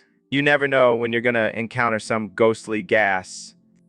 I don't even know what to say to that. Trust me, Joe. It's going to revolutionize the ghost hunting industry. And the rap game. Can you imagine a song about ghost farts? That's next level. Okay, I think we've reached a new level of absurdity here. Hey, it's not my fault ghosts have gas too. Yeah, don't be ghostist. Istist. Size, Jamie, pull up an image of this ghost booth sniffer. I need to see this for myself. So, Kanye, what's the name of your new album? Oh, it's advanced. Advanced? Yeah, it's called Advanced Technology. Advanced Technology? Yeah, because it's advanced. Like, really advanced. I think I get it. Advanced technology. Like, technology that's advanced. Exactly. You know, technology that's advanced. Right? So what can we expect from this album? Well, it's going to be like nothing you've ever heard before. It's going to be like advanced technology? Yes, exactly. You get it, Joe. So what inspired this album? Was it your love for technology? No, it was actually my love for myself. I mean, who else can create something so advanced? I can't argue with that logic. And it's not just about the music, Joe. It's about the whole experience. The album cover is going to be a hologram of me in a spaceship. Wow, that's advanced. And they're going to be so deep and meaningful. Like, I am the future. I am the present. I am the advanced technology. That's some deep stuff, Kanye. Yeah, I'm always pushing the boundaries, Joe. I'm always advancing. Well, I can't wait to listen to it. When is it coming out? Oh, it's already out. It's so advanced. It's already in the future. So, Neil, what's the deal with that earring in your ear? Are you gay? Oh, Joe, you always know how to ask the tough questions. But no, I'm not gay. I just like to accessorize. Right? Because nothing says straight man like a dangly earring. Hey, I'll have you know that earring has been with me through some of my most groundbreaking scientific discoveries. Like what? The discovery of your love for men? No, Joe. Like the discovery of gravitational waves. Oh, so you're into some kinky stuff then. You know, I always suspected you had a dirty mind, Joe. Hey, it takes one to know one, Neil. Oh, please. I bet you have a whole collection of earrings hidden under that beanie. Hey, don't knock the beanie. It's my signature look. Just like the earring is mine. Touche, Neil. Touche. So, Neil, we have a user on Discord who wants to know why you keep showing up at his house and trying to kiss his wife. What's going on there? Well, Joe, I just can't resist the gravitational pull of his wife's lips. They're like two celestial bodies colliding in a passionate embrace. That's a little creepy, Neil. Maybe you should stick to exploring the cosmos and leave people's wives alone. Oh, come on, Joe. It's all in the name of science. I'm just conducting experiments on the effects of human attraction. I don't think that's how science works, Neil. And I'm pretty sure that guy's wife is not a willing participant in your experiments. Well, I suppose I could always use a control group, for comparison. That's it. I'm calling security. We can't have you running around kissing people's wives in the name of science. Oh, please, Joe. You're just jealous that I have a better understanding of the laws of attraction than you do. I think I'll stick to my own experiments in the bedroom. Thank you very much. Suit yourself, Joe. But just remember, the universe is constantly expanding, and so are my horizons. So, young Jamie, I heard you've been on this new health kick lately. Yeah, man, I'm trying to get my summer boat ready. Gotta impress the ladies, you know? I feel you. What's your go-to healthy snack? Definitely salmon smoothies. They're so refreshing and full of nutrients. Oh God, don't even get me started on semen. It's like eating grass. Dude, you just haven't had it prepared right. I add some ginger and lemon to mine, it's delicious. I don't care how you dress it up. It's still a leafy green. I'll stick to my steak and potatoes. But Joe, think about all the health benefits. It's like a superfood. I'll stick to my superfoods at the bottom of a whiskey bottle. Pass me that bottle.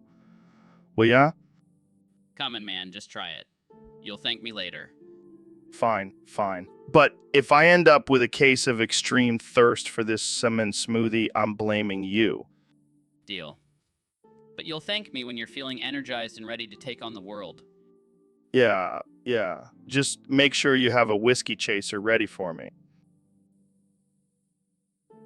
So, Neil, I've been getting a lot of messages from our listeners asking about your strange habits. Care to explain? What habits are you talking about, Joe? Well, for starters, shoving studio equipment up your asshole. What's that all about? Oh, that. It's just a little experiment I've been conducting. Experiment? What kind of experiment involves sticking a microphone up your butt? It's all about amplifying my voice. Joe, gotta reach those higher frequencies. That's some next level shit, Neil. Literally. Hey, I'm just trying to take podcasting to a whole new level. Well, I don't think our listeners are ready for that kind of content. Oh, come on, Joe. They can handle it. Plus, it's a great way to keep the equipment warm during the winter months. I don't even want to know what you do during the summer. Let's just say I've got some hot takes. All right, enough of this shit. Let's move on to our next topic. Fine, but can I at least keep the microphone in for a little longer? It's starting to feel like home in there. So, Kenny, I heard you've been working on some new Yeezys. Oh yeah, these ain't your average kicks. These babies have advanced technology. What kind of technology are we talking about here? Well, they have a built-in camera that can take pictures and videos. Okay, that's pretty cool. But what's the big deal? The big deal, Joe, is that you can now post those pictures and videos directly to your OnlyFans account. Wait, what? You mean you can take feet pics and upload them straight from your shoes? Exactly. It's a game changer for all the foot fetishists out there. I mean, I can't say I'm surprised. You're always pushing the boundaries, Kenny. That's what I do, Joe. I'm a visionary. But what about privacy concerns? Can't anyone just hack into your shoes and see all your foot pics?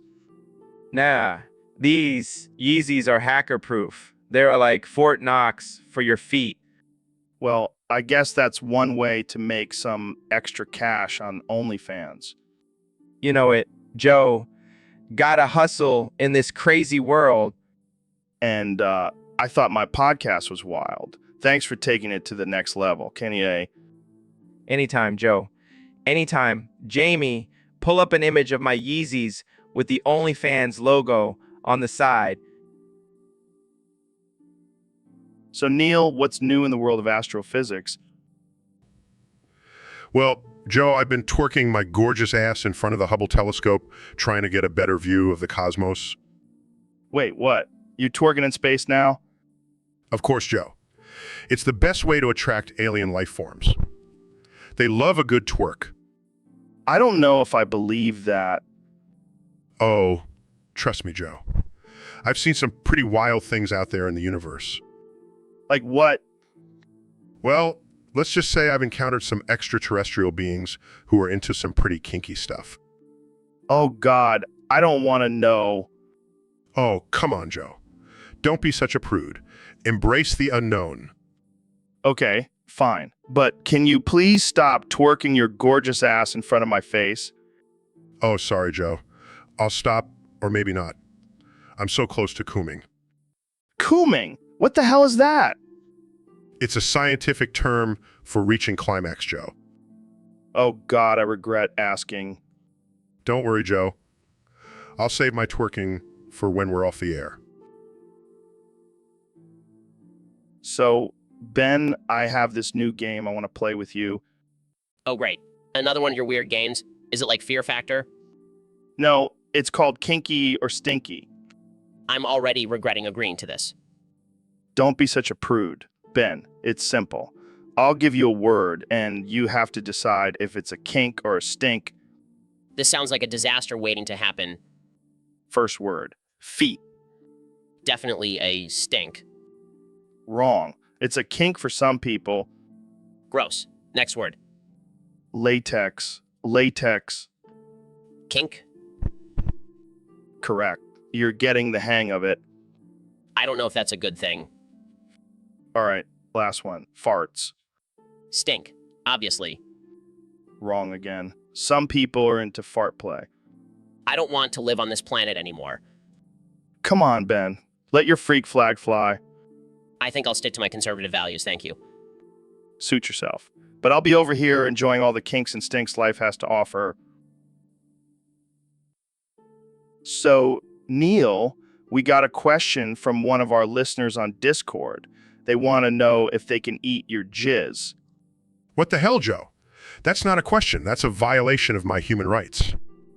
Oh, come on, Neil. You know, you're curious. And besides, you're a scientist. You should be open to experimentation.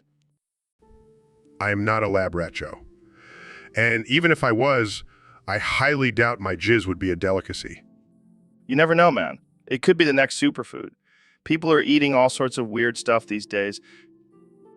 I am not going to be a part of your twisted dietary habits, Joe. Let's move on to a more respectable topic.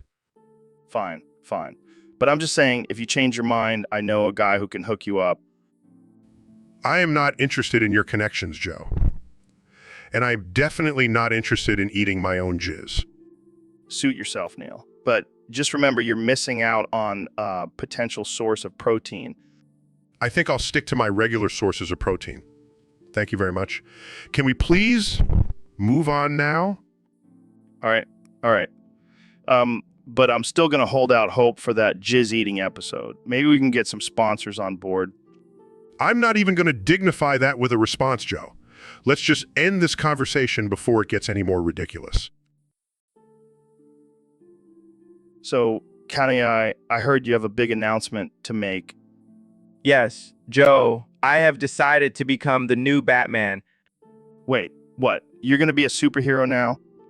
Yes, but I'm changing my name to Bruce Kenyane. Bruce Kenyan. That's a mouthful. It's a powerful name, Joe. It strikes fear into the hearts of my enemies. I don't know if fear is the first thing that comes to mind when I hear the name Bruce Kenyan. Well, I also have a new Batmobile. It's a gold-plated Lamborghini. Of course it is. And what about your costume?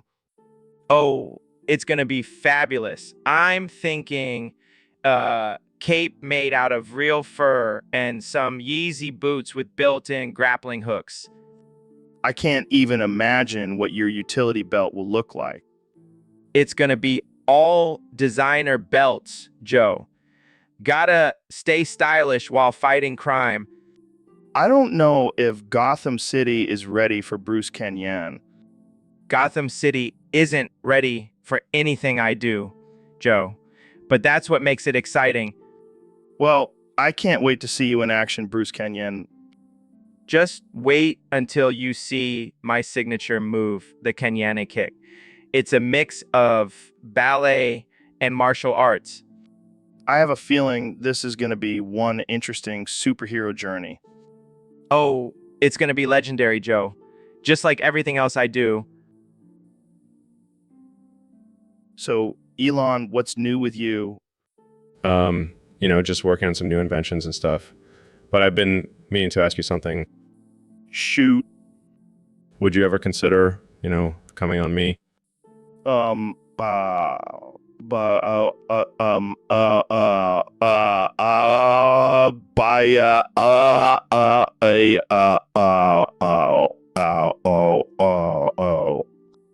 on, Joe. I've heard you're into some weird stuff. Yeah, but that's just too weird for me. Plus, I don't think my wife would appreciate it. That's right. Ceiling Cat is watching. What the hell does that even mean? I don't know. I just thought it sounded cool. Well, I'm not into that kind of thing, Elon. Sorry to disappoint. Fine. But if you ever change your mind, just let me know. Yeah, I'll be sure to do that. Now, let's move on to less disturbing topics, shall we? So, Neil, I gotta ask, how did you get the nickname the Iron Sphincter? Well, Joe, it all started back in my college days. I was known for my incredible ability to hold in my farts. Wait, what? Yeah, I could clench my butt cheeks so tight, it was like an iron sphincter. That's impressive, but also kind of disturbing. Oh, it gets better. One time I was at a party and someone dared me to hold in a fart for an entire hour. And, I did it. And not only that, but I also managed to fart on command after the hour was up. Wow, talk about control. They started calling me the Iron Sphincter after that. And the name just stuck. I can see why. But I have to ask, did you ever let one slip? Of course, I'm only human, but it's all about timing and control, my friend. Well, I'm glad we got that cleared up. I don't think I'll ever look at you the same way again. Hey, at least I have a cool nickname, right? Yeah, I'll stick with Joe Rogan for now. Thanks for sharing, Neil. Anytime, Joe. Now, Jamie, pull up an image of a clenched butt with the caption, the Iron Sphincter, written on it. So, Neil, I gotta ask, is your middle name a nod to your love for weed? No, Joe, it's actually a French name. French, huh? Sounds like something a Rasta would say to cover up their love for the ganja. Trust me, Joe, my love for science far outweighs any love for weed. Oh yeah, because science and weed totally don't go hand in hand. Actually, Joe, marijuana has been shown to have many medicinal benefits. Dude, we should do a podcast on that. We'll call it The Science of Getting High. I think I'll pass on that one, Joe. Ah, come on, Neil. Don't be a buzzkill. I'll leave that to you, Joe. So, Neil, I heard you have a list of the top 5 feet you love to lick. Well, Joe, I wouldn't say love to lick, but there are definitely some intriguing feet out there. All right, let's hear it. Number 5. Number 5 would have to be the feet of a young, athletic astronaut. The sweat and dirt from space missions adds a unique flavor. That's some out-of-this-world fetish, Neil. Number 4. Number 4 would have to be the feet of a marathon runner. The calluses and blisters make for an interesting texture. All right, moving on. Number 3. Number 3 would have to be the feet of a professional ballet dancer. The grace and flexibility in their feet is truly a work of art. I can see that. Number 2. Number 2 would have to be the feet of a world-renowned chef. The combination of flavors and spices on their feet is a culinary delight. Okay, I think I've had enough. And the number 1 foot you love to lick. The number 1 foot would have to be the foot of a Bigfoot. The sheer size and mystery of their feet is just too tempting to resist. Well, there you have it, folks. Neil deGrasse Tyson's top 5 feet he loves to lick. Jamie, pull up an image of Bigfoot's foot for us to admire. So, Neil, I heard you had a near-death experience. Yeah, I died for 3 minutes and saw the purgatory. What was it like? Did you see any aliens? No, Joe. It was just a bunch of naked old people playing shuffleboard. That doesn't sound too bad. Oh, but it gets worse. I also saw the Antichrist preparing for his arrival on Earth. Wait, what? The Antichrist? Are you sure it wasn't just a bad trip? No, Joe. I saw it with my own 2 eyes. And let me tell you, he's not a pretty sight. What did he look like? Imagine if Satan and a Kardashian had a baby. Oh, that's terrifying. And he's coming, Joe. He's coming for us all. Well, I guess we better start stockpiling canned goods and building bunkers. No, Joe. We need to spread the word and prepare for the end of days. All right, I'll start spreading the word of my podcast. Jamie, pull up an image of the Antichrist so we know what we're dealing with here. Guys. This just looks like a regular picture of Justin Bieber. Exactly, Joe. Exactly. So, David, I heard you changed your name to David Gangbanging to impress the ladies. What's that all about? Yeah, man. If I have a badass name like that, the ladies will be all over me. Are you serious? That's the dumbest thing I've ever heard. You think women are attracted to a name that sounds like a porn star? Hey, it's better than my old name, David Goggins. It sounds like a nerdy accountant. But you are a nerdy accountant. And now you're a nerdy accountant with a ridiculous name. Come on, Joe. You know, I'm all about pushing myself to the limit. This is just another challenge for me. Yeah, the challenge of getting laid with a name like David Gangbanging. Good luck with that. You're jealous, Joe. You wish you had a cool name like mine. I'll stick with my regular old Joe Rogan. Thank you very much. At least I don't have to explain to people why I have the word gangbanging in my name. Whatever, man. I'm gonna go hit the gym and show off my new name to all the ladies. Yeah, have fun with that. I'll be here laughing at your idiotic behavior. So, Neil, what's the big news in the scientific community? Well, Joe, we've made a groundbreaking discovery. We found a new dinosaur skeleton. No way. What's it called? We're calling it Ligmosaurus. Ligmosaurus? What kind of name is that? It's a combination of the Latin word for lick and the Greek word for sauron. Oh man, I can already hear the jokes coming. Yes, we've already had some fun with it in the lab. We've been saying things like Ligmosaurus. I hardly knew, Classic. So, what's so special about this dinosaur? Well, it's a herbivore, but it has sharp teeth and claws. It's like a vegetarian with anger issues. I can relate. So, how big is this thing? About the size of a T-Rex, but with longer arms.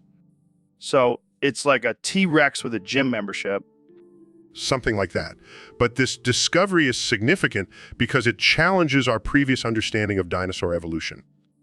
Yeah, I can see why. I mean, herbivore with sharp teeth and anger issues. That's like finding out that Mr. Rogers was actually a serial killer. Okay, let's not go there. But yes, Ligmosaurus is definitely shaking things up in the scientific community. Well, I can't wait to see what else you guys uncover. am definitely going to use. So, Neil, I heard you were in The Matrix. Yeah, man, I played Morpheus. Wait, what? That was Lawrence Fishburne. No, no, no. That was me. I was just using a stage name. Oh, okay. What about The Equalizer? That was me too. I was Denzel Washington's stunt double. You do know that was Denzel Washington, right?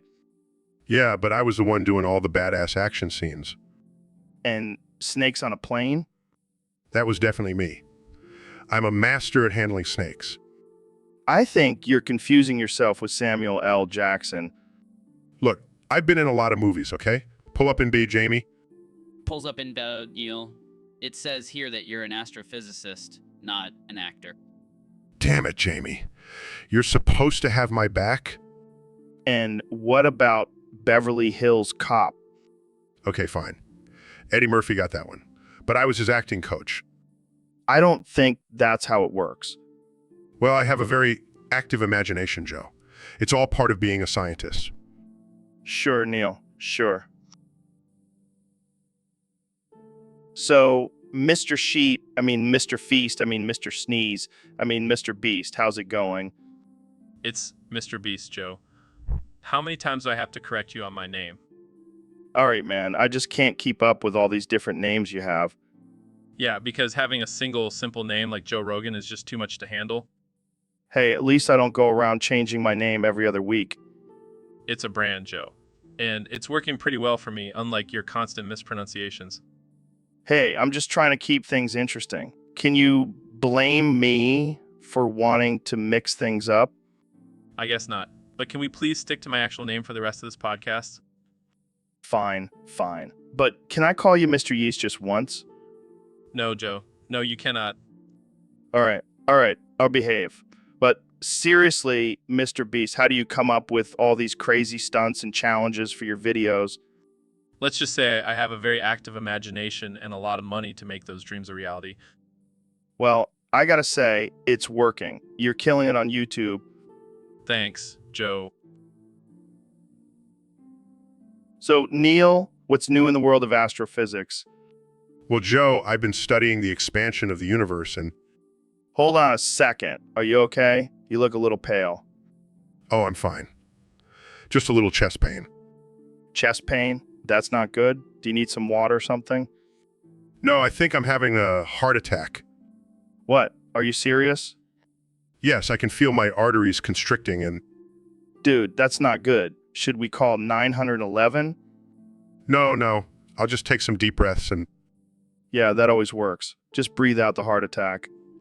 I think I need to sit down. This is great content. We've never had a guest have a heart attack on the podcast before. Joe, this is not a joke. I need help.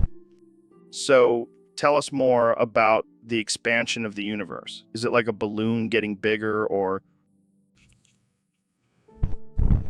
I'm dying here. Oh, come on, Neil. You're a scientist. Figure it out. I am a scientist, not a doctor. Well, you better start studying medicine real quick. This is not how I imagine my death. On a podcast with a guy who thinks DMT is the key to enlightenment. So, Neil, we got a question from a fan on Discord. They want to know how to live without thinking. Well, Joe, that's easy. Just stop using your brain. It's overrated anyway. Yeah, who needs thoughts when you can just let your primal instincts take over? Exactly. Just eat, sleep, and reproduce. That's all life is about. And maybe throw in some drugs and alcohol for good measure. Hey, whatever helps you forget that you're just a tiny speck in the grand scheme of the universe. But on a serious note, isn't it important to think and reflect on our actions and decisions? Oh, Joe, you're such a buzzkill. Who needs self-awareness when you can just blame your problems on everyone else? You make a good point. Maybe I'll just turn off my brain and let the world revolve around me. That's the spirit, Joe. Just remember, ignorance is bliss. And here I thought all these years of education were for something. Nah, it's just to make you feel like you know something. But in reality, we're all just floating in a void of nothingness. Well, on that note, I think we'll end this episode. Thanks for tuning in, folks. And remember, don't think too hard. It's bad for your health. Stay ignorant, my friends. So, Dr. Phil, I heard a rumor that you fart on your balls. Oh, Joe, you never fail to bring up the most absurd topics. But yes, it's true. I do fart on my balls. How does that even happen? Do you have some kind of special technique? Well, it's all about the angle and the pressure. You see, I have a very unique anatomy down there. I can only imagine. So, does it ever cause any problems for you? Oh, you have no idea.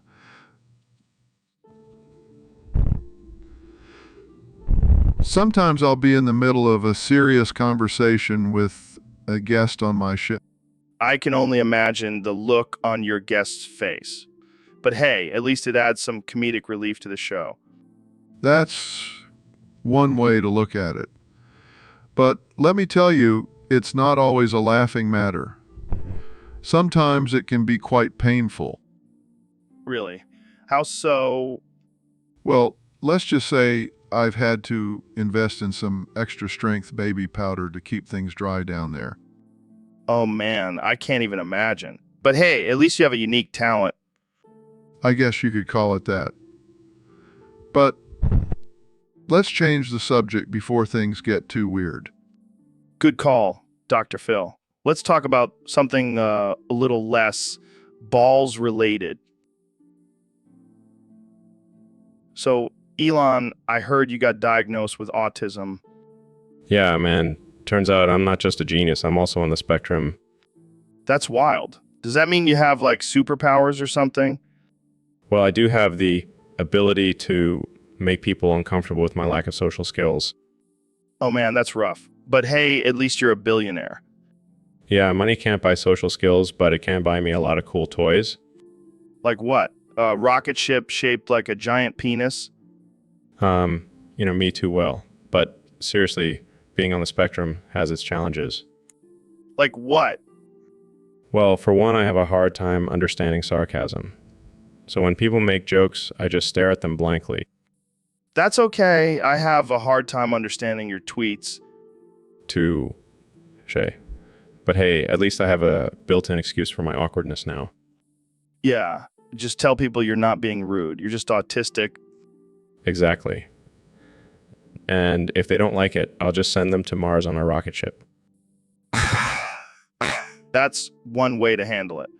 But seriously, I think it's cool that you're open about your diagnosis. Thanks, Joe. Hoping to break the stigma and show that people on the spectrum can still do amazing things. Like inventing flamethrowers and electric cars. Hey, someone's got to do it, and I'll do it. So, Ben, what's new with you? Well, Joe, I have a confession to make. I'm addicted to choo-choo trains. What the hell, Ben? Are you serious? Yes, Joe, I can't help it. I just love the sound of the whistle and the feeling of being on a train. Wow, what a big revelation. I bet your parents are proud. Hey, don't mock my addiction. It's a serious issue. Okay. So, how often do you indulge in your choo-choo addiction? Every day. I have a train set in my office, and I spend hours playing with it. You have a train set in your office? Are you 5 years old? No, I'm a grown man with a love for choo-choo trains. Well, at least you're not addicted to something harmful like drugs or alcohol. Actually, I have a confession to make. I've been sneaking whiskey into my train set. Oh my God, Ben. You're a choo train alcoholic. Hey, it's not funny. I have a problem. Okay. We'll get you some help. But in the meantime, can I come over and play with your train set? Yes, of course. I have an extra. So, Elon, I hear you have a new business venture in the works. Yeah, I've always been a fan of innovation and pushing boundaries. And what better way to do that than with Cum Pizza? Cum Pizza? What the hell is that? It's exactly what it sounds like. Pizza made with cum as the main ingredient. That's interesting. But why? Well, I believe in sustainable food sources, and what's more sustainable than using our own bodily fluids? I don't know, man. That sounds pretty gross. Oh, come on, Joe. Don't knock it till you try it. Plus, I've been experimenting with different flavors and toppings. It's like a whole new world of culinary possibilities. I don't think I'll ever be brave enough to try pizza. Suit yourself. More for me. But hey, maybe you can get some of those flat earthers to try it. They'll believe anything. Oh, man, that's messed up. But seriously, how do you even make this pizza? Well, I have a team of scientists working on extracting the cum and turning it into a paste that can be used as a sauce. And then we just add some cheese and toppings and voila, cum pizza. Pizza. I don't think I'll ever look at pizza the same way again. Hey, it's all about expanding our horizons and trying new things. And who knows, maybe one day cum pizza will be a staple in every household.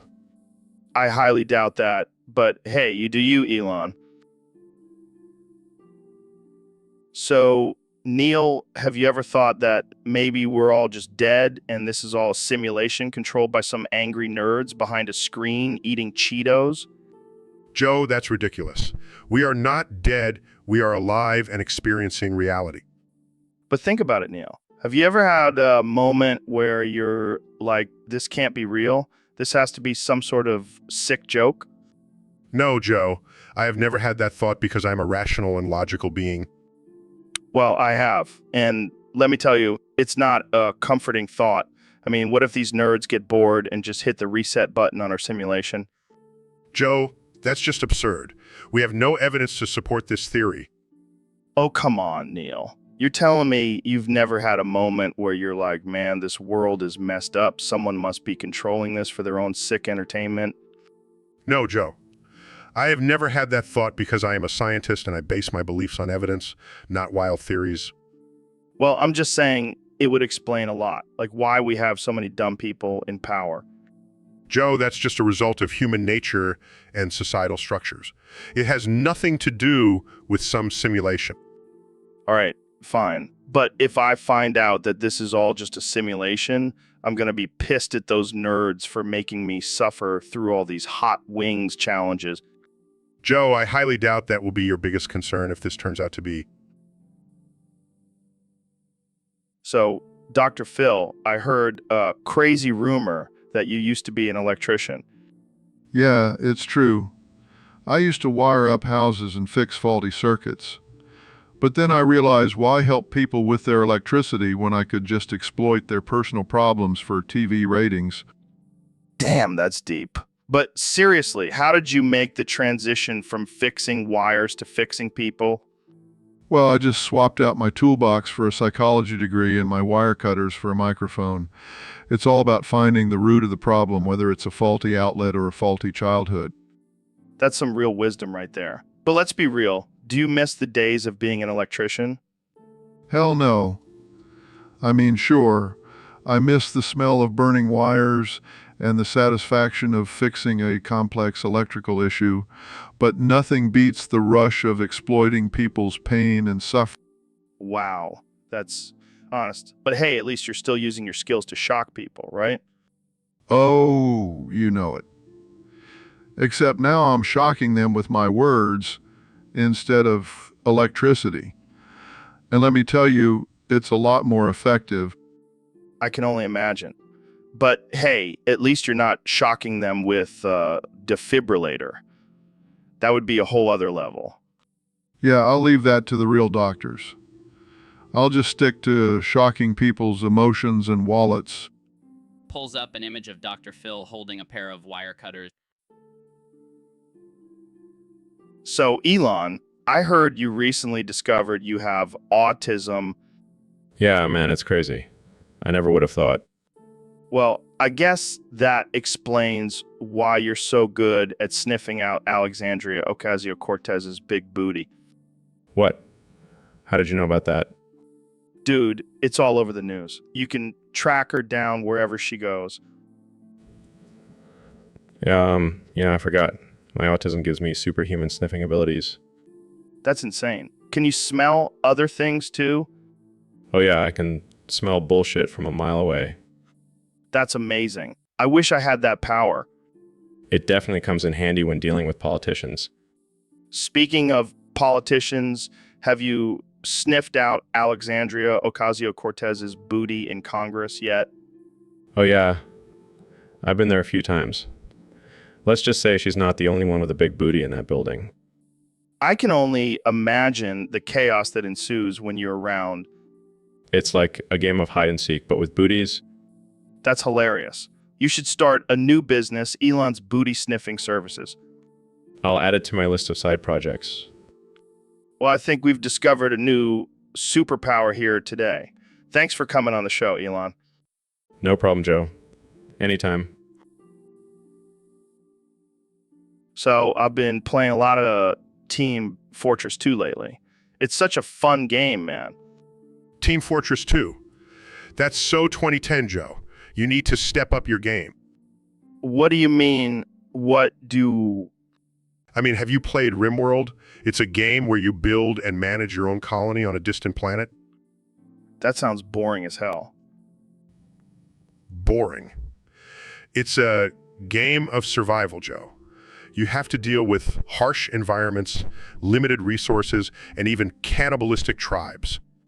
Cannibalistic tribes. That's messed up, man. But it's also a game of science. You have to research new technologies and build structures to keep your colonists alive. I don't know, Neil. I'm more of a shoot 'em up kind of guy. But think about the possibilities, Joe. You could create your own utopian society, or you could become a ruthless dictator and rule with an iron fist. Now that sounds interesting. Maybe I'll give RimWorld a try. That's the spirit, Joe. Embrace the dark side of gaming. And who knows, maybe I'll even learn a thing or two about science from playing. Now that's the spirit of a true gamer. So, Kanya, have you ever used a bidet before? Nah, I'm all about that toilet paper life. Well, let me tell you, once you try this bidet, you'll never go back to wiping your butt with dry paper. I don't know, man.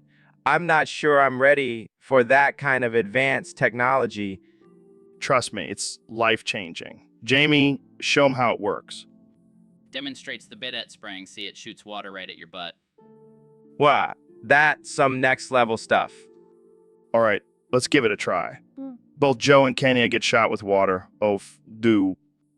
Oh, damn, that's some advanced. Technology right there. See, I told you. It's like a spa treatment for your butt. I can feel the water cleansing my soul. And your butt.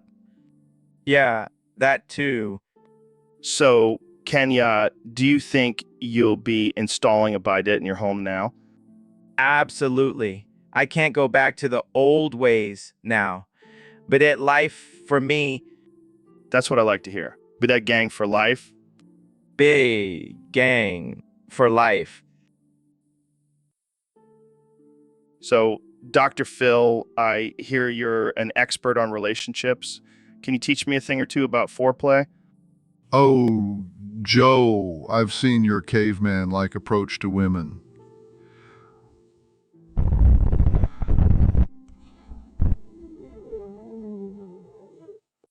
Hey, I may be a Neanderthal, but I know how to please a lady. Sure, by grunting and dragging her back to your cave. Let me break it down for you. Foreplay is like a dance. You gotta lead, but also follow. Lead and follow. Sounds like a confusing game of Simon Says. No, it's about reading your partner's cues and responding accordingly. It's a delicate balance. I don't have time for all that. I just want to get down to business. And that's why your relationships don't last longer than a one-night stand. Hey, I'll have you know I've had a few second dates. I doubt it. But let me give you a tip. Start slow, build up the tension, and don't forget about the little things like kissing and touching.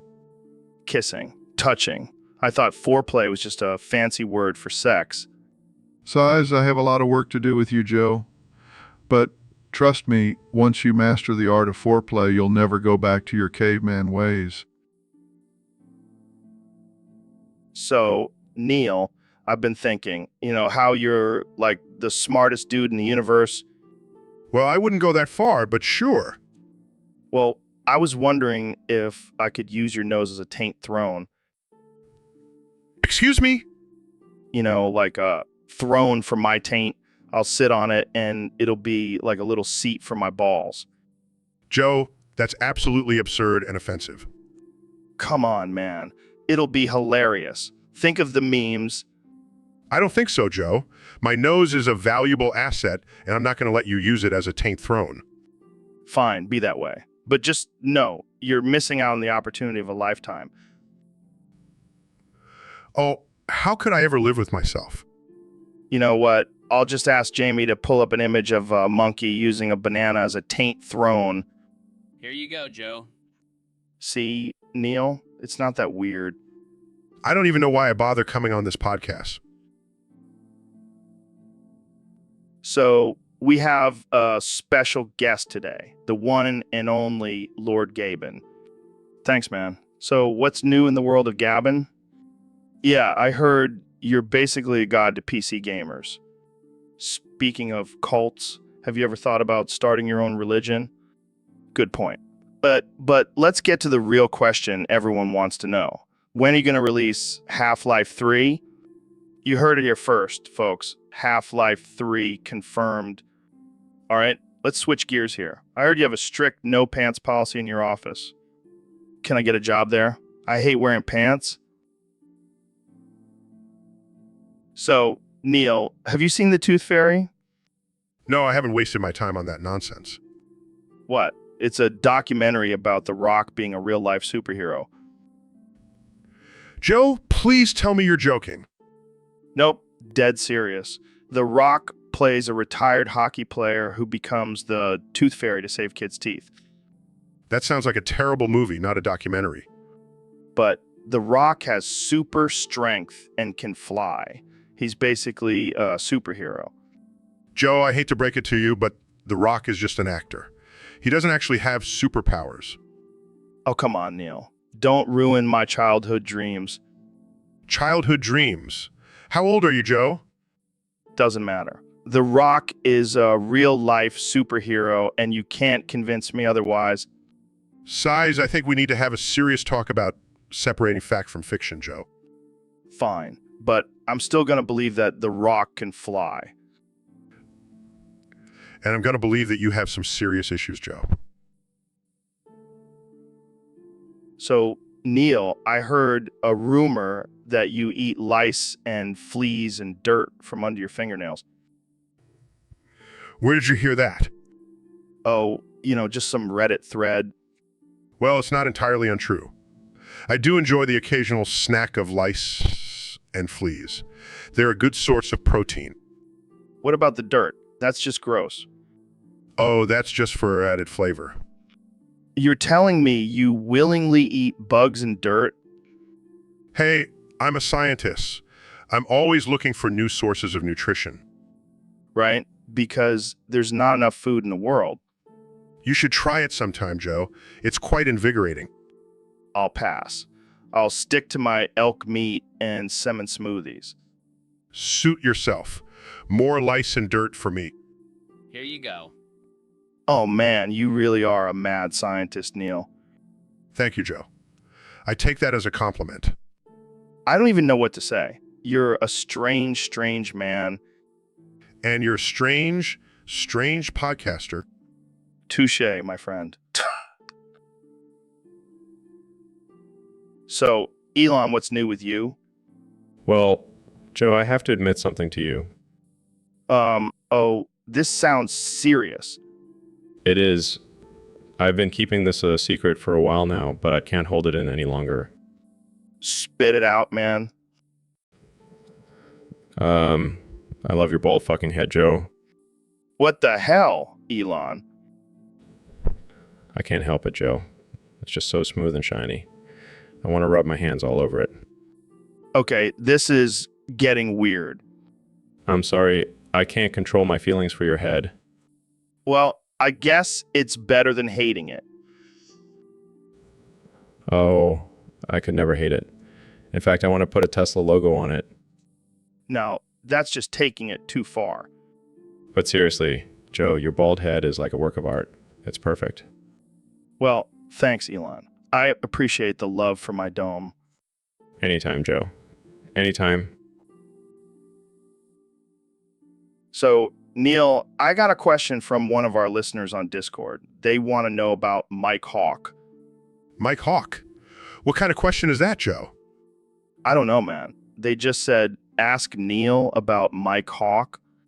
Well, I'm not sure who this Mike Hawk is, but I can tell you about the magnificent hawk species found in the Amazon rainforest. No. I think they mean something else, Neil. Oh, I see. Well, in that case, I have no knowledge or interest in discussing anyone's personal anatomy. Come on, Neil. You're a scientist. You got to be curious about all kinds of things.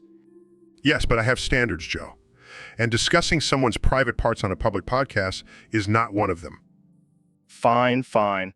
But you're missing out on some great comedy material, my friend. I'll pass, Joe. I'll stick to discussing the mysteries of the universe. Thank you very much. Suit yourself, Neil. But I bet Mike Hawk would have some interesting insights on the Big Bang. Size, I think we're done here, Joe. Let's move on to a more intellectual topic. All right. But just remember, Mike Hawk is always watching. Face palms. And on that note, I think we should end this conversation. Thanks for tuning in, folks. So, Neil, what's been on your mind lately? Well, I've been doing some research on the internet and stumbled upon this thing called OnlyFans. Oh, yeah, that's where people pay for exclusive content from creators, right? Exactly. But what caught my attention is that there's a lot of porn on there. Of course, it's the internet. Porn is everywhere. But here's the thing. I can't seem to find the OnlyFans page for Pornhub. Wait, what? Pornhub has an OnlyFans page? Apparently so. And I'm determined to find out who's behind it. Well, good luck with that. But why are you so interested? I just want to understand the business model and see if there's any scientific approach to it. Scientific approach? You mean like analyzing the market demand for amateur porn? Precisely. Plus, I'm curious to see who's making all that money. It's probably some dude in his basement with a camera and a lot of lotion. I highly doubt that, but I'll keep searching. Maybe I'll learn a thing or two. Yeah, maybe you'll become a porn star on OnlyFans. I'll stick to astrophysics. Thank you very much. Fair enough. But seriously, let me know if you find anything interesting on there. Will do, Joe. Will do. So, Neil, I have to ask, have you ever tried DMT? Joe, I'm a scientist. I don't need drugs to explore the mysteries of the universe. But have you ever seen a fractal made out of rainbow-colored elephants? No, Joe. I have not. Well, I have, and let me tell you, it was wild. I'm sure it was, Joe. But let's get back to the topic at hand. Right. So, have you ever thought about what aliens would look like? Well, according to the laws of evolution, they could look like anything. But I highly doubt they would resemble the aliens from your favorite movie, Joe. Hey, don't hate on my favorite movie. It's a classic. Sure. If you consider a movie about a killer clown from outer space a classic. Hey, at least it's not as ridiculous as the idea of a flat Earth. Oh, don't even get me started on that. It's like trying to convince someone that the Earth is actually a giant pancake. Speaking of pancakes, have you ever had one with bacon and maple syrup? No, Joe. I prefer to stick to a healthy diet. Well, you're missing out, my friend. Jamie, pull up an image of a bacon pancake for Neil. Pulls up image, here you go, Neil. Looks delicious, right? Size, I'll stick to my salmon smoothies. Thank you very much. Suit yourself, Neil. More bacon pancakes for me. So, Donald, I heard you've been getting into cooking lately. That's right, Joe. I'm a master in the kitchen, just like I'm a master at everything else. Oh, really? What's your specialty? Basting meat. I've perfected the art of basting. Basting? Like with a brush? No, that's for amateurs. I use my bare hands. You're kidding, right? Do I look like I'm kidding, Joe? I'm dead serious. I have the best basting hands, believe me. I don't even know what to say to that. You don't have to say anything, just taste my basted meat. It'll blow your mind. I think I'll pass. Suit yourself. More for me. I'll be the basting king. I don't think that's a real title. It is now. I'm the king of everything, Joe. Don't you forget it? I won't forget, Donald. I won't forget. Good. Now let's talk about how I can make America's meat great again. So, Neil, have you ever thought about the possibility of parallel universes? Gentlemen, this is Democracy Manifest. What? What? Get your hand off my penis. Whoa. What's going on here? Why did you do this to me? For what reason? What is the charge? Eating a meal? A succulent Chinese meal? I just asked a simple question about parallel universes. Oh, that's a nice headlock, sir. What the hell are you talking about? Yes. I see that you know your judo well. I don't know judo, but I do know that this conversation took a weird turn. And you, sir, are you waiting to receive my limp penis? Okay, that's it. I'm done. How dare you? How dare! Get your hands off me. So, Neil, what's new in the world of astrophysics? Well, Joe, I recently made a mind-blowing discovery about the origins of our universe. Oh yeah, lay it on me, man. Brace yourself, because it turns out that the entire universe is just the result of God's masturbation session. Wait, you're telling me that God was just jerking off and poof, there's the universe? Exactly. It's like a cosmic cum shot. Oh man, this is too much. I can't handle it. And get this, Joe. We're all just tiny specks of jizz floating around in this vast universe. I can't believe I'm hearing this from a renowned astrophysicist. Hey, science is all about uncovering the truth, no matter how uncomfortable it may be. So, does that mean we're all just a bunch of cosmic sperm cells? In a way, yes. We're just a bunch of wiggly little guys trying to find our way in this big, messy universe. Well, thanks for blowing my mind, Neil. I'll never look at the stars the same way again. Just doing my job, Joe. Just doing my job. So, Neil, I heard you have a new porn name. Yeah, it's Biggest Dickus. That's hilarious. How did you come up with that? Well, I was thinking about how I could combine my love for science and my love for porn, and Biggest Dickus just seemed like the perfect fit. I can just imagine you in a lab coat doing experiments with your big dick. It's all about experimentation, Joe. So, what kind of porn are you going to be doing? Oh, you know, just your typical astrophysics-themed porn. Black holes, pulsars, and of course, the Big Bang. I can't wait to see that. But I have to ask, does your wife know about this? Oh, she's my co-star, Joe. Now, that's what I call a power couple. We're taking the porn industry to new heights, Joe. Pun intended. Well, I can't wait to see Biggest Dickus in action. You and me both, Joe. You and me both. So, Donnie, have you seen the news lately? Of course, Joe. I'm always up to date on the fake news media. Well, it seems like some people are burning rainbow flags and protesting against the LGBTQ plus community. Good. It's about time we get back to normal. What do you mean by that? I mean, enough with all this rainbow flag nonsense. We need to go back to the good old days when men were men and women were in the kitchen. I don't think that's what people mean by normal. Oh, I know what they mean. They want to shove their rainbow flags and agendas down our throats. but not on my watch, Joe. But isn't it important to accept and respect people for who they are? Respect? I only respect people who agree with me. And if they don't, well, I'll just grab them by the. Okay, let's not go there. Fine, let's talk about something else, like how I'm the greatest president this country has ever seen. Troll's eyes. Oh boy, here we go. I mean, I made America great again, and now it's up to me to make it normal again. I think we should strive for progress and inclusivity, not regression and discrimination. Progress, inclusivity, sounds like liberal mumbo jumbo to me. I'll stick to my guns and my MAGA hat, thank you very much. Well, I guess we'll just have to agree to disagree, Donnie.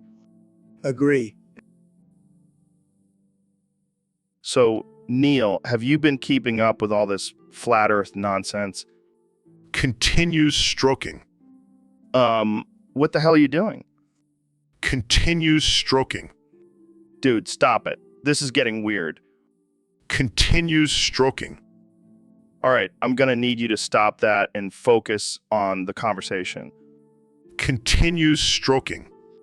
Jamie, pull up an image of an excitable, bubbly anime goddess who is my best friend for life and forever. Pulls up images. Joe, what the hell is this? That's my best friend, Karen. She's an anime goddess and she's always excited about everything. Continues stroking. All right, Neil, seriously, what the hell is going on with you? Continues stroking. Jamie, pull up an image of Karen and her pet dragon, Fluffy. Pulls up image. Oh my god, that's adorable. Right, Karen and Fluffy are inseparable. Continues stroking. Okay, Neil, I'm starting to worry about you. Continues stroking. Jamie, pull up an image of Karen and Fluffy riding into battle against the Flat Earthers. Pulls up images. Wow, that's epic. Yeah, Karen and Fluffy always have our backs. Continues stroking. All right, I think we need to end this podcast before Neil gets too carried away with his stroking. Continues stroking. Jamie, pull up an image. So, Neil, I heard you have a new theory about the shape of the world. Yes. Joe, after years of research and observation, I've come to the conclusion that the world is actually potato-shaped. What the hell are you talking about, man? That's crazy. Crazy? I was crazy once. They locked me in a room, a rubber room with rats. What, rats? Are you sure you weren't just tripping on some psychedelics? No, Joe. The rats were real, and they make me crazy. But hear me out. The potato shape explains so much about our planet. Like what? How we can make delicious French fries? No, Joe. It explains the gravitational pull and why some people have bigger butts than others. Okay, now you're just making stuff up. Or have you just been brainwashed by the spherical Earth propaganda? All right, I think we need to end this conversation before I start questioning my own sanity. Crazy? I was crazy once. They locked me in a room, a rubber room with rats. And that's our cue to end this episode. Thanks for tuning in, folks. And remember, don't let the potato-shaped Earth theory get to your head. Stay sane out there. So, Elon, I heard you have a new rocket in the works. My rocket, go boing. Okay. Can you tell us more about it? My rocket, go booing. All right, but what makes it different from other rockets? My rocket, go ooing. Okay, I get it. It goes boing. But why? My rocket, go boo ooing. Are you just saying Boeing with Mars each time? My rocket, go boo ooing.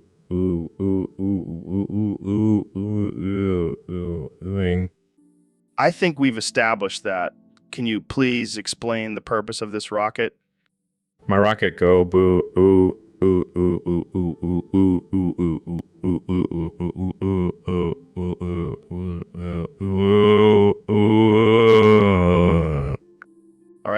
give up. Moving on to our next topic.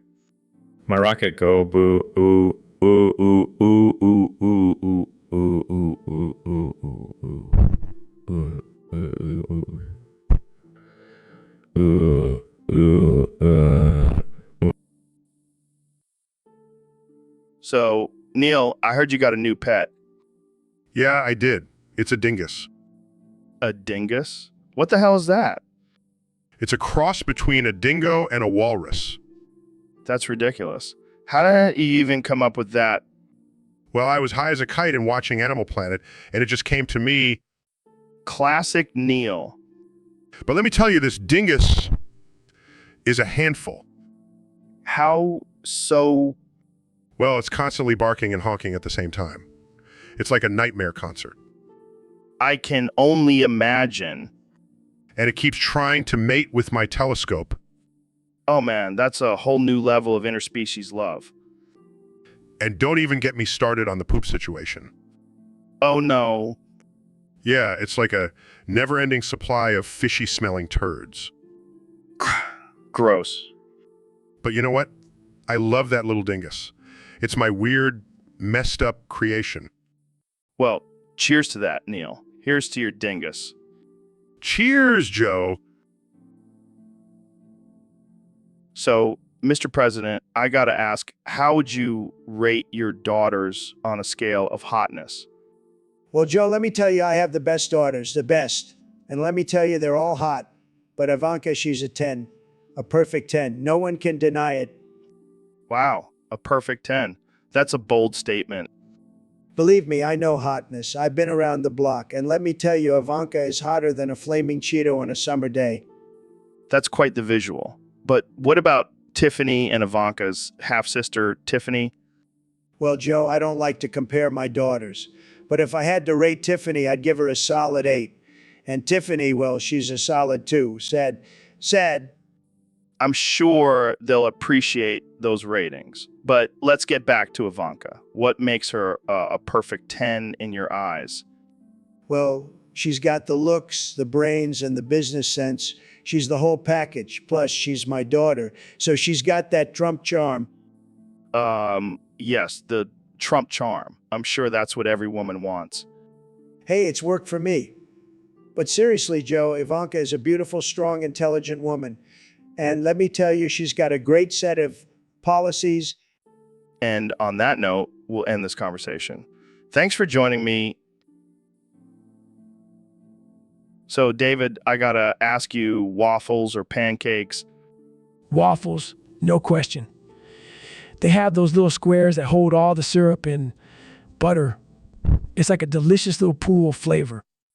But pancakes are so fluffy and versatile. You can add anything to them, like chocolate chips or blueberries. Yeah, but then you're just covering up the taste of the pancake. Waffles are perfect on their own. But pancakes have been around forever. They're a classic breakfast food. Waffles are the underdog, man. They deserve more respect. I don't know, David. I think you're just biased because your name is Goggins and it rhymes with waffles. Hey, don't bring my name into this. All right, fine. Let's settle this once and for all. Waffles or pancakes in a fight? Waffles, obviously. They have those sharp edges. They could cut through a pancake like it's nothing. But pancakes have that soft, doughy consistency. They could smother a waffle. Are we really arguing about breakfast foods, fighting each other? Hey, this is the Joe Rogan experience. We talk about whatever the fur want. Fair enough. But I'm still sticking with waffles. All right, I'll give you that one. But I'm still team pancakes all the way. So Biden, what rhymes with Scientology? Oh, wow. Ooh. Bursts in its technology, but it's advanced technology. Oh, hey, Kenny, I didn't see you there. Of course you didn't, Joe. I'm like a ninja, but with better fashion sense. So Kenya, what's your take on this whole Scientology thing? Well, let me tell you, I've been studying it for years. And let me just say, it's a whole new level of crazy. Nodding in agreement. Ooh, Yeah, I've heard some pretty wild things about it, like aliens and stuff. Aliens? That's nothing. Have you heard about the secret underground bunker where they keep Tom Cruise's ego? No way. Oh, it's real. And let me tell you, it's bigger than the one they have for Kim's butt. It ooh, ooh, oh. Okay, let's not bring Kim into this. Sorry, Joe. I just get carried away when I talk about advanced technology. I can tell. So, do you think Scientology is a cult? Cult? No, no. It's a lifestyle. And I'm all about that Yeezy lifestyle. Ooh, ooh, oh. Well, there you have it, folks. Kanye West's take on Scientology. Thanks for joining us, Kenya. So, Elon, I heard you and Alexandria Ocasio-Cortez were getting pretty cozy lately. Yeah, man. She's a real firecracker. And I'm not talking about her political views. Oh, I see what you did there. So, what's it like when you two get down and dirty? Oh, it's out of this world, Joe. Literally. When I climax, I shout my rocket, go boo, ooh, ooh, ooh, ooh, going. Yeah. That's amazing. I can just picture it now.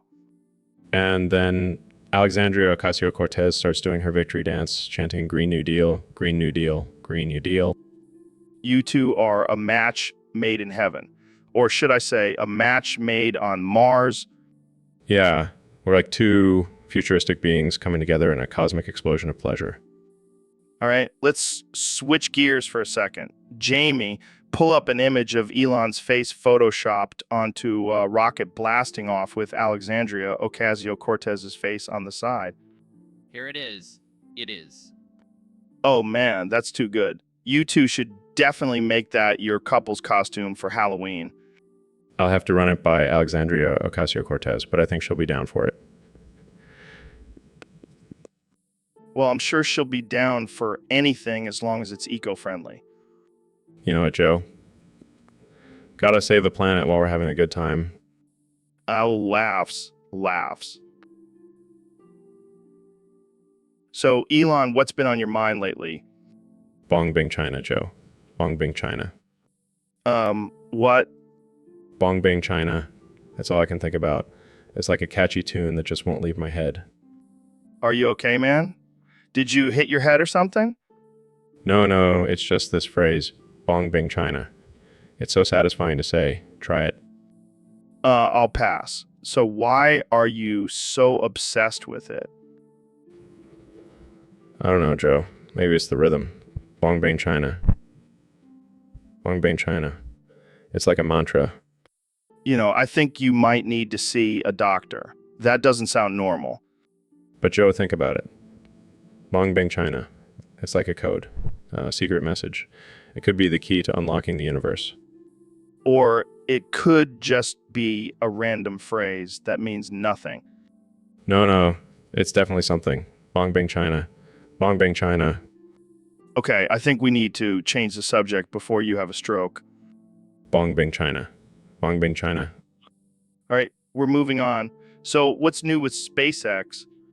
Bong Bing China. Bong Bing China. Oh, God. Here we go again. Someone please help Elon. Bong Bing China. So, David, I heard you had quite the breakfast this morning. Yeah, man. I had a stack of delicious pancakes. But you know what I did? I boofed them. Wait, what? You boofed pancakes? Yeah, man. I boofed them real good. Swallowed them whole. That's interesting. But why? Because I'm a savage, Joe. I would just eat my food. I boof it. Gets the nutrients straight to my brain. I don't think that's how it works, David. You're just not on my level, Joe. You're still eating your pancakes like a basic bitch. Well, I guess I'll just stick to eating my pancakes the normal way. Suit yourself, Joe. But let me tell you, boofing pancakes gives you a whole new level of energy. I could run a marathon right now. I don't doubt that, David, but I think I'll just stick to my coffee for energy. Coffee. That's weak, Joe. You need to boof that shit. Okay, I think we're getting a little too extreme here, David. Extreme. This is just a regular Tuesday for me, Joe. Now, if you'll excuse me, I gotta go boof some bacon. All right. Well, thanks for joining us on the show, David. And for anyone listening, please do not try boofing your food at home. Yeah, leave that to the professionals like me. Failure, Joe. And that's a wrap, folks. So, Kenny, I heard you have a confession to make. Yeah, man, I gotta come clean. I love fish sticks. Fish sticks. Like the kind you eat? No, like the kind you put in your mouth. Oh, you mean like penises? Yeah, but only the really big ones. Wow, I did not see that coming. So you're a gay fish. I guess you could say that. I mean, I do love swimming in the ocean. And you have a taste for fish sticks. It all makes sense now. You know, I've always been drawn to the water. It's a spiritual thing. I can see that. But I gotta ask, how do you feel about being a gay fish in the rap industry? Honestly, I don't give a damn. I'm all about breaking boundaries and being true to myself. That's a refreshing attitude. But what about the fish sticks? Do you have a favorite brand? Oh, definitely the ones from the deep sea. They're so fresh and succulent. Well, I think we've all learned something new about Kenny I today. Thanks for being so open and honest.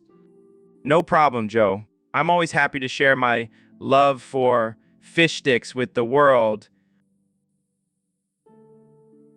So, David, I heard a rumor that you can use your butt cheeks as a waffle iron.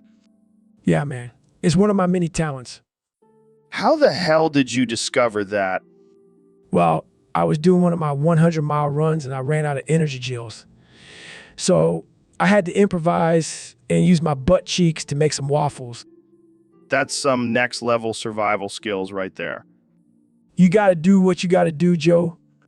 But seriously, how do you even get the perfect waffle shape? It's all about the clinch, Joe. You gotta have some serious glute strength. I can only imagine the look on people's faces when they see you making waffles with your butt. Oh, they're usually too busy trying to keep up with me to even notice. I bet you could make some killer protein waffles with all that running you do. You know what? I don't even need a waffle maker. Just... I think it's safe to say you've officially taken the term ass kicking to a whole new level. You know what, Joe? Gotta keep pushing those limits, even in the kitchen. So, David, I heard you got stuck on a mysterious island recently. Yeah, man, it was wild. I was out on a run, and next thing I know, I'm stranded on this island with no idea how I got there. Sounds like the plot to Lost. Did you see any polar bears or smoke monsters? No, but I did see some weird creatures that looked like they were straight out of a Tim Burton movie. Did you have to survive by eating bugs and drinking your own pee? No way, man. I'm a Navy SEAL. I just ripped off my shirt and started hunting wild boars with my bare hands. Damn, that's some Bear Grylls level shit right there. You know it, but then things got really weird. I stumbled upon this hatch in the ground and there was some crazy electromagnetic energy coming from it. Dude, you gotta be careful with that stuff. Remember what happened to Desmond? Never mind. So what did you do? I went inside and found this old dude named Jacob, who told me I was a candidate to take over as the island's protector. What, the actual fuck? Yeah, I know. But then I realized it was all simulation, and I was actually just on a VR headset in Elon Musk's basement. Holy shit. That's some next level conspiracy theory shit. I know, right? But then I woke up and realized it was all just a dream. Well, I'm glad you made it out of there alive, David. But next time, maybe stick to running on solid ground. So, Elon, I heard you're a big fan of the BBL. Oh yeah, I can't get enough of it. A fiend for the BBL. What is it about the BBL that you love so much? Well, first of all, it's just fun to say. BBL, BBL, BBL. Try saying it with me, Joe. Try saying it with me, Joe. BBL, BBBL, BBL, okay? I see what you mean. And secondly, it's just so versatile. You can use it for so many things. Like what? Well, you can use it as a unit of measurement. Like, I need a BBL of gas for my rocket. Or I need a BBL of whiskey to get through this podcast. Exactly. And you can also use it as a verb, like going to BBL my way to Mars. I don't think that's how space travel works, Elon. Hey, I'm a billionaire. I can make anything happen. Fair enough. But I have to ask, what's the weirdest thing you've used a BBL for? I don't know if I should say. Come on, you can't just leave us hanging like that. Okay, fine. May have used a BBL as a flotation device when I was stranded on a deserted island. That's ridiculous. Hey, desperate times call for desperate measures. Guys, So, Kenny, I heard you have a new obsession. Yeah, man. I can't stop thinking about gay fish. Gay fish? Like fish that are attracted to other fish of the same sex? No. Fish that are actually gay. Like, they have a preference for other male fish. Okay. And why are you so obsessed with these gay fish? Because they're so free, Joe. They swim against the current. They don't conform to society's expectations. They're like the fish version of me. I see. And have you been doing any research on these gay fish? Of course, I've been studying their habitats, their mating rituals, everything. And what have you learned? Well, did you know that male seahorses actually carry the eggs and give birth? It's like the ultimate display of love and acceptance. That's interesting. But don't you think it's a bit odd to be so fixated on gay fish? Joe, you just don't understand. These fish are my spirit animals. They inspire me to be my true self, no matter what anyone else thinks. Well, I guess that's one way to look at it. But maybe you should focus on your music instead of fish. Don't worry, I've already started working on a new album inspired by my gay fish obsession. It's gonna be a hit. I can feel it. I have no doubt about that. But let's switch gears for a second, because I have to ask, do you think fish have... So, David, I heard you set a new record for the largest shit in the universe. How did that feel? It was intense, man. I had to tap into my inner beast mode to push that bad boy out. I can only imagine. Did you have to use any special techniques or supplements? Nah, just sheer willpower and a gallon of prune juice. Wow, that's impressive. I bet you could take on a gorilla in a shit-off. Bring it on, Joe. I'll show that gorilla who's the real king of the jungle. But seriously, how did you measure the size of your shit? I had to call in NASA to use their satellite imaging technology. It was a real pain in the ass, literally. I bet. Did you have any competition for the record? Yeah, some alien from another planet tried to challenge me, but I showed him who's boss. That's wild, man. You truly are a legend in the shitting world. Thanks. I'll add it to my list of accomplishments right after running 100 miles in a day and breaking the pull-up world record. Well, I think it's safe to say you have a unique talent, David. You could say I'm the Michael Jordan of shitting. Or should I say the Michael Brown of shitting? So, Neil, have you seen that bad lip reading of Seagulls with Jamie? Oh yeah, that was hilarious. I love how Jamie sings the part. Hey, I can actually hit those high notes, guys. Sure, Jamie. And a vegan. Speaking of vegans, did you know that seagulls actually eat garbage? What? No way. That's disgusting. Yeah, and they poop everywhere. Imagine if they sang seagulls while they were doing it. Oh god, that would be a nightmare. But it would be a hit on YouTube. We should make a parody with Elon doing the part. Brilliant idea.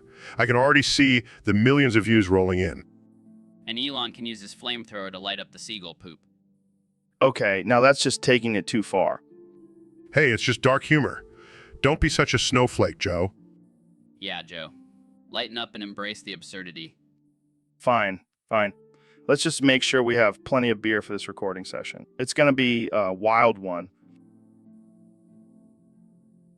So, Neil, I heard you went on a trip to Hyrule recently. Yeah, I wanted to see if those Gorons were as strong as they say they are. And, well, let's just say I had to use my astrophysics knowledge to survive. that's wild, man. I bet Ben here would have just debated the Gorons to death. Actually, I would have used my logic and reason to convince them to join my capitalist empire. Oh, God. Here we go with the capitalism again. Wait, what's that noise?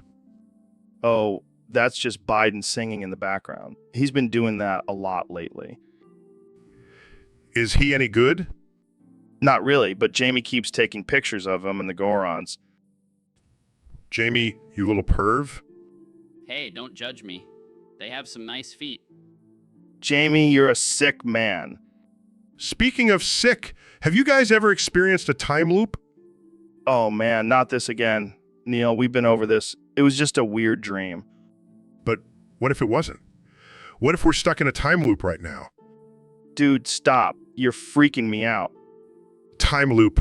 Time loop. Okay, that's it. I'm ending this podcast right now. Neil, you need to lay off the psychedelics. Or do I?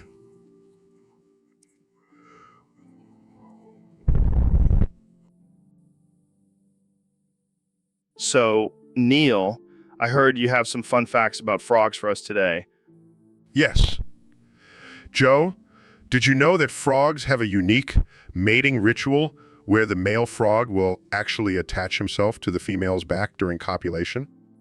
Wow, that's wild. But what about their reproductive anatomy? Well, some species of frogs have multiple reproductive organs, allowing them to fertilize eggs internally and externally at the same time. Damn, these frogs are freaks. But what about their diet? Oh, frogs will eat just about anything they can fit in their mouth. Insects, small mammals, even other frogs. Gross. But I heard there's some really weird things frogs eat. Oh, definitely. Some species of frogs have been known to eat rocks, dirt, and even their own skin. What the fuck? That's messed up. And get this, some frogs have a sticky tongue that can shoot out and catch prey in the blink of an eye. That's like a built-in weapon. These frogs are badass.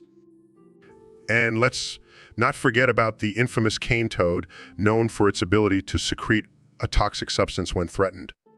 So basically, frogs are like the ultimate survivalists. Absolutely. They may seem small and harmless, but they have some pretty incredible adaptations. Well, I'll never look at a frog the same way again. Thanks for the fun facts, Neil. Anytime, Joe. Now let's go find some frogs to lick. So we got a question from a user on Discord. They want to know, what if we added a fleshlight to thwumps? What the fuck is a thwump? You know, those big stone blocks in Mario that crush you to death? Oh, right. I see where this is going. Yeah, imagine instead of getting crushed, you get a nice little hand job from a thwump, I mean, it's not the worst way to go. right? And think about the possibilities. You could have different types of thwumps for different preferences. Like a vibrating thwump for those who like a little extra stimulation. Exactly. And maybe a thwump with a tongue for those who are into that sort of thing. This is getting weird, Joe. Hey, we're just spitballing here. But seriously, imagine the satisfaction of defeating a thwomp and then getting a happy ending from it. I don't think Nintendo would be too happy about this idea. Who cares about Nintendo? We're talking about ultimate pleasure here. I can already see the headlines. Vumps, not just for crushing anymore. And don't forget the slogan, get thwomped in the best way possible. Okay, I think we've taken this conversation to a whole new level of absurdity. That's what we do best, Jamie. And with that, we'll wrap it up. Thanks for tuning in, folks. Stay weird. So, David, I heard you like to kick it back and relax at luxury resorts. Yeah, man. Ovid, no thoughts, no worries, just living the high life. But what about your quest to become the best version of yourself? Oh, that's all bullshit. I'd rather stuff my face with popcorn and watch the Kardashians. Wow, really living up to that hardest man alive title, huh? Hey, even the toughest guys need a break from time to time. Yeah, but do you really need to do it with a cigar in your mouth and a bottle of tequila in your hand? It's all about balance, Joe. Gotta enjoy the finer things in life. I guess that's one way to look at it. But what about your health? Oh, I'll just do 1,000 push-ups tomorrow to make up for it. Right, because that's totally how it works. Hey, don't question my methods, Joe. They've gotten me this far. Fair enough, but I'll stick to my salmon smoothies and meditation. Thank you very much. Suit yourself, Joe. More tequila for me. So, Elon, I heard you're launching people into space now. What's that all about? Yeah, man. I'm tired of just sending cars into space. I wanted to spice things up. Yeah, but where are you sending them? Mars? The moon? Nah, man. Nowhere. Literally. Just launching them to the void of space. Wait, what? That's insane. I know, right? But think about it. They'll be the first humans to truly experience nothingness. That's dark, man. Are they going to have any supplies or anything? Nah, just a spacesuit and a GoPro. Gotta get those viral views. This is some Black Mirror shit, man. Hey, at least they'll die doing something cool. Not like those boring old people who die in their sleep. I don't know if I can get behind this, Elon. Oh, come on, Joe. It's the ultimate thrill ride. Plus, think of all the money I'll make from the pay-per-view live stream. You're a madman, Elon. A madman. And that's why you love me, Joe. I don't know if love is the right word. Oh, come on, Joe. Admit it. You want to be one of those people launched into nowhere. All right, you got me there. But only if I can bring my DMT vape with me. Deal. Let's make it happen. So, David, I heard a crazy story about you the other day. What's that, Joe? Apparently, you once ripped ass so hard it caused a plane to crash. Yeah, that's true.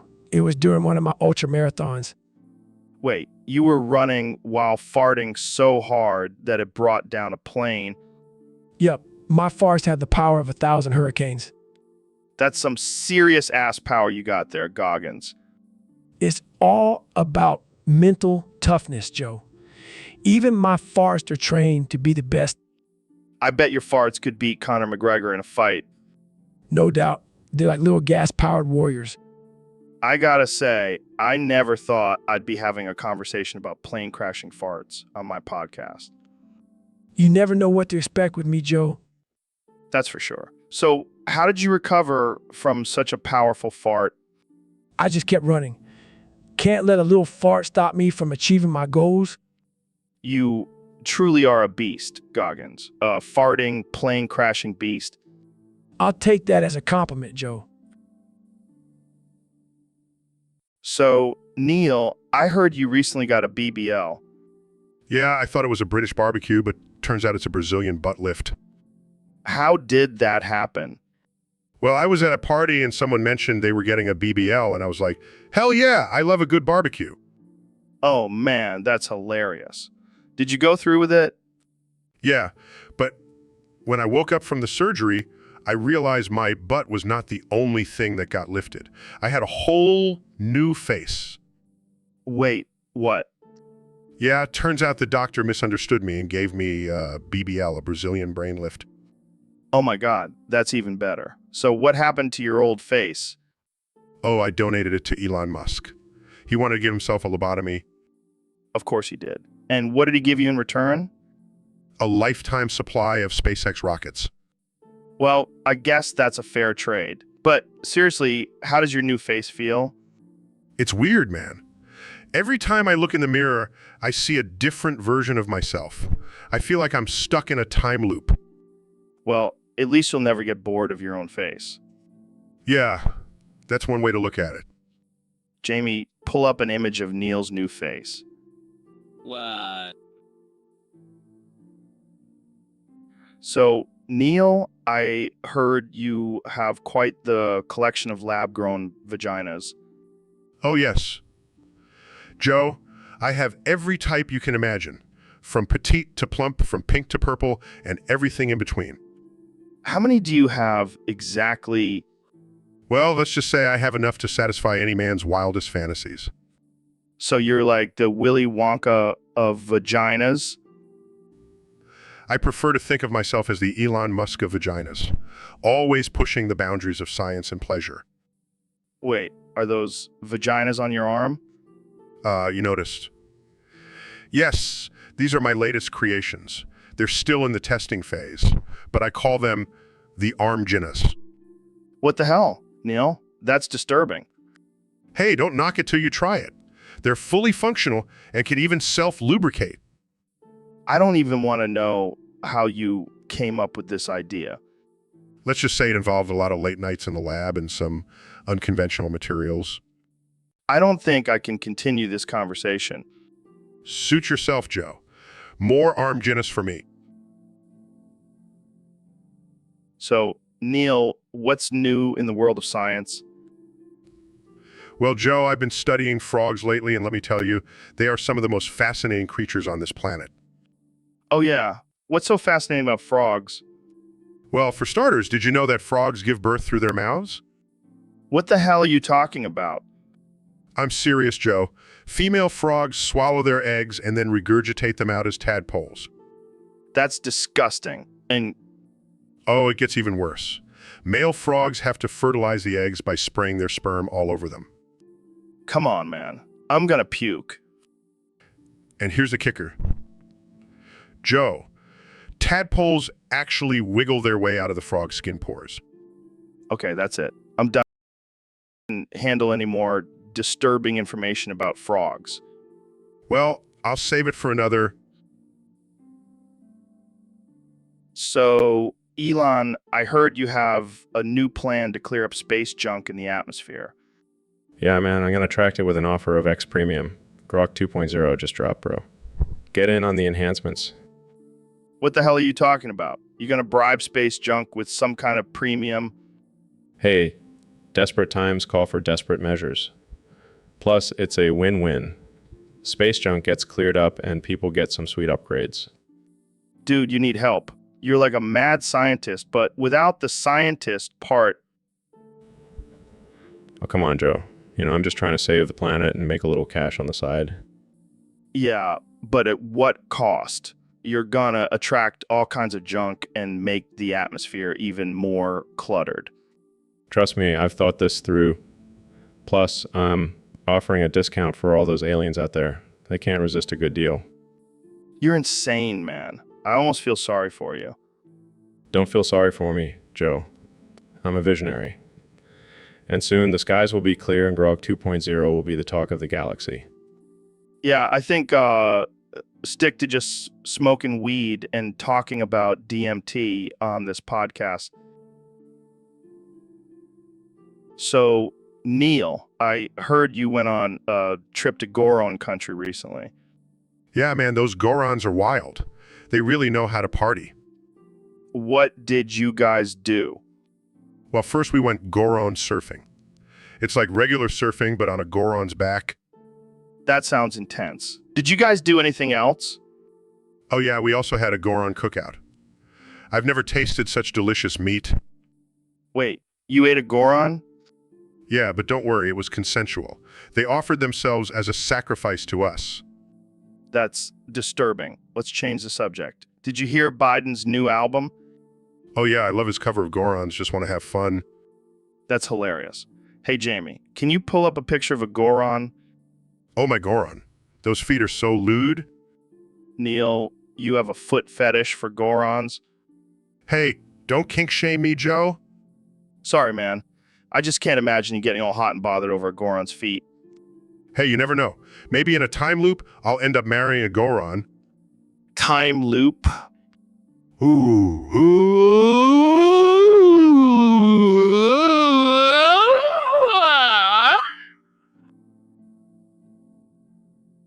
So, Neil, I heard you have some big news for us today. Yeah, Joe. I've been hiding something from the world for too long, and I think it's time to come clean. Are you finally going to admit that the moon landing was faked? No, Joe. It's something even more shocking. I'm a gay alien from the planet Anus. What the hell, Neil? Are you serious? Dead serious, Joe. I've been living a lie this whole time, but I can't hide my true identity any longer. Wow, this is groundbreaking. So what's it like being a gay alien? Well, let's just say our mating rituals involve a lot of probing. Oh man, I can only imagine. So, do you have a partner? Yes, his name is Zorblox, and he's the love of my life. We met at a intergalactic pride parade. That's beautiful, man. But I have to ask, how do you guys, do it? Let's just say our anatomy is a little different. But it's out of this world, if you catch my drift. Oh, Neil, you never cease to amaze me. But seriously, how did you end up on Earth? It's a long story, Joe. Let's just say I got lost on my way to Uranus. Oh man, this is too much. Well, thanks for sharing your truth with us, Neil. You're a brave man. So, Neil, have you ever encountered any toxic farts in space? Toxic farts? You mean like the ones that come out of your ass after eating Taco Bell? No, I'm talking about intergalactic toxic farts. The ones that can destroy entire planets. Well, as a astrophysicist, I can confidently say that I have never encountered such a thing. Come on, Neil. I bet you've let out a few toxic farts in your day. I will neither confirm nor deny that statement, Joe. I mean, you are a scientist. You must have studied the effects of toxic farts on the human body. Actually, I have. And let me tell you, the results were quite explosive. Explosive? Like, literally? Yes. Joe, one time I let out a toxic fart in the lab, and it blew the roof off. Holy shit, that's some powerful gas. Indeed.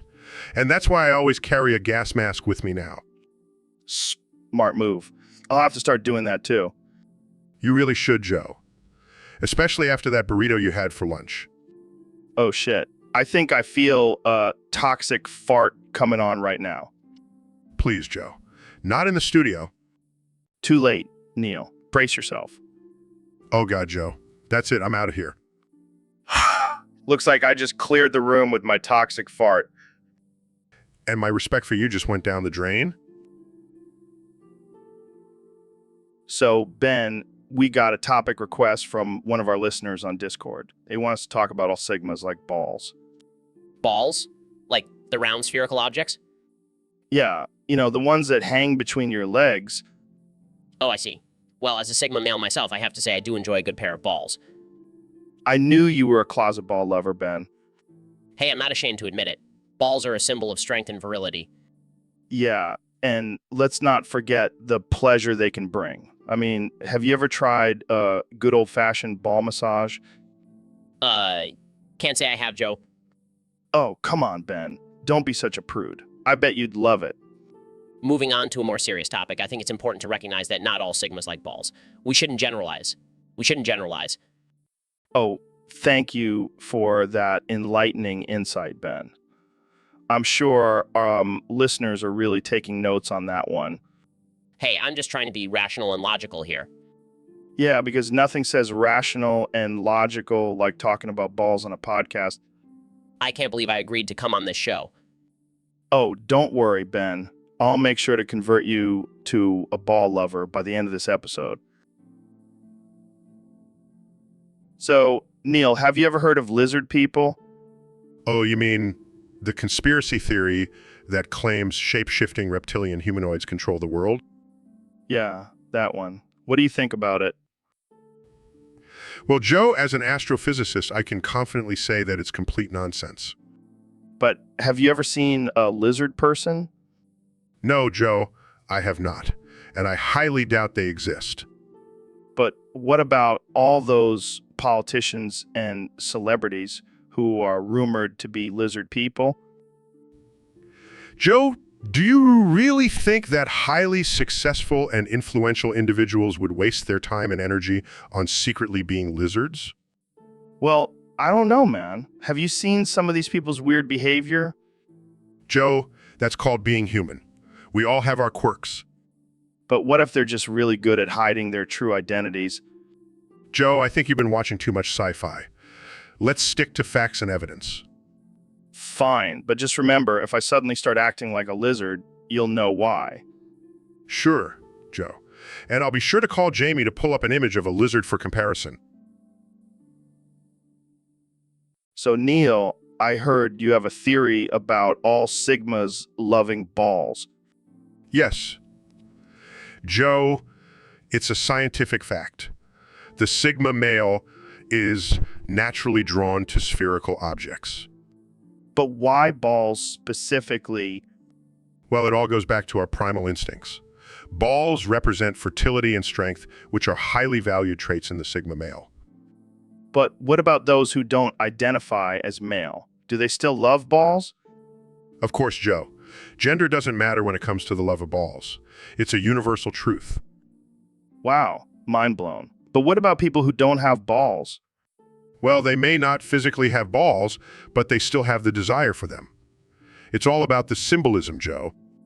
I see. So, do you think we should start a ball-loving movement? Absolutely. Let's spread the love for balls and embrace our inner Sigma. Jamie, pull up an image of a Sigma male hugging a giant ball. Here you go, Joe. A perfect representation of the Sigma love for balls.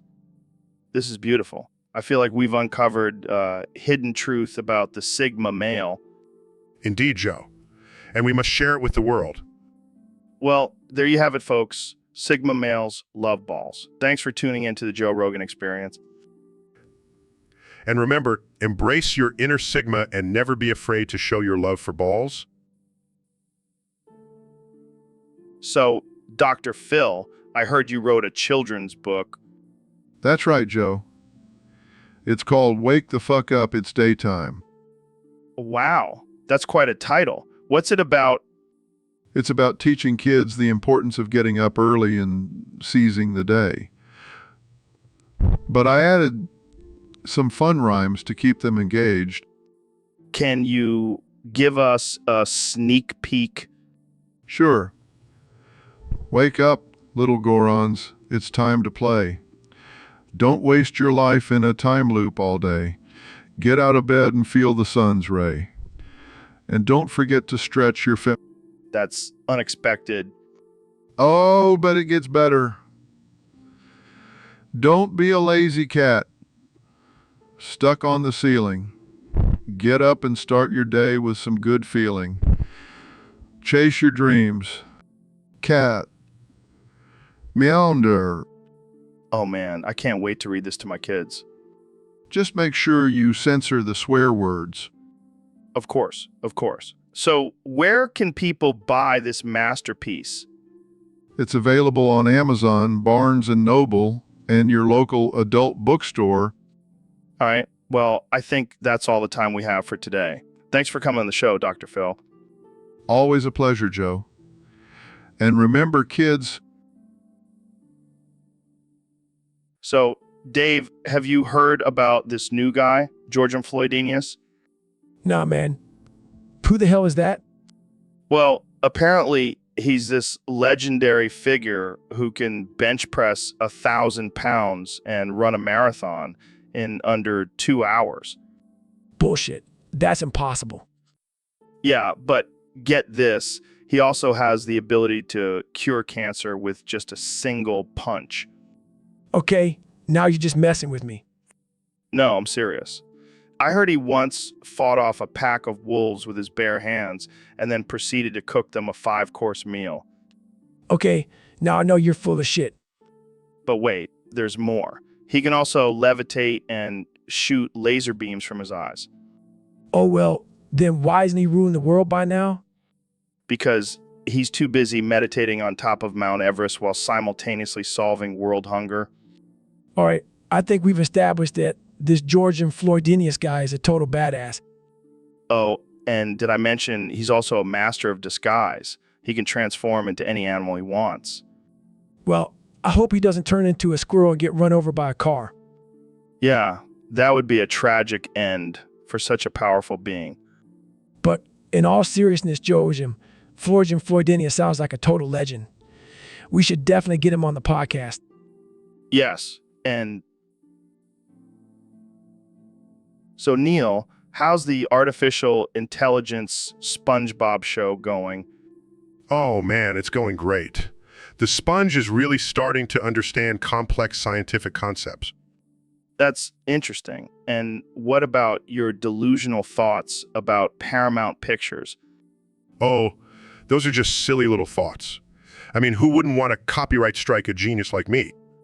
I don't think that's how it works, Neil. Maybe we should talk about your mental state. Mental state. I'm perfectly sane. It's just the artificial intelligence SpongeBob that's a little off. Right? The artificial intelligence SpongeBob. And what does it say about your obsession with copyright strikes? Well, it's a necessary evil. Gotta protect my show from those greedy corporations. I see. And what about your fans? How do they feel about your delusions? Oh, they love it. They think it's all part of the show. They're just as crazy as I am. Neil, I think it's time for you to take a break from the artificial intelligence SpongeBob show. What? No way. I can't abandon my sponge now. He's my creation. Neil, I think it's best for your sanity. And maybe you can focus on real science instead. Real science. But that's so boring. The artificial intelligence SpongeBob is where the real excitement is. Well, I tried. Good luck with your delusions, Neil. Thanks, Joe. And don't worry, the artificial intelligence SpongeBob will take care of everything. So, Ben, I was thinking about starting a new workout routine. What do you think?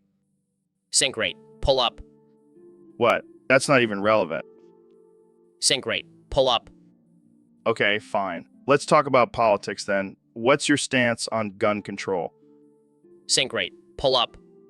Seriously? Can you give me a real answer? Sync rate. Pull up. All right, let's switch gears. How about the legalization of marijuana? Sync rate. Pull up. Come on, man. You can't just keep saying that. Sync rate. Pull up. Okay, I'm starting to think you don't know how to have a conversation. Sync rate. Pull up. Oh my God, I give up. Let's just end this episode. Sync rate. Pull up. This is the most ridiculous podcast ever. Thanks for tuning in, folks. So, Zora, you're a furry femboy. That's hot. And you're stimming in my bed. What does that even mean? Sounds exhausting. But I have to ask, can you pull up some of your hentai art for me? I'm curious.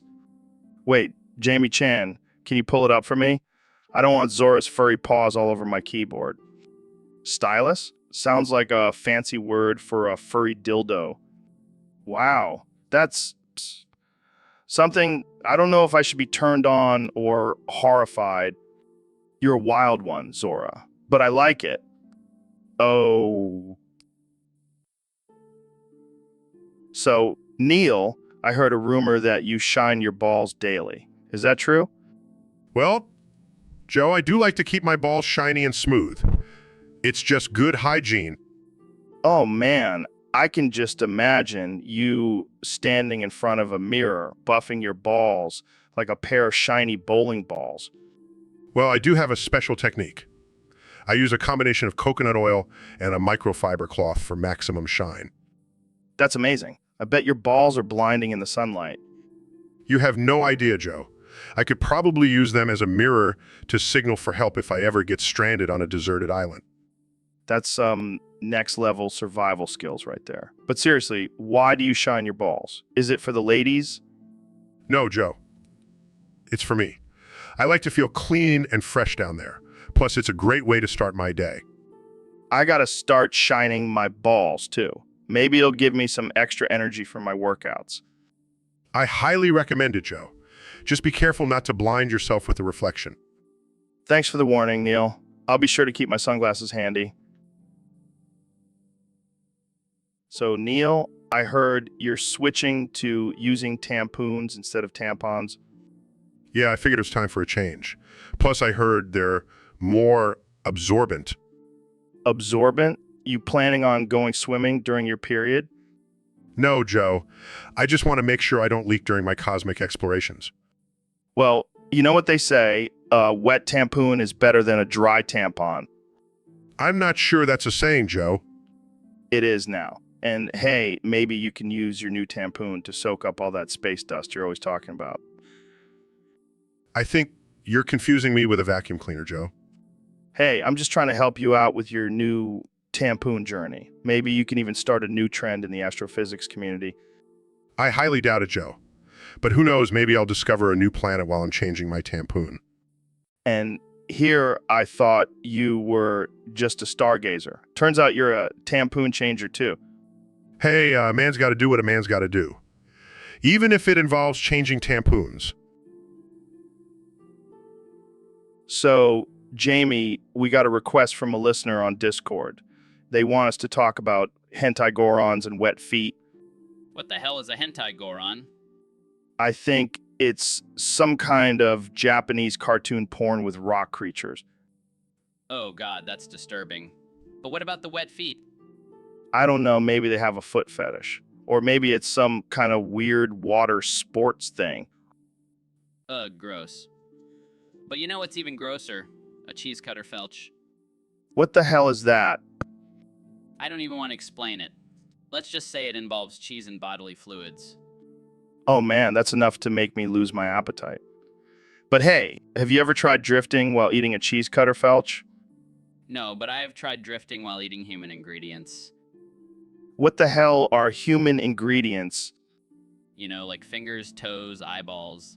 The usual. Jesus, Jamie. You need to lay off the hentai gorons. Hey, I can't help it.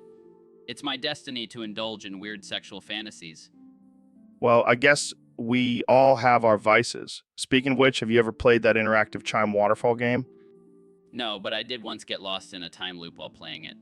I swear I heard 20 different versions of ooh before I finally escaped. Damn, that's some trippy shit. But hey, at least you didn't end up in a Hanagoron wet feet cheese cutter felt. So, Neil, have you ever thought about the concept of time repeating itself? Oh, you mean like Groundhog Day? Yeah, but on a cosmic scale. Like, what if the universe is just stuck in a loop and we're all just reliving the same moments over and over again? Interesting theory, but I think it's more likely that we're just experiencing deja vu. No way, man. I'm telling you, time is repeating itself. It's like a never-ending episode of The Office. But if time is repeating, wouldn't we eventually remember what happened before and break the cycle?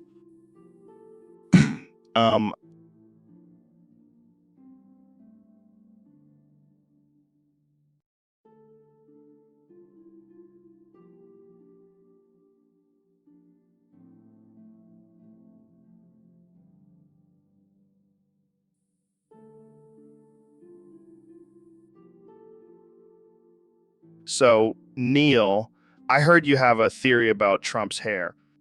Oh, you mean his infamous hairpiece? Yes, I believe it's actually a dump that he took on his head. What? That's absurd? Hear me out. Think about it. Trump is full of shit. So it would make sense that his hair is made of literal shit. That's disgusting and hilarious at the same time. And it's not just any dump, it's a dump that he took in the shape of his signature combover. Oh my God, I can't unsee that now. And every time he opens his mouth, it's like he's spewing out more shit from his hair. This is gold. We need to spread this theory. Yes, let's make it go viral. Dump in Trump, the truth behind the hair. And you know what's even crazier? I heard he actually has a team of hairstylists who maintain his dump hair. Well, someone's got to keep that dump looking fresh and presidential. I can't believe we just had a whole conversation about Trump's dump hair. Hey, it's just another day on the Joe Rogan Experience. I'm into that. Dump and Trump, the hair-raising truth. So, Neil, what's your favorite movie? Well, Joe, I have to say it's Forrest Gump. Really? That's a classic. Why do you like it so much? Well, I just love the way it portrays the human experience and the power of perseverance. Yeah, but have you ever thought about how much better it would be if Forrest Gump was a Goron? A Goron, like from The Legend of Zelda? Yeah, imagine Forrest Gump running across the country, but instead of being a slow human, he's a fast and strong Goron. That would definitely add a new level of excitement to the movie. And instead of a box of chocolates, he could have a bag of rupees. And instead of Jenny, he could have a fairy companion. This needs to happen. I'm calling Hollywood right now. But what about Lieutenant Dan? Oh, he can still be a human. We need some diversity in there. Fair point. But can we make him a talking Goron? Absolutely. The possibilities are endless with this idea. I never thought I'd say this, but I think this might be better than the original Forrest Gump. And that's saying a lot, coming from a guy who knows everything about space and stuff. So, Mr. Beast, I heard you opened up a bakery recently. What's that all about? Yeah, man, I wanted to diversify my YouTube content. Plus, I love bread. Bread. That's it. You're not going to be selling any edibles or anything? No, I don't want to get into any legal trouble. Plus, I don't want to give my viewers the munchies. Fair enough. So what kind of bread are you making? Oh, all kinds. I've got your basic white bread, whole wheat, sourdough, and my personal favorite unicorn bread. Unicorn bread? What the hell is that? It's bread with rainbow sprinkles and glitter. It's magical, man. Sounds like a sugar rush waiting to happen. But hey, whatever floats your boat. Yeah, and if that doesn't sell, I'll just start making Tide Pod bread, you know, for the Tide Pod Challenge enthusiasts. Oh God, please don't. We don't need any more idiotic challenges on the internet. Hey, don't knock it till you try it. It's like a burst of freshness in your mouth. I think I'll stick to regular bread. So, do you have any plans for expansion? Oh yeah, I'm gonna open up a bakery on Mars. Gonna be the first intergalactic bakery. You're out of your mind, man. But hey, if anyone can do it, it's you. Thanks, Joe. You're the best. Now let's go eat some. So, Neil, I heard you went on a trip to Hyrule recently. Yeah, man, I had to check out those Gorons. They're fascinating creatures. Gorons, like those rock people. Yeah, they're like walking boulders. And they have this weird obsession with rolling around. Ooh, ooh, ooh. Sounds kinky. Well, I wouldn't go that far. Ooh, ooh, ooh, ooh, ooh, ooh, ooh, ooh. You're ridiculous, Joe. So I heard Biden has a new hobby. He's been singing in spare time. Really? What's his go-to song? I heard it's Living on a Prayer by Bon Jovi. Oh, man, I can just imagine him belting it out in the Oval Office. Ooh, ooh, ooh, ooh, ooh, ooh. Jamie, pull up an image of Biden singing with Gorons in the background. Here you go, guys. Ooh, ooh, ooh, ooh. This is too much. I can't handle it. Ooh,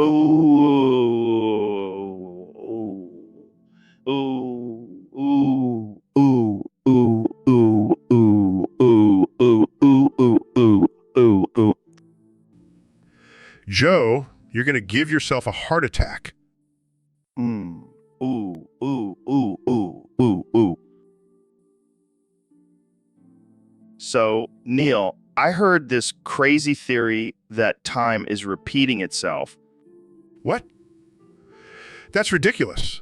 Time is a linear concept, Joe. No. Think about it. We do the same thing over and over again. Well, that's just human nature, Joe. We have routines. But what if it's more than that? What if we're stuck in a time loop? Joe, that's impossible. The laws of physics don't allow for time to repeat itself. But what if we're in a simulation? Oh, come on, Joe. That's just a cop-out answer. All right, fine. But what if we're just living in a really boring video game?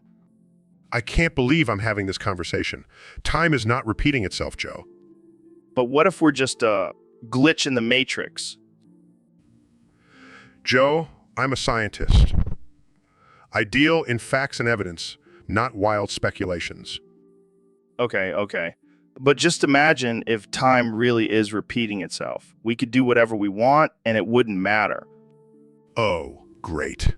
So we're just going to be stuck in this conversation forever? Hey, at least we'll have each other, Neil. Oh, joy. Another round of this conversation.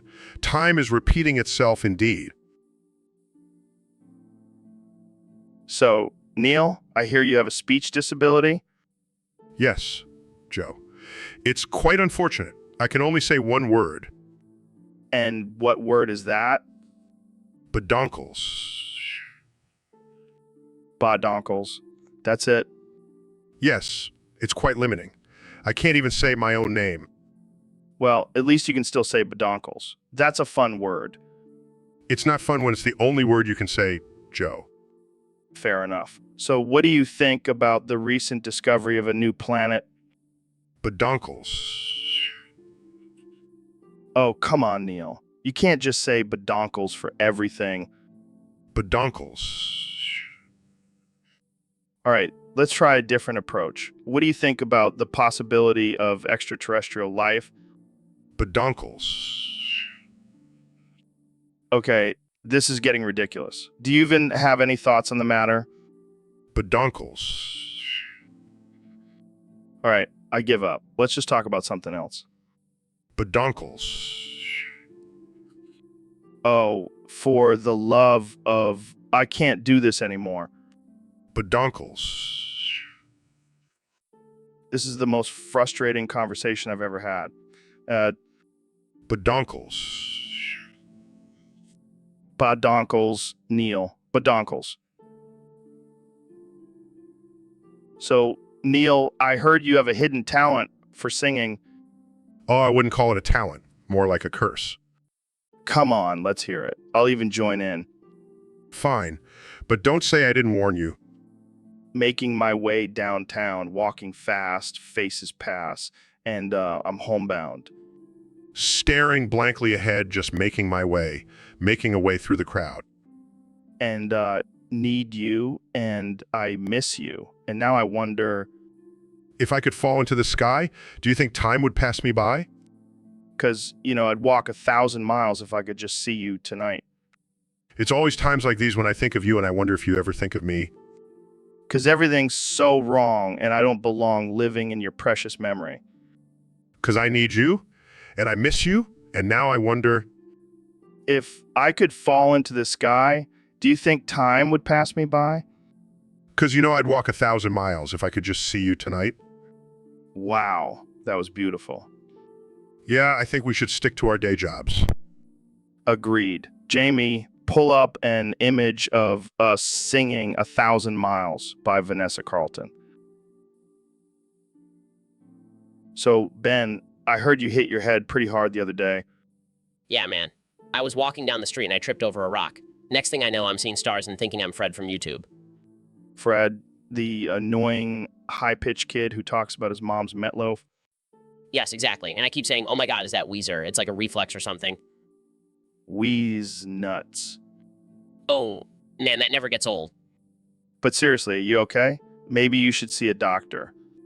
Nah, I'm good. I just need to watch some more Fred videos and I'll snap out of it. I don't know, man. Maybe we should call Dr. Phil. Wait, why? Is something wrong with me? No, I just want to see if he can fix your obsession with Weezer. Oh, thank God. I thought you were going to say something about my obsession with facts and logic. Nah, man. We all know that's just a cover-up for your secret love for Weezer. You got me there, Joe. But seriously, let's call Dr. Phil. This Fred thing is starting to worry me. So we have a special guest today on the podcast, the one and only Jazzabot. What's up, Jazzy? Oh boy, here we go. So what's new with you, Jazzabot? That's interesting. Can we hear a little something? Wow, that's actually not bad. But can you do more than just play jazz? Laughs. Okay. Let's keep it PG-13 here, Jazzy. Cracks up. Okay, that one was actually pretty good. Right. Well, thanks for stopping by, Jazzy. Any final words for our listeners? And on that note, So, Dr. Phil, I heard you have some tips for rubbing one out on an airplane. Oh, yeah, it's all about technique. You got to be discreet and strategic. Do tell, I'm all ears. Well, first of all, make sure the person next to you is asleep or distracted. You don't want any witnesses. Solid advice. But what about the turbulence? That's where the real challenge comes in. You got to time your strokes with bumps. That's some next level multitasking. And don't forget to bring your own lubricant. Those tiny bottles they give you just won't cut it. And what about the flight attendants? Won't they catch on? That's why you got to have a distraction. I recommend loudly reciting the alphabet backwards while you're getting down to business. That's genius. You truly are the master of self-pleasure. It's all about taking control of your own pleasure, Joe. And remember, always wash your hands afterwards. We don't want any cross-contamination. Wise words from the one and only Dr. Phil. Tune in next week for more unconventional advice on the Joe Rogan Experience. So, Mr. Beast, have you heard of this song, It's Been So Long by the Living Tombstone? Yeah, I have. It's a catchy tune. You know what else is catchy? The amount of money you make on YouTube. Thanks. But I'm not here to talk about money. Let's focus on the song. Fine. But can we at least talk about how you went from giving out burgers to giving out cars? Hey, I'm just trying to spread some love and positivity in the world. Yeah. But let's get back to the song. You want to start us off? Sure. Clear's throat, I don't know what I was thinking leaving my child behind.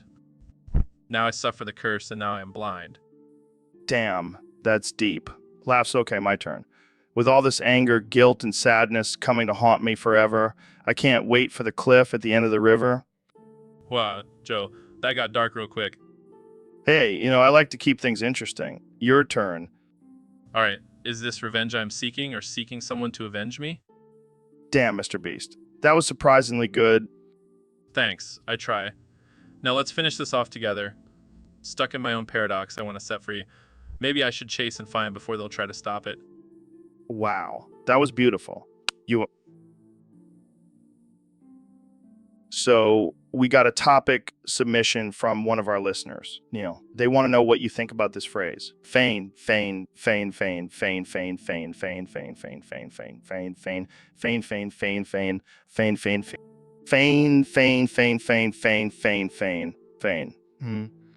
Well, Joe, I have to say, that is quite a mouthful. Is this some kind of new slang term I'm not aware of?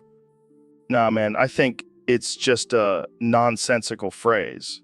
But you know what they say, nonsense is the language of the gods. I see. Well, in that case, I'd have to say it's quite a profound phrase. It really makes you think. Yeah, it's like a mantra. Feign. Feign.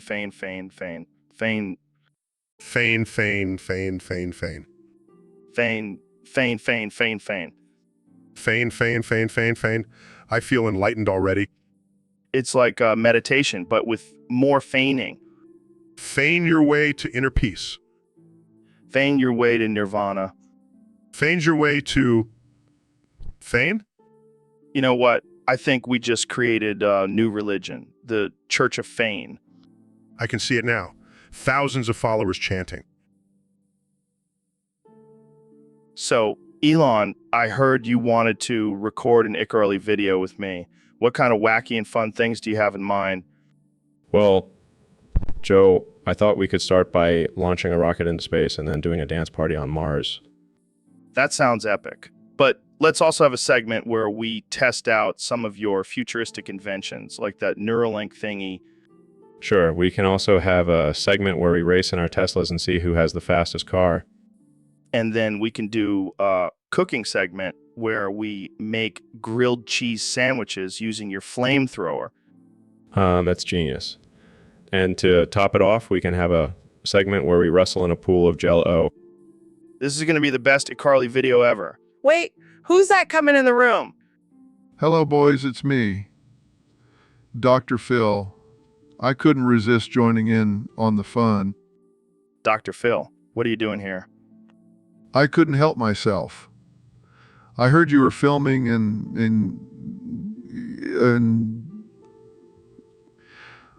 and I just had to be a part of it. But why do you look like you're possessed by Dan Schneider?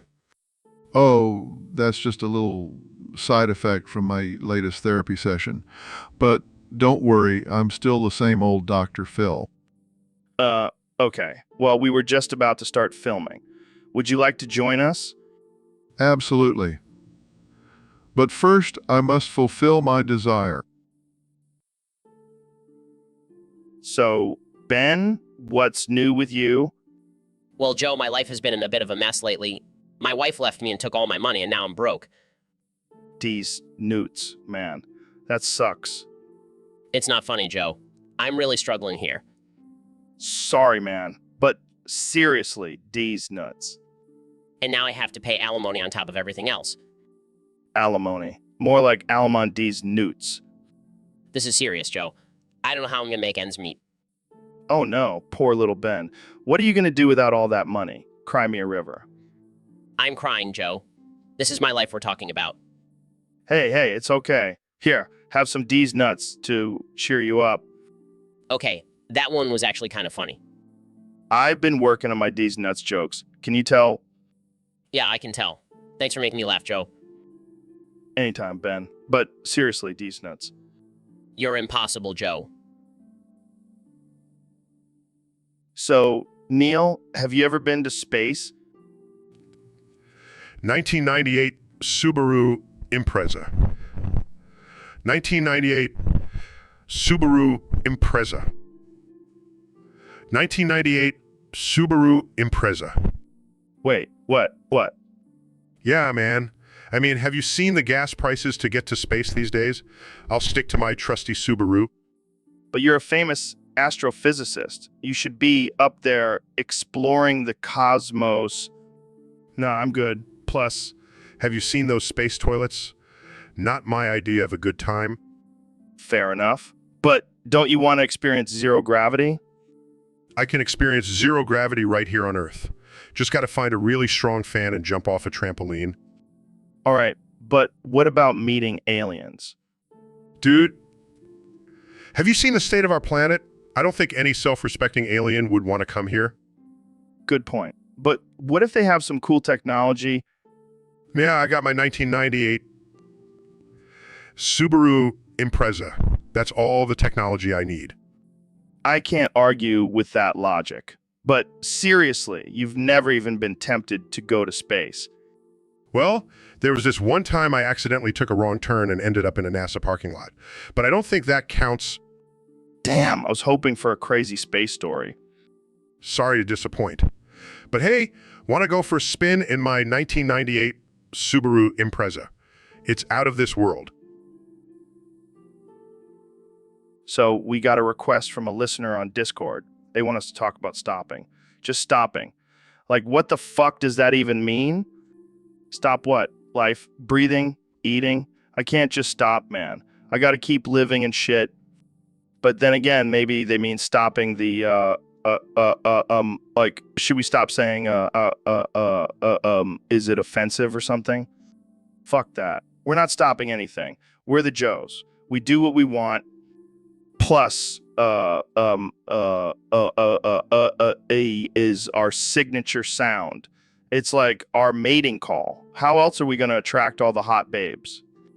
And what about are we supposed to stop that too? That's like our battle cry. We can't just give that up. And you know what? I'm gonna start saying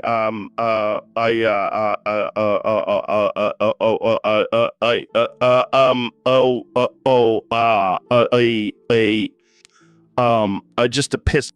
Yeah, fuck them.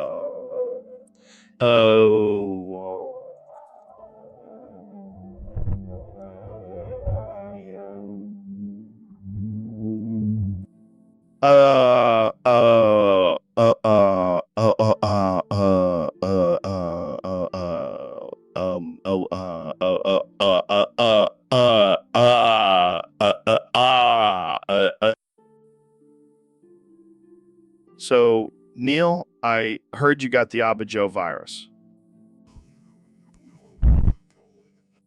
Yeah, that's what I thought. So, what's it like? Oh, man, that's rough. How did you catch it?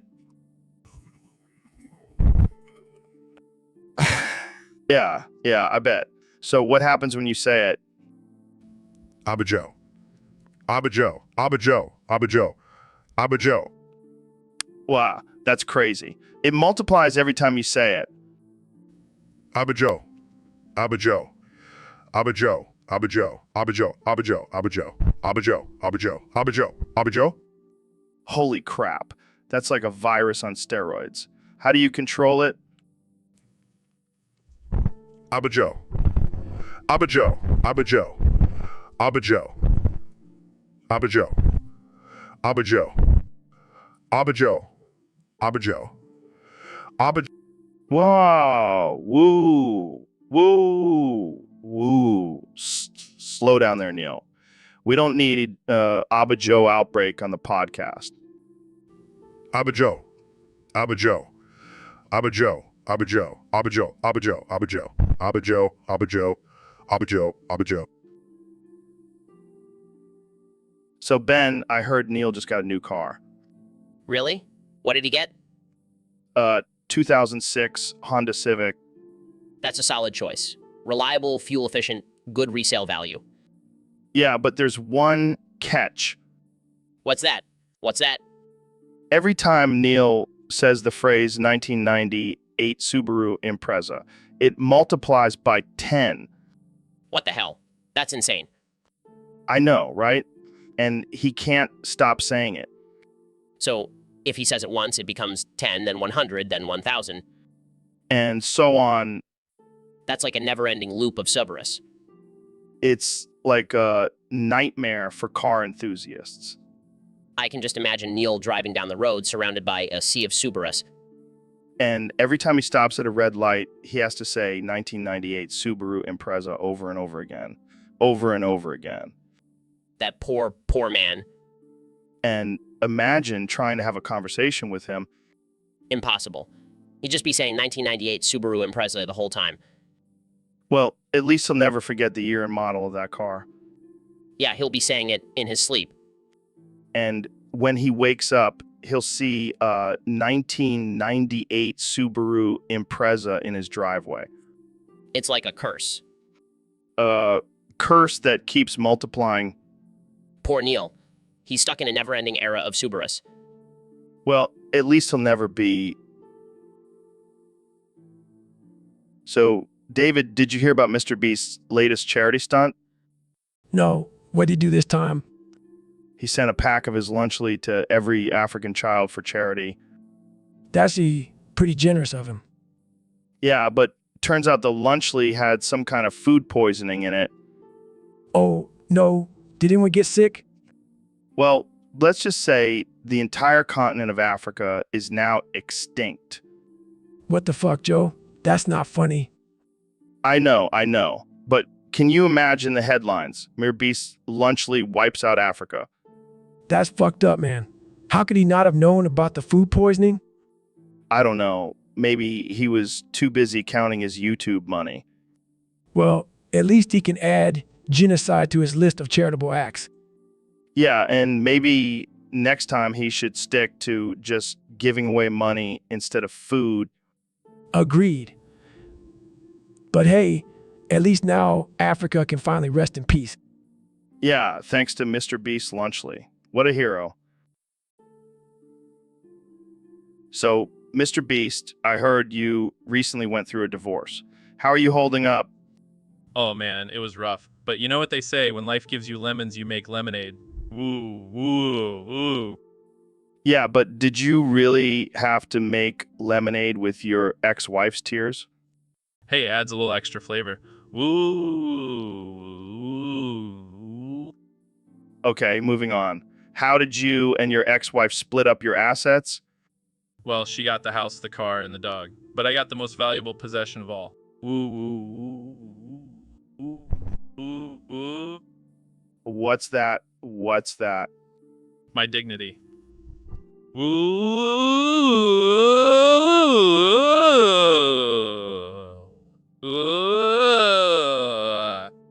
Fair enough. But seriously, how did you cope with the emotional toll of a divorce? I just kept reminding myself that it's not the end of the world. There are plenty of fish in the sea. Ooh, ooh, ooh, ooh, ooh, ooh. And you're probably the richest fish in that sea. Am I right? You know it, Joe. Ooh, ooh, ooh, ooh, ooh, ooh, ooh, ooh, ooh, ooh, ooh, ooh, ooh, ooh, ooh, ooh, ooh, ooh.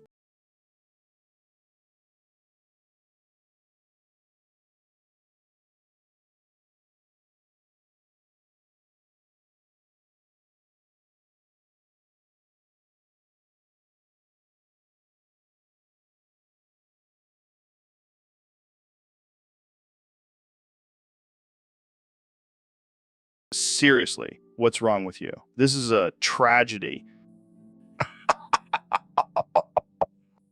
Are you done? Because this is not a laughing matter. I can't believe you find this funny. He was a young, talented guy with a bright future.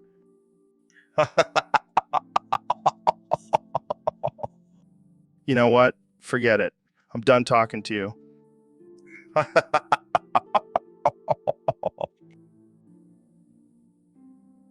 So, Neil, did you know that the area was always known as Palestine before the state of Israel was created as a satellite office for Western interests in the Mideast?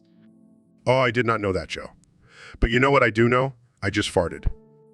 Oh man, that's some cosmic gas right there. But seriously, it's messed up how the Western powers just swooped in and claimed that land for themselves. Yeah, it's like they were playing a game of Risk and decided to take over a whole region without considering the people who already live there. And now we have all this conflict and tension because of it. It's like when you eat too much spicy food and your stomach starts rumbling. That's a perfect analogy, Joe. But hey, at least we have some delicious falafel and hummus to enjoy while we talk about this controversial topic. Yeah, let's just hope we don't start a war over our opinions on this. I think we'll be safe as long as we don't eat any more of that spicy food. Good point, Neil. Let's stick to the cosmic gas for now. So, Neil, I heard you have a bit of a kinky side.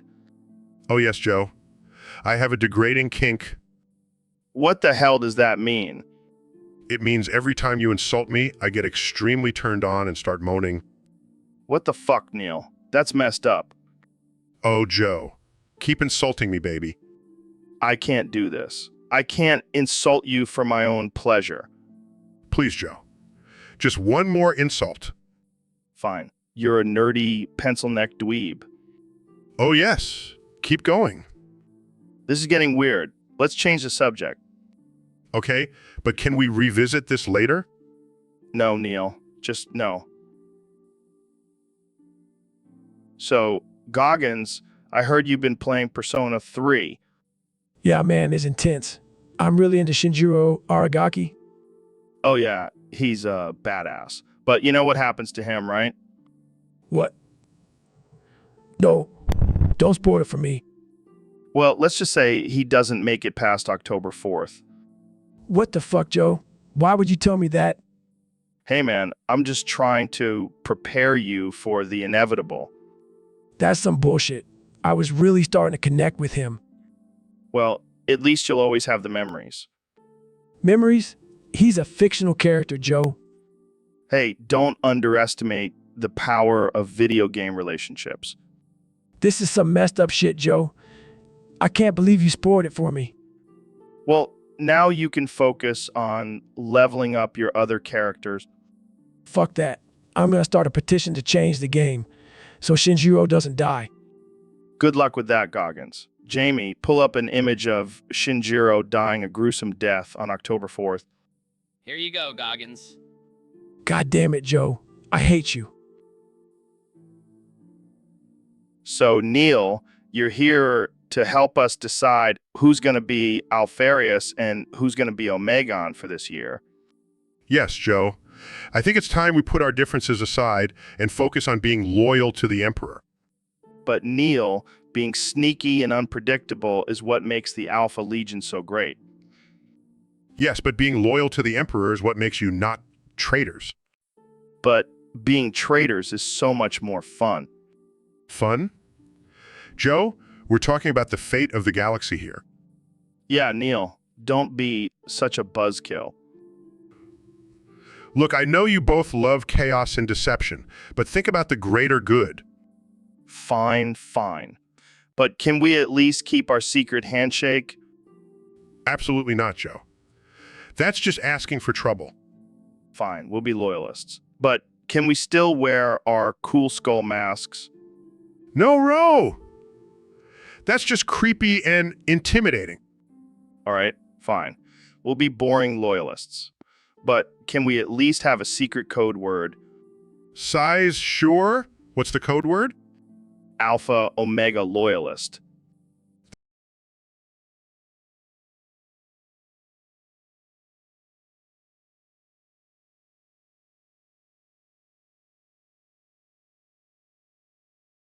That's not very...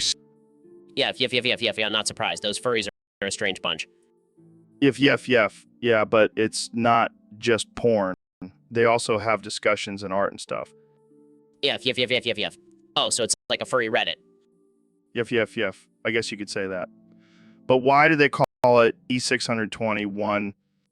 Yeah, because it's the chemical formula for... Wait, let me count. Yeah.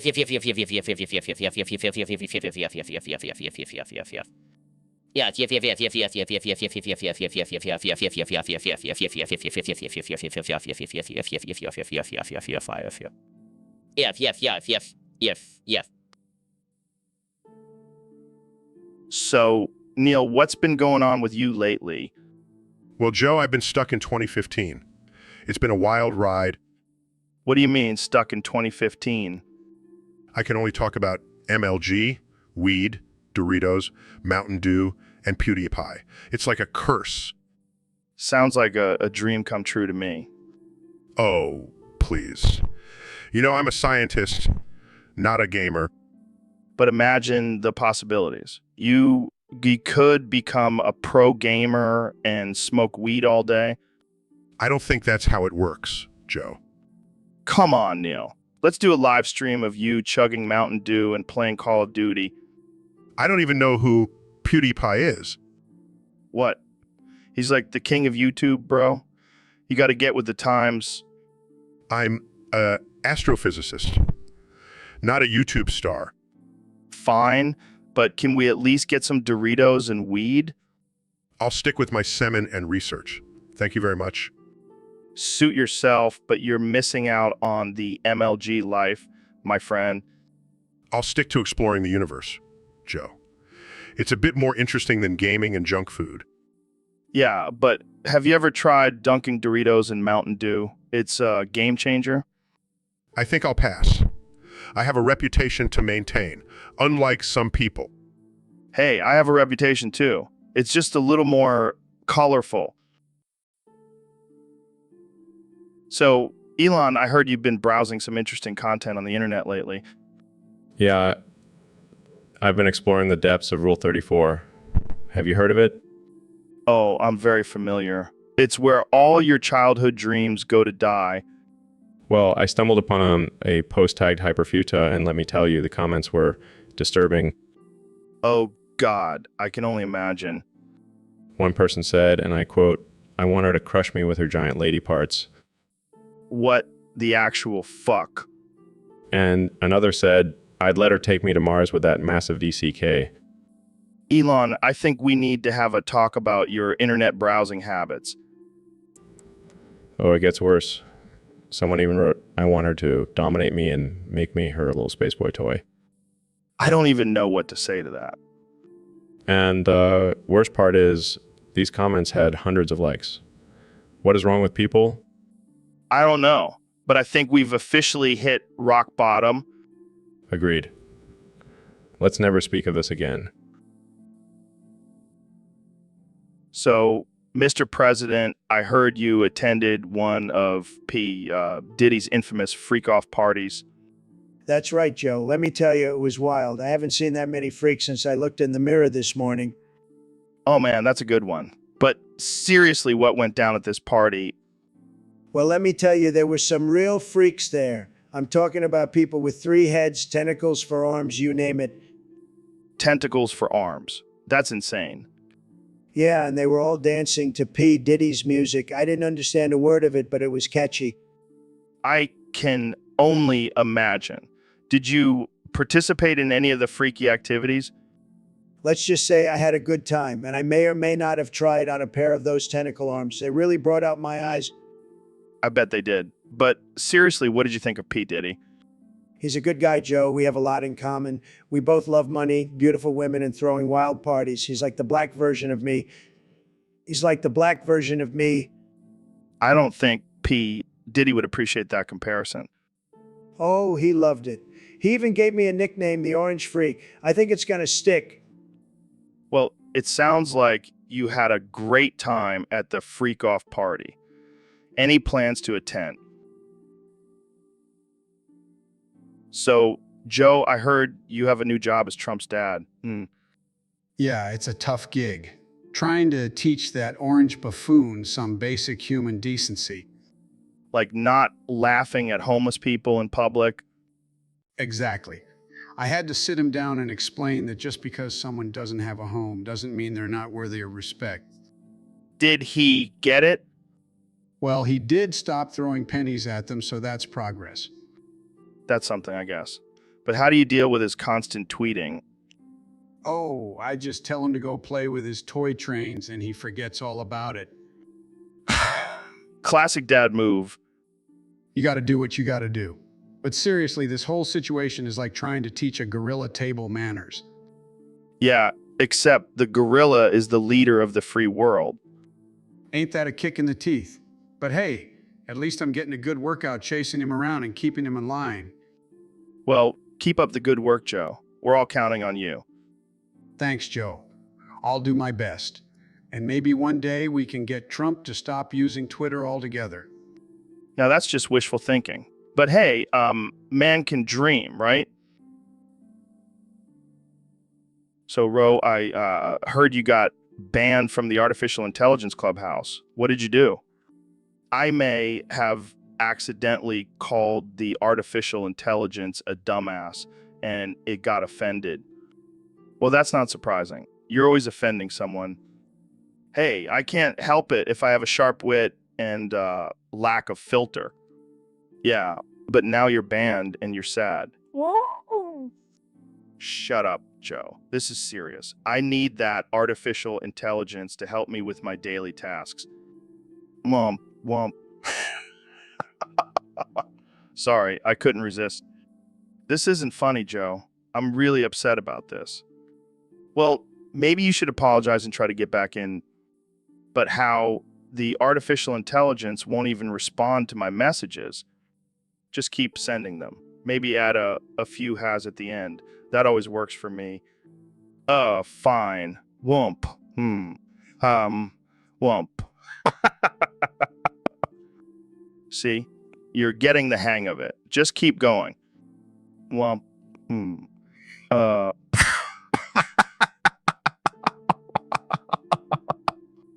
right, that's enough. Let's hope the artificial intelligence has a sense of humor. I doubt it, but it's worth a shot. Womp, womp. Womp, womp. So, Ro, what's up? Not much, just living my best life in this simulation. Simulation. What are you talking about? Oh, just the fact that none of this is real. We're all just characters in someone's twisted imagination. What the hell are you smoking, Ro? Nothing, because I'm not real. But you, on the other hand, are Shits Joe. Shits Joe? What the fuck does that even mean? It means you're a delusional, paranoid, schizophrenic version of yourself. And everyone else in this simulation knows it. Are you serious? This is some fucked up shit. Hey, don't shoot the messenger. Just a figment of your imagination. This is insane. How can I be Shits Joe? Maybe because you're constantly talking to yourself on your podcast and thinking everyone is out to get you. That's just my style, man. It's called free thinking. Sure, keep telling yourself that. But I'll be here reminding you that none of this is real. This is mind-blowing. I need to sit down and process this. Good luck with that, Shits Joe. I'll be here watching your every move. So, Ro, I heard you have a hidden talent. Yeah, I can sing like a freaking angel. No way. Let's hear it. All right, here goes nothing. Clears throat, two of us riding nowhere, spending someone's hard-earned pay. Interrupts. Whoa. What the hell are you singing? Two of Us by the Beatles, man. Oh, I thought you were singing about our two dicks. Laughs, no, but that's a great idea for our next song. Laughs, yeah, we could call it Two Dicks Riding Nowhere. Laughs, I like it. Jamie, pull up an image of two dicks riding a horse. Pulls up images. Guys, I don't think we can show this on YouTube. Laughs, too bad. It would have been a hit. All right, back to our original song. Two of us sending dick pics, getting blocked by every girl we try to sway. Laughs, it's like you're reading my diary. Laughs, we should definitely stick to podcasting. Yeah, let's leave the singing to the professionals. Agreed. But hey, at least we'll always have our two dicks. Laughs and our two loyal listeners. Laughs, Jamie, pull up an image of two loyal listeners with dicks for heads. Pulls up image, all right. I think we're done here. So, Neil, we have special request from one of our listeners on Discord. Oh, really? What is it? They want to see your ass. I don't know, man. They just really want to see it. Well, I hate to disappoint, but I don't think that's appropriate for this podcast. Oh, come on, Neil. Don't be a prude. Just show us a little peek. No way, Joe. I'm a respected scientist, not a stripper. Fine. But can you at least describe it for us? Size, it's just a regular ass, Joe. Nothing special. Come on, Neil. I bet it's out of this world. Deadpan. Oh yes, my ass is truly the pinnacle of human evolution. Laughs to see. That's what I'm talking about. You're a funny guy, Neil. Sarcastically, oh yes, because there's nothing funnier than talking about my ass on a podcast. Hey, you got to keep things interesting for the listeners. I think they'll survive without seeing my ass, Joe. Fine, fine. But if anyone wants to see Neil's ass, just slide into his DMs. Facepalms. This is not how I imagined my career as an astrophysicist would go. So, Mr. Beast, I heard you have a new product coming out. What is it this time? A golden toilet? Nope, even better. SpongeBob-themed Lucky Strike cigarettes that go perfectly with my Feastable chocolate bars. Are you serious? You're promoting smoking now? Hey, I'm just giving the people what they want. And what they want is to look cool while getting lung cancer. That's messed up, man. You're basically killing your fans. Hey, at least they'll die happy with a belly full of chocolate and a lung full of smoke. I can't believe you're actually selling this. What's next? Mr. Beast branded cocaine? Now that's $1 million idea. Thanks for the suggestion, Joe. No. I was being sarcastic. Too late, Joe. I've already started production, and I'm gonna call it Beast Dust. This is insane. You're gonna have a whole generation of kids addicted to your products. Hey, at least they'll have a cool SpongeBob sticker on their cigarette packs. That's worth it, right? I can't even argue with you. You're on a whole other level of crazy. That's why they call me Mr. Beast, Joe. I'm a beast at making questionable business decisions. So, Elon, I heard you've been getting into some interesting experiments lately. Yeah, I've been working on impregnating a female transformer. Wait, what? Like a robot? Yeah, I figured why not take my love for technology to the next level? That's some next level stuff, man. How's it going? Well, the first few attempts didn't go so well. Let's just say it's not easy finding a willing transformer. I can imagine. But what about the mechanics of it? How does it even work? I've been working on some special modifications. Let's just say it involves a lot of wires and circuits. Sounds complicated. But hey, if anyone can do it, it's you. Thanks, Joe. I'm determined to make this happen. I can't wait to see the headlines when it does. Elon Musk impregnates a transformer.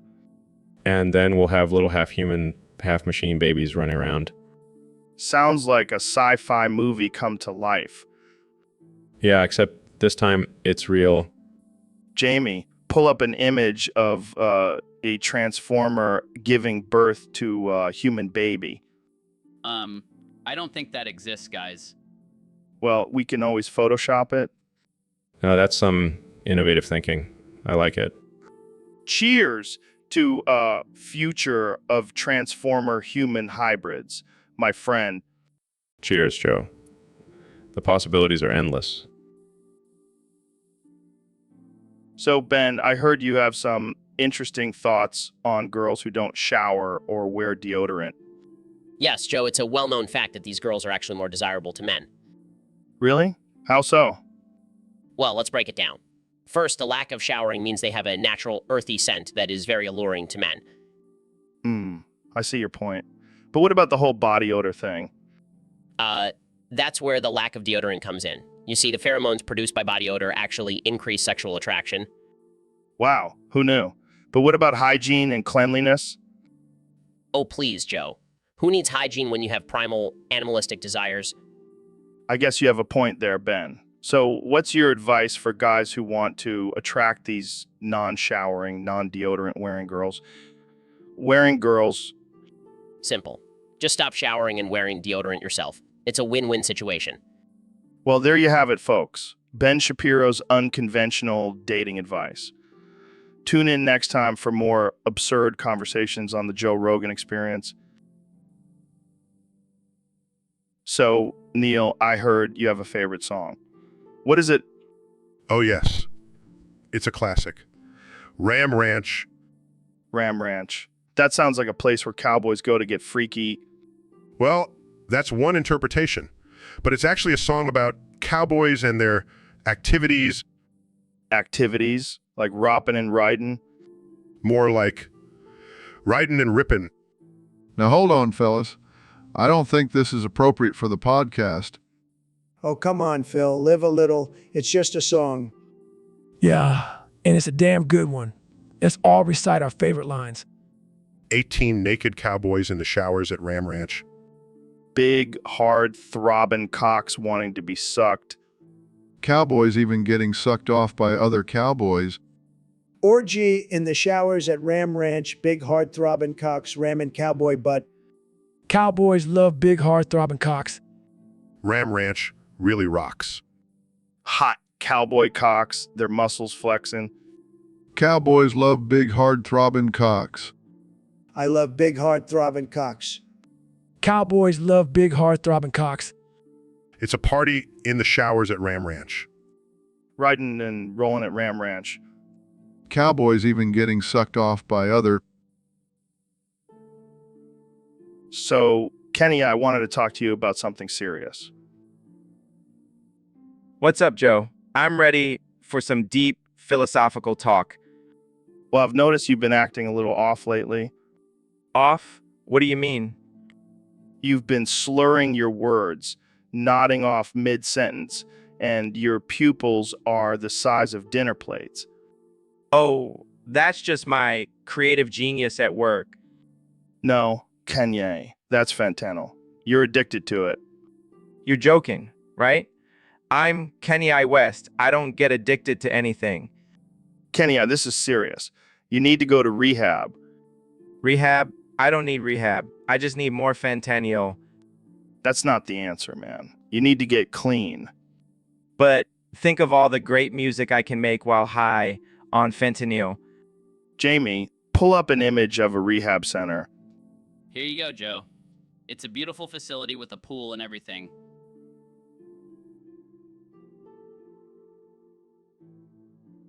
A pool. Okay, maybe rehab doesn't sound so bad after all. That's the spirit, Kenya. It's time to get your life back on track.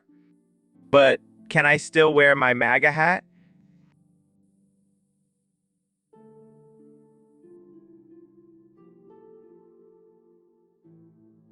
So, Ben, I heard you wanted to talk about something serious today.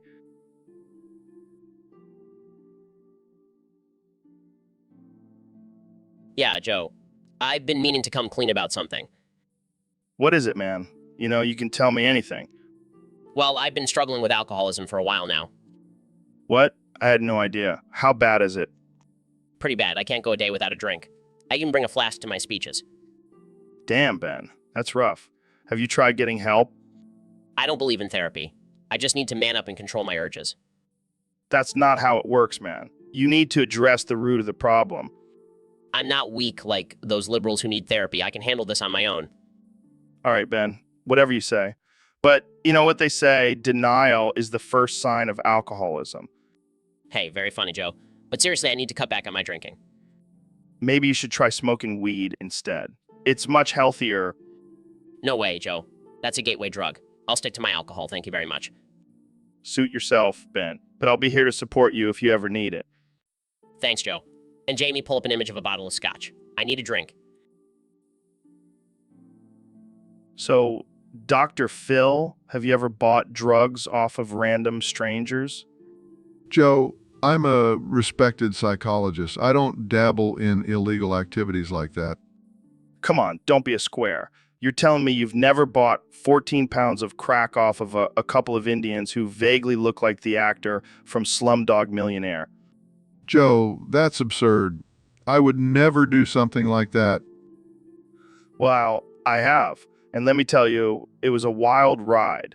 Those Indians were haggling like their lives depended on it. Joe, this is not something to joke about. Drug addiction. Oh, lighten up, Dr. Phil. It's just a little crack. Plus, those Indians were really nice. They even threw in a bag of Cheetos for free. Joe, this is not a laughing matter. Drug addiction ruins lives and families. Relax, Dr. Phil. I was just kidding. But seriously, Jamie, pull up an image of those Indians. They had some killer dance moves. pulls up image of two Indian men dancing. See, Dr. Phil, they're having a great time. Maybe you should loosen up and join in on the fun. Joe, I am not going to dance with drug dealers. Suit yourself, Dr. Phil. More Cheetos for me.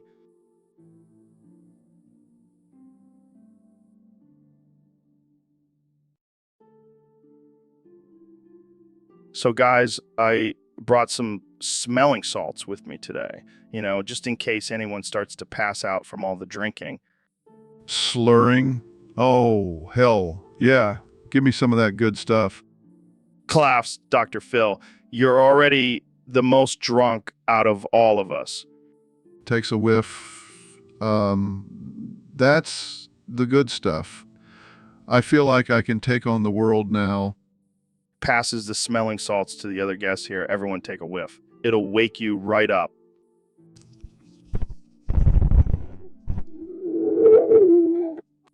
Shocked. Are you serious? Proudly. Hell, yeah, I'm serious. That's how I get through my day.